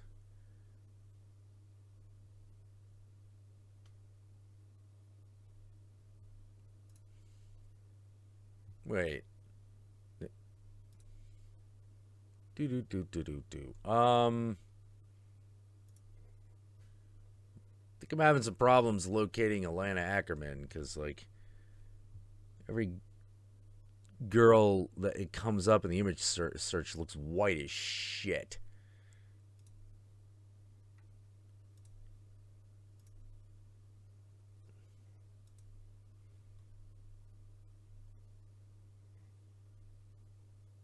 But if Google Images is to be believed, hey, stop giving me crap. God damn it. It's giving me crap. Dun. Close this. There we go.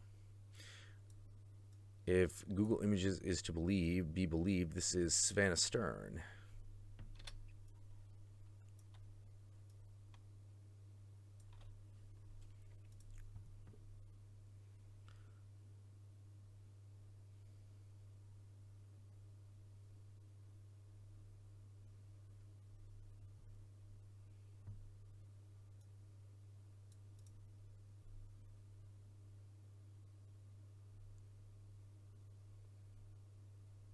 San Fran winter sounds rough. The biggest, my biggest like sorrow about San Francisco is that we don't get warm nights very often. We get one, maybe two warm nights if we're lucky, and I love warm nights. Not a big fan of super hot days, but it's been so long. I don't think I'd mind anymore. Um, because the warm night, it does something to you. It does something to people, and it's something I really like. They open up, you know. They want to be social. They want to see people. They want to do things, you know. And some of those things are a little smutty, you know, which of course I particularly enjoy. But where it's cold, people don't want to do anything. They stay inside. They don't want to go out. It's just more difficult. It's far more difficult, and the area has gotten steadily colder. You know, it's like we got climate change in the opposite direction. It's weird. You know.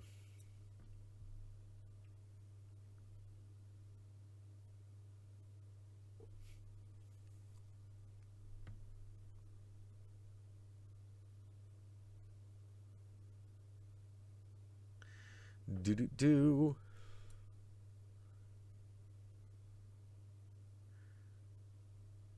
Yeah, it's Savannah Stern. Okay, good.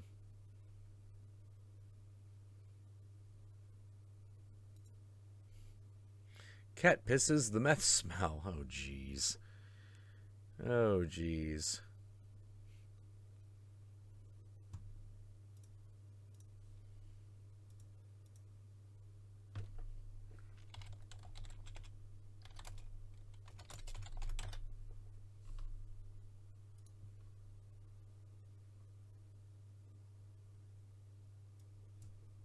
Whoops.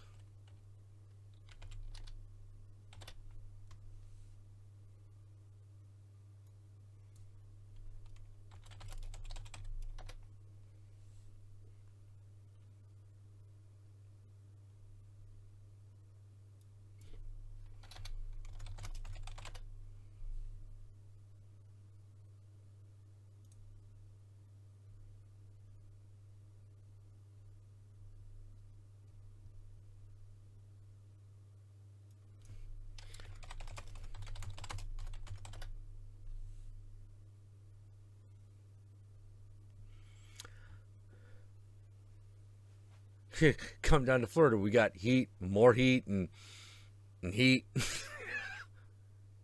Is Oakland still going crazy? Probably the best way to describe Oakland right now is a guy I used to work with. He described Oakland like this: Oakland is real. Oakland's really real.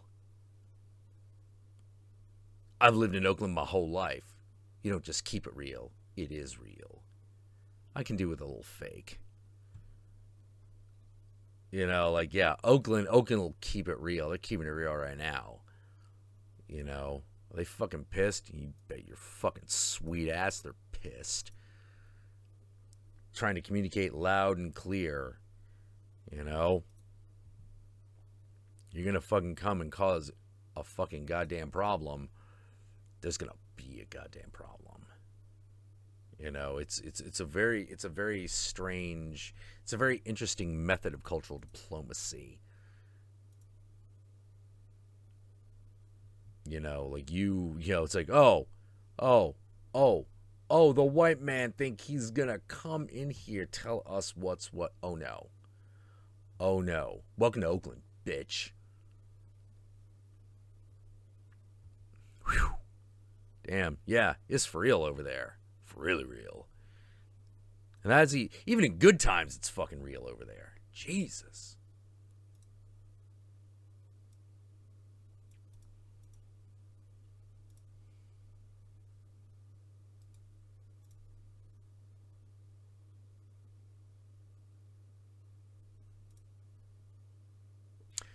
Do do do do do.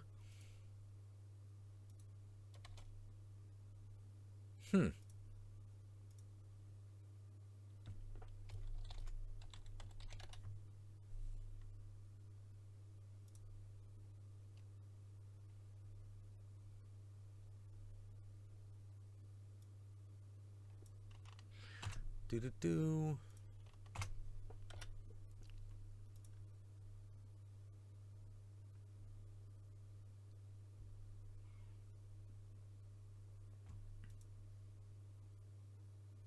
Yeah, Oakland, the place where Raiders fan pelted a refreeze with batteries because they didn't like the comment. Yep. They keep it real.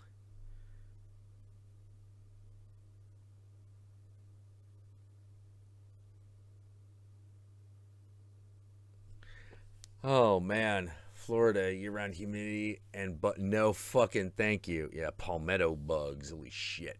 Yeah, I live in California. California became its own country, be the fifth biggest economical country in the world. Yeah. It is possible. It is technically possible, but I think what actually is going to happen. We're gonna be veering off the smut topic, so I don't want to stay on it too long. But I actually think what's going to happen is you're going to find that the Democratic Party is once again going to be the party of states' rights, but for the exact opposite reason. The exact opposite reason it used to be.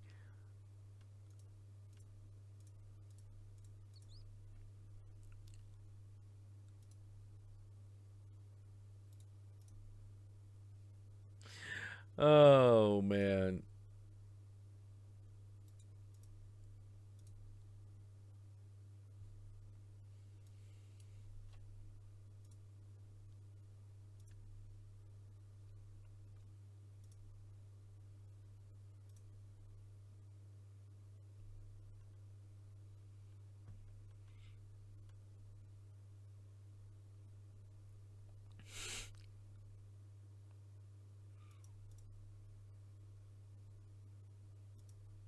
Hey guys, got a question for you.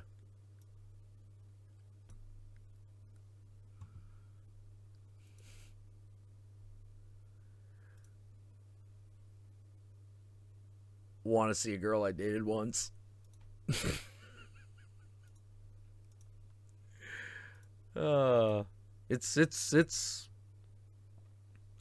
It's PG-13. I'm not gonna, you know, I'm not gonna go too far. I'm not gonna go crazy here.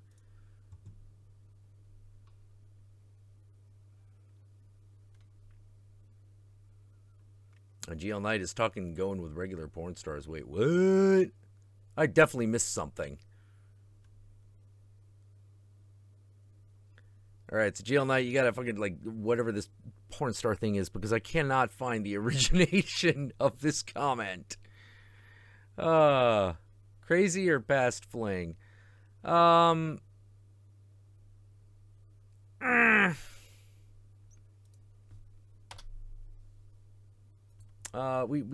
stopped dating.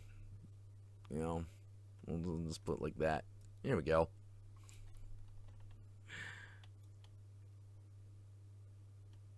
This gal, we went together for to say together would probably even be to overstate it.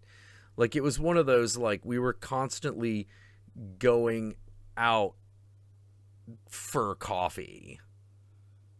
You know, I was always trying to get to that next stage.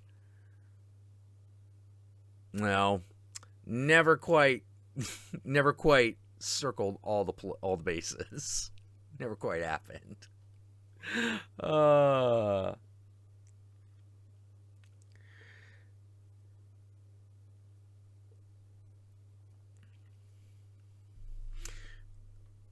Yep.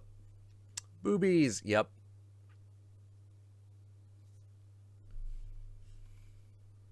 Doesn't my wife mind you having this picture? No. This is a girl I dated. The Countess has met her.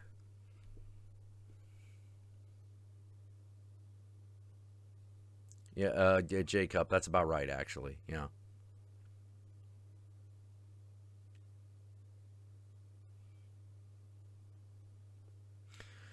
You know, she met her. She didn't.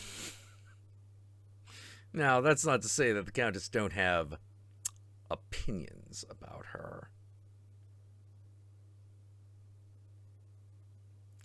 Yo, Jack, there's a schedule of the streams. Yeah, basically every Sunday and Tuesday. Sometimes Friday, but every Sunday and Tuesday starting about 9 o'clock. So my wife trusts me. Yeah. Mm-hmm. Yeah, she totally does. I trust her too.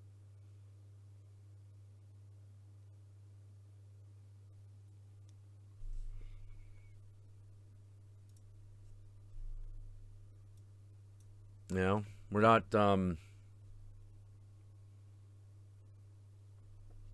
it was really odd. An aspect of me, the Countess, is we were not a monogamous couple for the longest time, and then we just sort of like, no, we are now.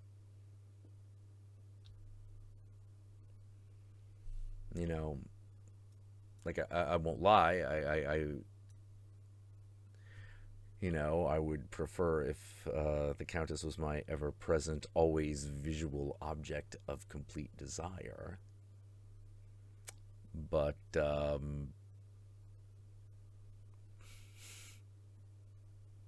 doesn't like the way she looks on camera, so, yeah.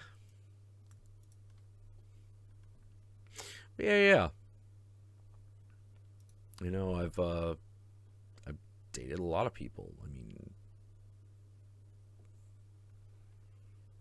you know, Count's been around the block a few times.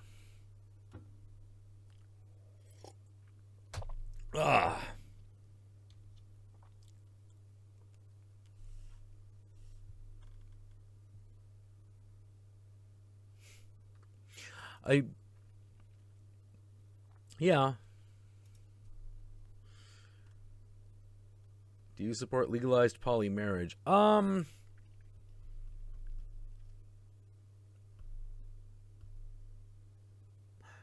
that gets into a whole weird area. That one gets into a whole weird area.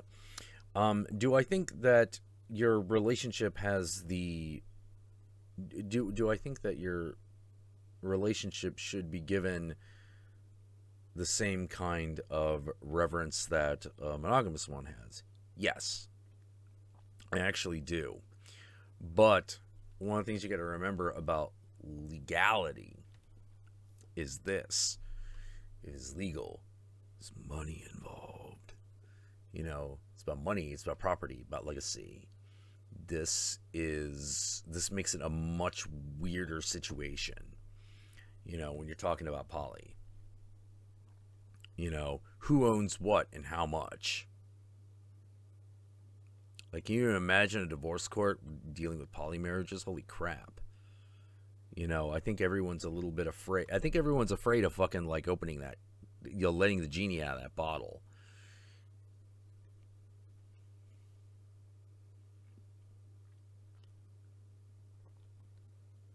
Yeah, one of the things I used to say about polyamory is, like, look, if you just want to have, I'm going to be honest, like, if you just want to have sex with other people, cheat.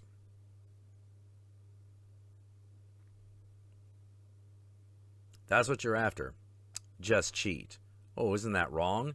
Yes, it is. But here's the deal.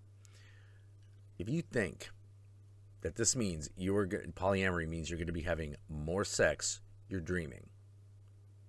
Doesn't work that way. Does not work that way. Oh, and by the way, I've never seen a fucking polyamorous relationship that does not have a girl at the center. Like, at the dead center is a female.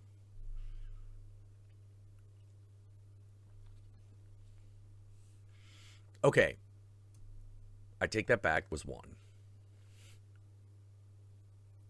There was one, and that was my friend, my mentor, Jack Random.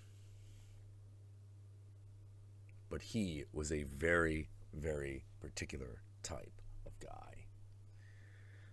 Nothing about that man said unmasculine. Nothing.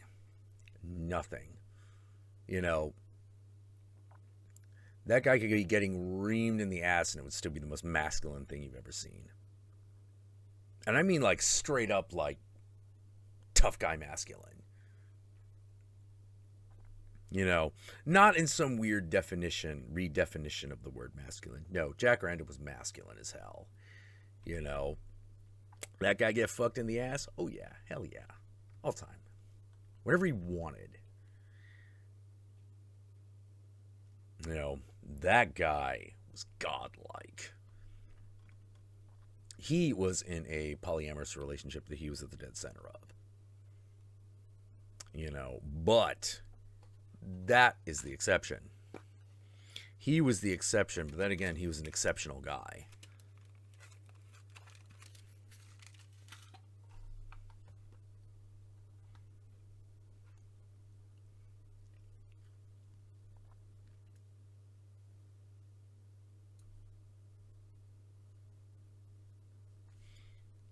All right, let's exchange the former not quite maybe sorta ex, you know, off the screen. Oh, and bad news, guys, she had him removed. just to destroy your illusions a little bit.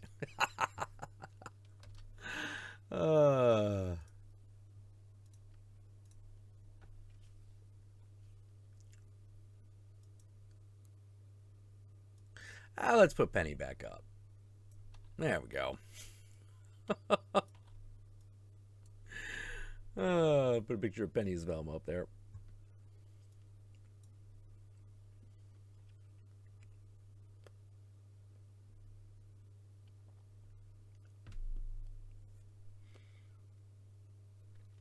Let's see. The nesting doll?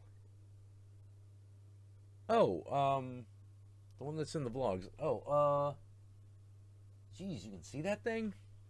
Fuck. I forget where we got it. I think we actually got it from Russia. We know people all over the world, so occasionally it's like, hey, do you want a Russian nesting doll? Yeah, sure. Oh, no, we got it from my dad. We got it from my dad. He collected them for some strange reason. We got the one that was like the Russian leaders. You know, my brother took the other one that my dad had, and he snagged it immediately. It's like, oh, you son of a bitch, you motherfucker. So here's what the one that he has was, which is a nesting doll of Iraqi leaders. So at the outside, it's Saddam Hussein. You open it up, there's another Saddam Hussein. You open that one up, there's another Saddam Hussein. It just keeps going. It's just all Saddam Husseins. I fucking, this son of a bitch, my brother has that one. I'm like, God damn it. I fucking, the Saddam Hussein nesting doll, you know. So great.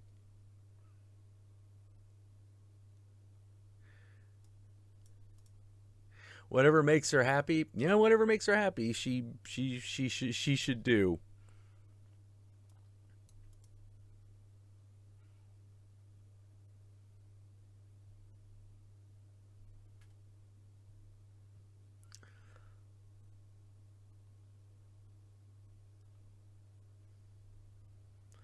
Oh man. August Anderson said, "Did you know Saddam Hussein tried to assassinate the leader before him?" Oh yeah, Saddam Hussein, ruthless guy, very ruthless man.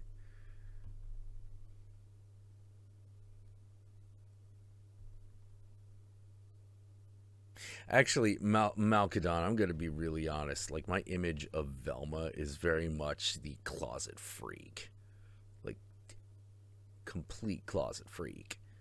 Like, we're not just talking like, oh, I like it. You know, I like to fuck. We're not even just talking like, I like to fuck in the ass. I'm like, no. To me, Velma has always been the poster girl of the really fucking freaky chick. Because what always happens to Velma? She fucking... First, she got that thicker figure, which is nice. Her glasses always come off. She wanders around. She always finds herself in a dungeon. Like, with a rack and a fucking... you know, like torture equipment. And what does Velma say when she gets to the dungeon with that she can't see properly? This must be the playroom. There's so many interesting toys. Check it out. Check it out. That shit constantly happens. Oh, man.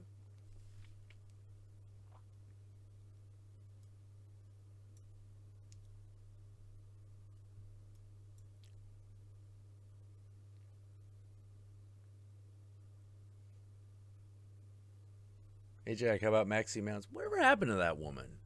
I remember Maxie Mounts from, like, way back when. Like, I assume she retired, like...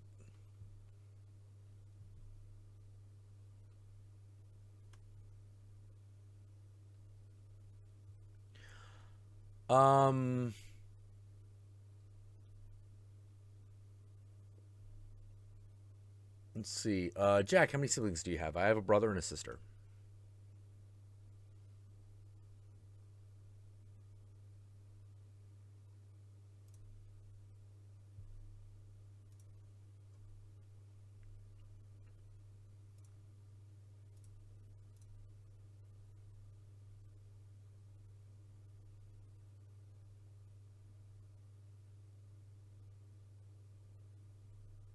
Oh, Maxie Mount still strips, but she retired from Pics and Vids. All right, that makes sense.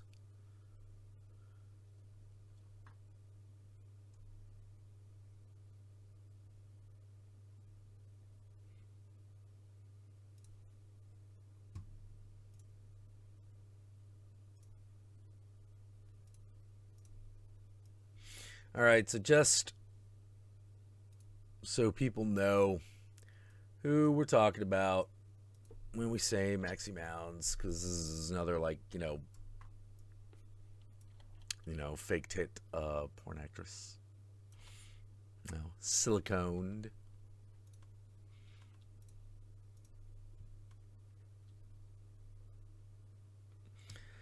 Oh, man.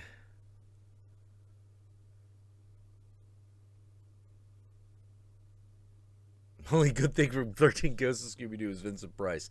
Yeah, Vincent Price is pretty awesome in that show. Her back must be broke. I have no idea, dude. I have no idea. Night, Sister Lazy. You take care.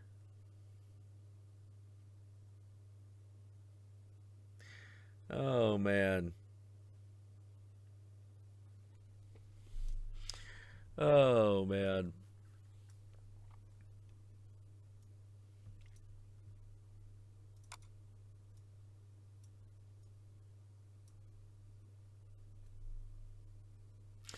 We have a premise down, people. Oh, man. Jack, you have any more stories about that epic road trip? Okay, we had to get fixed by Hephaestus. Oh my god. Other stories like that. Oh, geez. It's hard to remember which ones I've told and which ones I haven't sometimes. A lot of weird shit happens. A lot of weird shit happens when you travel around, and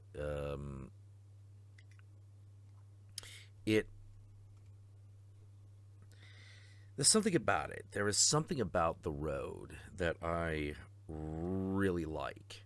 I really like it. I like driving quite a bit. If I could afford it, I would probably collect classic cars.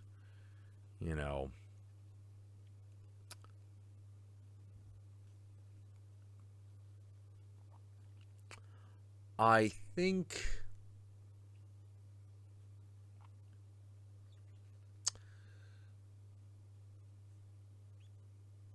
since we're talking about smut,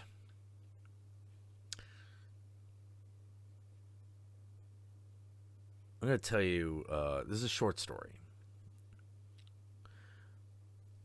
but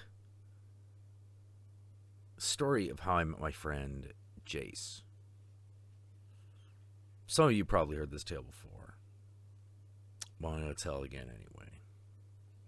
This is how I meet my buddy Jace. Jace has something of a reputation, and his reputation is, if there is any gay in a man, any whatsoever, Jace is the guy who's going to turn him out. He's the one gonna make the magic happen. Ain't no, like, I asked Jason, like, how many fucking anal virginities have you taken? And he's just sort of like, what, I got all day?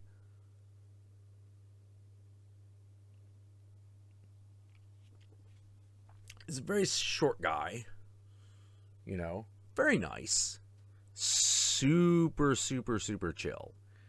Super chill dude. Black.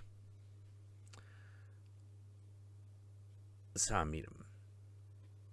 He was, now you gotta remember something. This is in the early 90s. Jace is known to be gay at a period of time when this is something that really could actually cause huge amounts of trouble for him. He could get beaten up. He could lose his job. All sorts of bad things could happen. So he would try to keep it on the down low, but man can't deny his nature. It's one of the reasons he moved out to San Francisco with us. A bunch of us moved out to San Francisco, actually. This is before that time. You may have remembered at some point, I shared a story on Twitter where I broke onto the roof of a building in Pentagon City, only to discover a Secret Service agent there with a gun.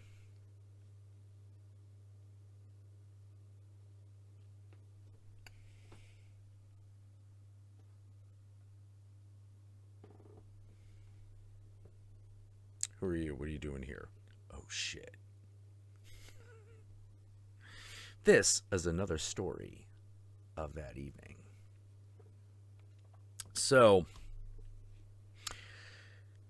I fucking, my hotel room is on, like, the 27th floor, something like that.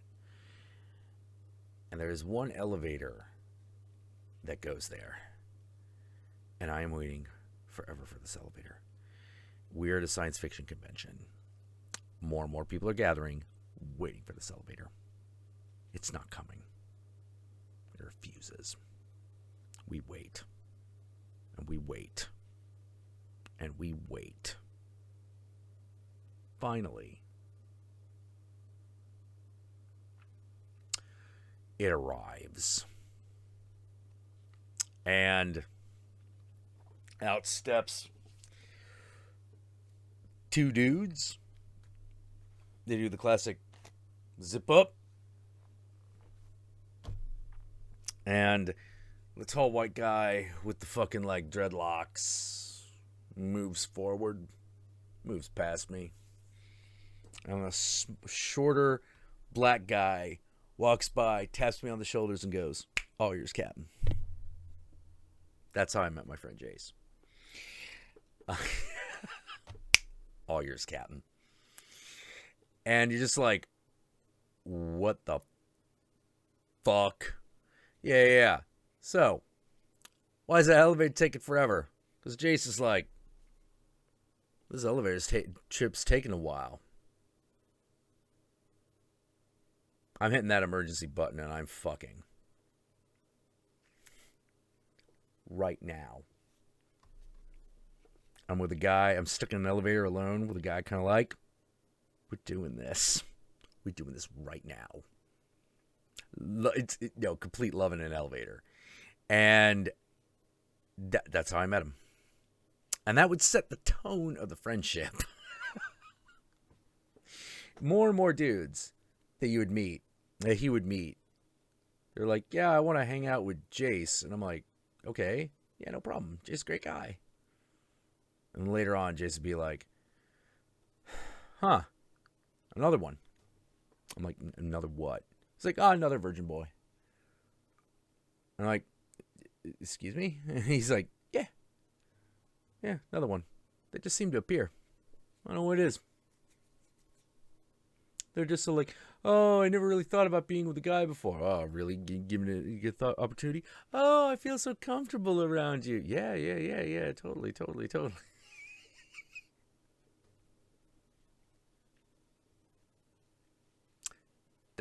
That's his power. That's his superpower. His superpower is he can just go like, yeah, bi-curious young man. It's all good. Hey, just remember, I'm going to tell you something very important later. Why are you going to tell me later? Because that's when I'm going to be fucking you. You're not going to be fucking me. Later on that evening, you wake up. Hey, wake up. That's me fucking you. Actually, that makes it sound a lot more rapey than it was. It was just one of those. You just convince these guys to just have sex with him. It was amazing. They were like, oh, I'm so... he's like, yeah. Don't worry about it. I know, you don't worry about it at all. Oh, Jesus Christ. Oh, man, Jay's amazing. I love that man. Oh, he's a cool dude. He is a super cool dude. And in honor of Jace, I think we need to We need to put a guy up.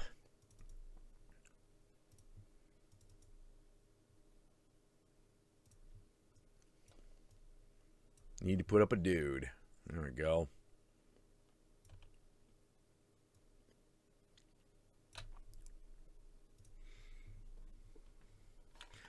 Oh, man. Good God. Oh.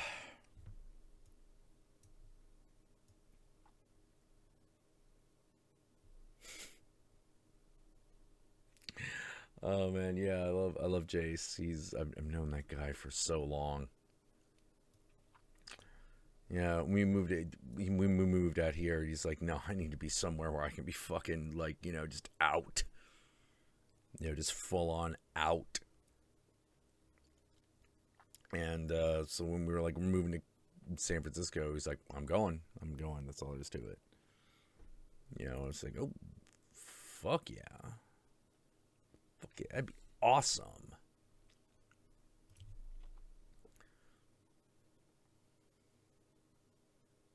Hitomi Tanaka. Yeah. Very, very pretty girl. Very big boobs. Oh, man.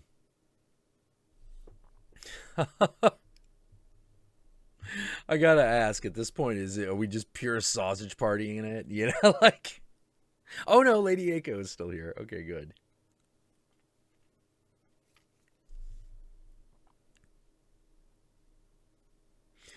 Oh...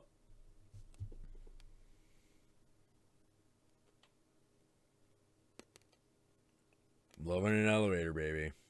Love in an elevator.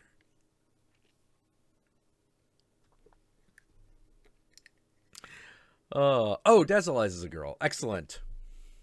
Hard to tell with just the normal icon. All by myself. I can't really sing that well.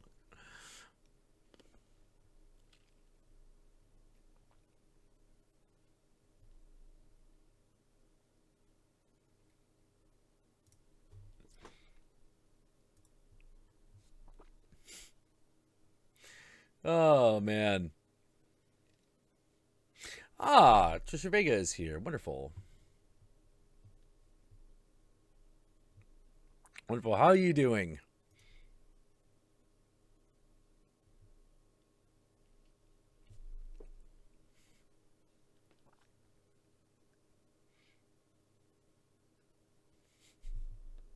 No, Dazzle Eyes, all we got is the little, yeah, I see you got, like, the eye on your channel, but, in the chat, it's just a purple, like, non-distinct person avatar.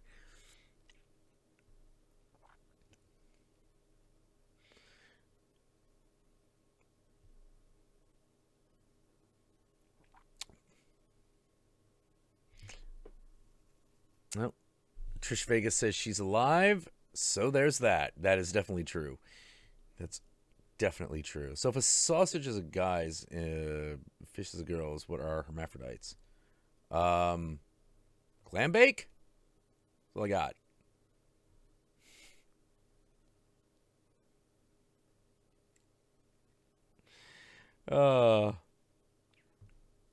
Drunk Otaku says, GL Knight's better than what I got. My range is Cannibal Corpse. That's about it. Hey, man, that's a talent all its own. That is a talent all its own.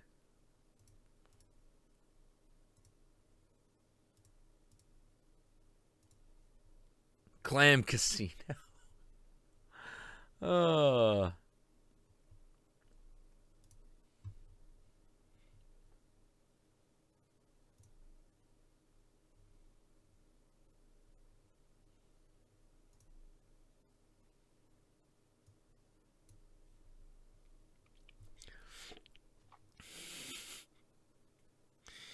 When I fully healed, my highest note is turn 1. Is I don't know what any of that means. But it sounds impressive. Oh my god. I think Engel Keimer may be right there. Yeah, maybe a party of only hermaphrodites be surf and turf. I think that's got that's got a that's got a ring to it. Kind of like it.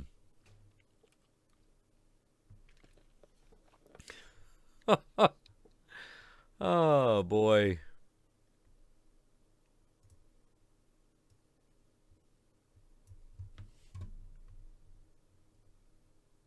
God damn it, now I'm hungry. Oh boy. Man.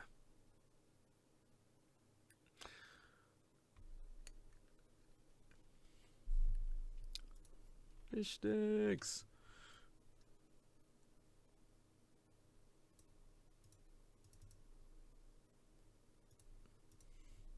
All right, let's see. Let's put up another picture. Oh, I've been meaning to put this one up for a bit. It's kind of nice.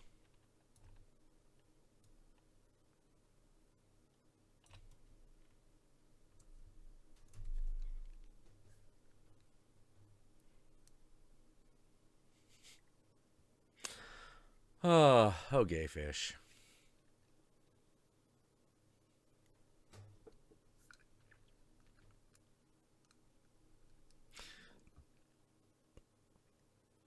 Ranger Reviews asks, have I ever read anything by Harlan Ellison?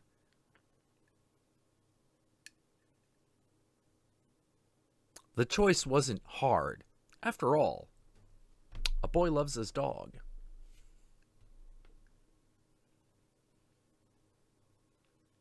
Yes, but Prince Mishnik, he was an idiot. Yeah, true. But there's some men in this world that are distinctively good for women.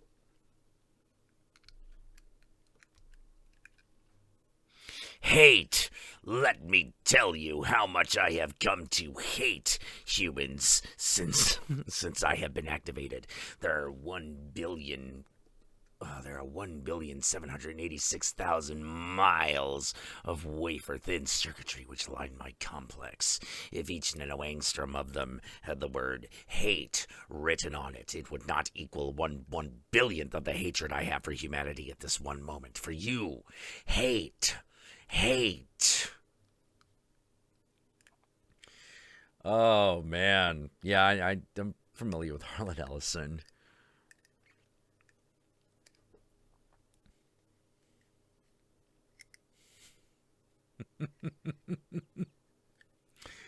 I haven't watched Harlan Ellison's YouTube channel in a long time. He for a while he was actually like the old guy screaming at clouds, which I was okay with because he's Harlan Ellison. He can be the old guy screaming at clouds. So I haven't actually like watched his YouTube's recently. Let me see how much I'm missing. Harlan Ellison's channel. Oh, okay. So let's see, how often does he upload? Not very. Last upload was like a year ago. But I've seen most of the things here, like Harlan Ellison's watching. I've seen most of those. I saw most of those when they aired on Sci-Fi Buzz, which, let me tell you, that show was fantastic. That was a great show. That was fantastic. Nowhere else would you see a sci-fi fan show that was all about the things that sci-fi fans would actually like.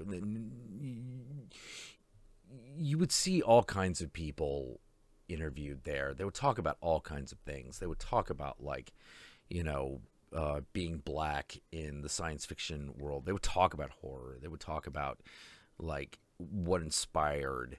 They would talk about, William Castle and his legacy. They would talk about all those kinds of things.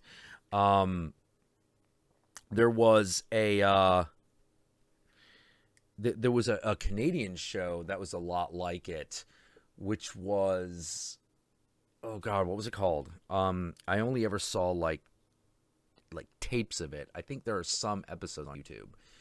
Was it? It wasn't Captain. It wasn't Captain Cosmic. It wasn't Commander Salamander. I think it was. Let me see. It started out with the line, "Greetings, gravity dwellers."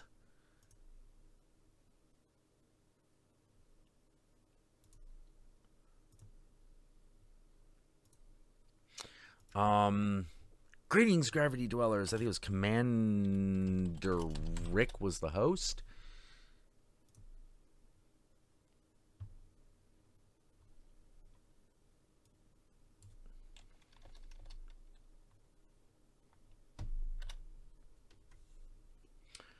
Commander Rick. Prisoners of Gravity. That was it. An elephant in Kenya, and then examines how the food chain is threatened by Oh, man. Tune in beginning tomorrow at 8.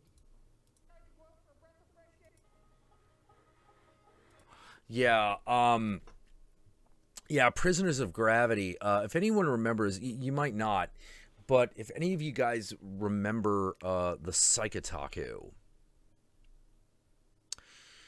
Psychotaku was a guy who he was fuck it. Let me see if I can find a fucking picture of the guy. Psychotaku.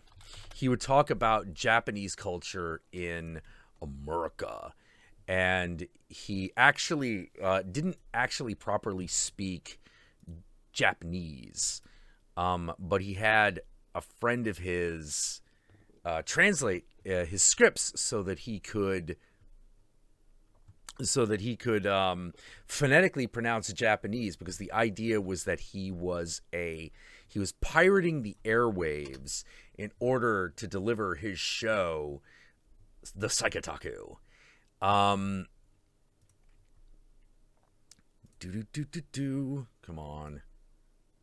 Yeah, copy replace. Come on. There we go. Found it.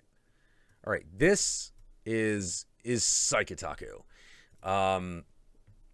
He had, his show was all about Japanese culture in America, and his whole shtick was he's breaking into the airwaves, he's breaking into your television signal in order to tell you, something about some stupid import game. And his opening, his intro, was based off of Prisoners of Gravity. Because Prisoners of Gravity would always start in this particular way, which is you're watching some really dumb late night show, like Nature's Call with your host, blah, blah, blah. And there'd be a guy doing a different nature thing each week. Like, hi, everybody. I'm I'm Enrique Ben. Today we're going to be talking about the Grand Canyon. And as he starts talking, it's obviously the host in a costume. The airwaves break through, and then Commander Rick comes in over the satellite and goes, "Greetings, prisoners of gravity. Have you ever thought about horror movies?" And he would tell you about it, and it's like, and we're going to be talking about it today on this week's Prisoners of Gravity. And then it would cut to a little comic of the origin of Commander Rick, which is he sees the state of the world and decides that he has to attach a rocket launcher to his fucking car and take his comic collection into space, in order to preserve science fiction, fantasy, and horror fandom for all of humanity. And now he is stuck out in a satellite with a barely functioning computer, interrupting the airwaves and interviewing science fiction, horror, and fantasy celebrities. People like Clive Barker, people like Neil Gaiman. He's one of the first people to interview Neil Gaiman. But Psychotaku's show was a riff on Prisoners of Gravity. And I always appreciate that. I actually really liked Psychotaku. You know, I was a little sad he went away. I really liked him. Oh, man. Well, I think it's about that time. I think I should probably log off. I have been having a great time talking to you guys. I've been having a great time hanging out. We will, at some point, I'll give you one last smutty image. There we go. I don't think we've done this one yet, so we'll log out on this. Thank you for joining me for Tea and Shrimp Tuesday. And remember, Satan and I love you very much, and we will see you again very soon.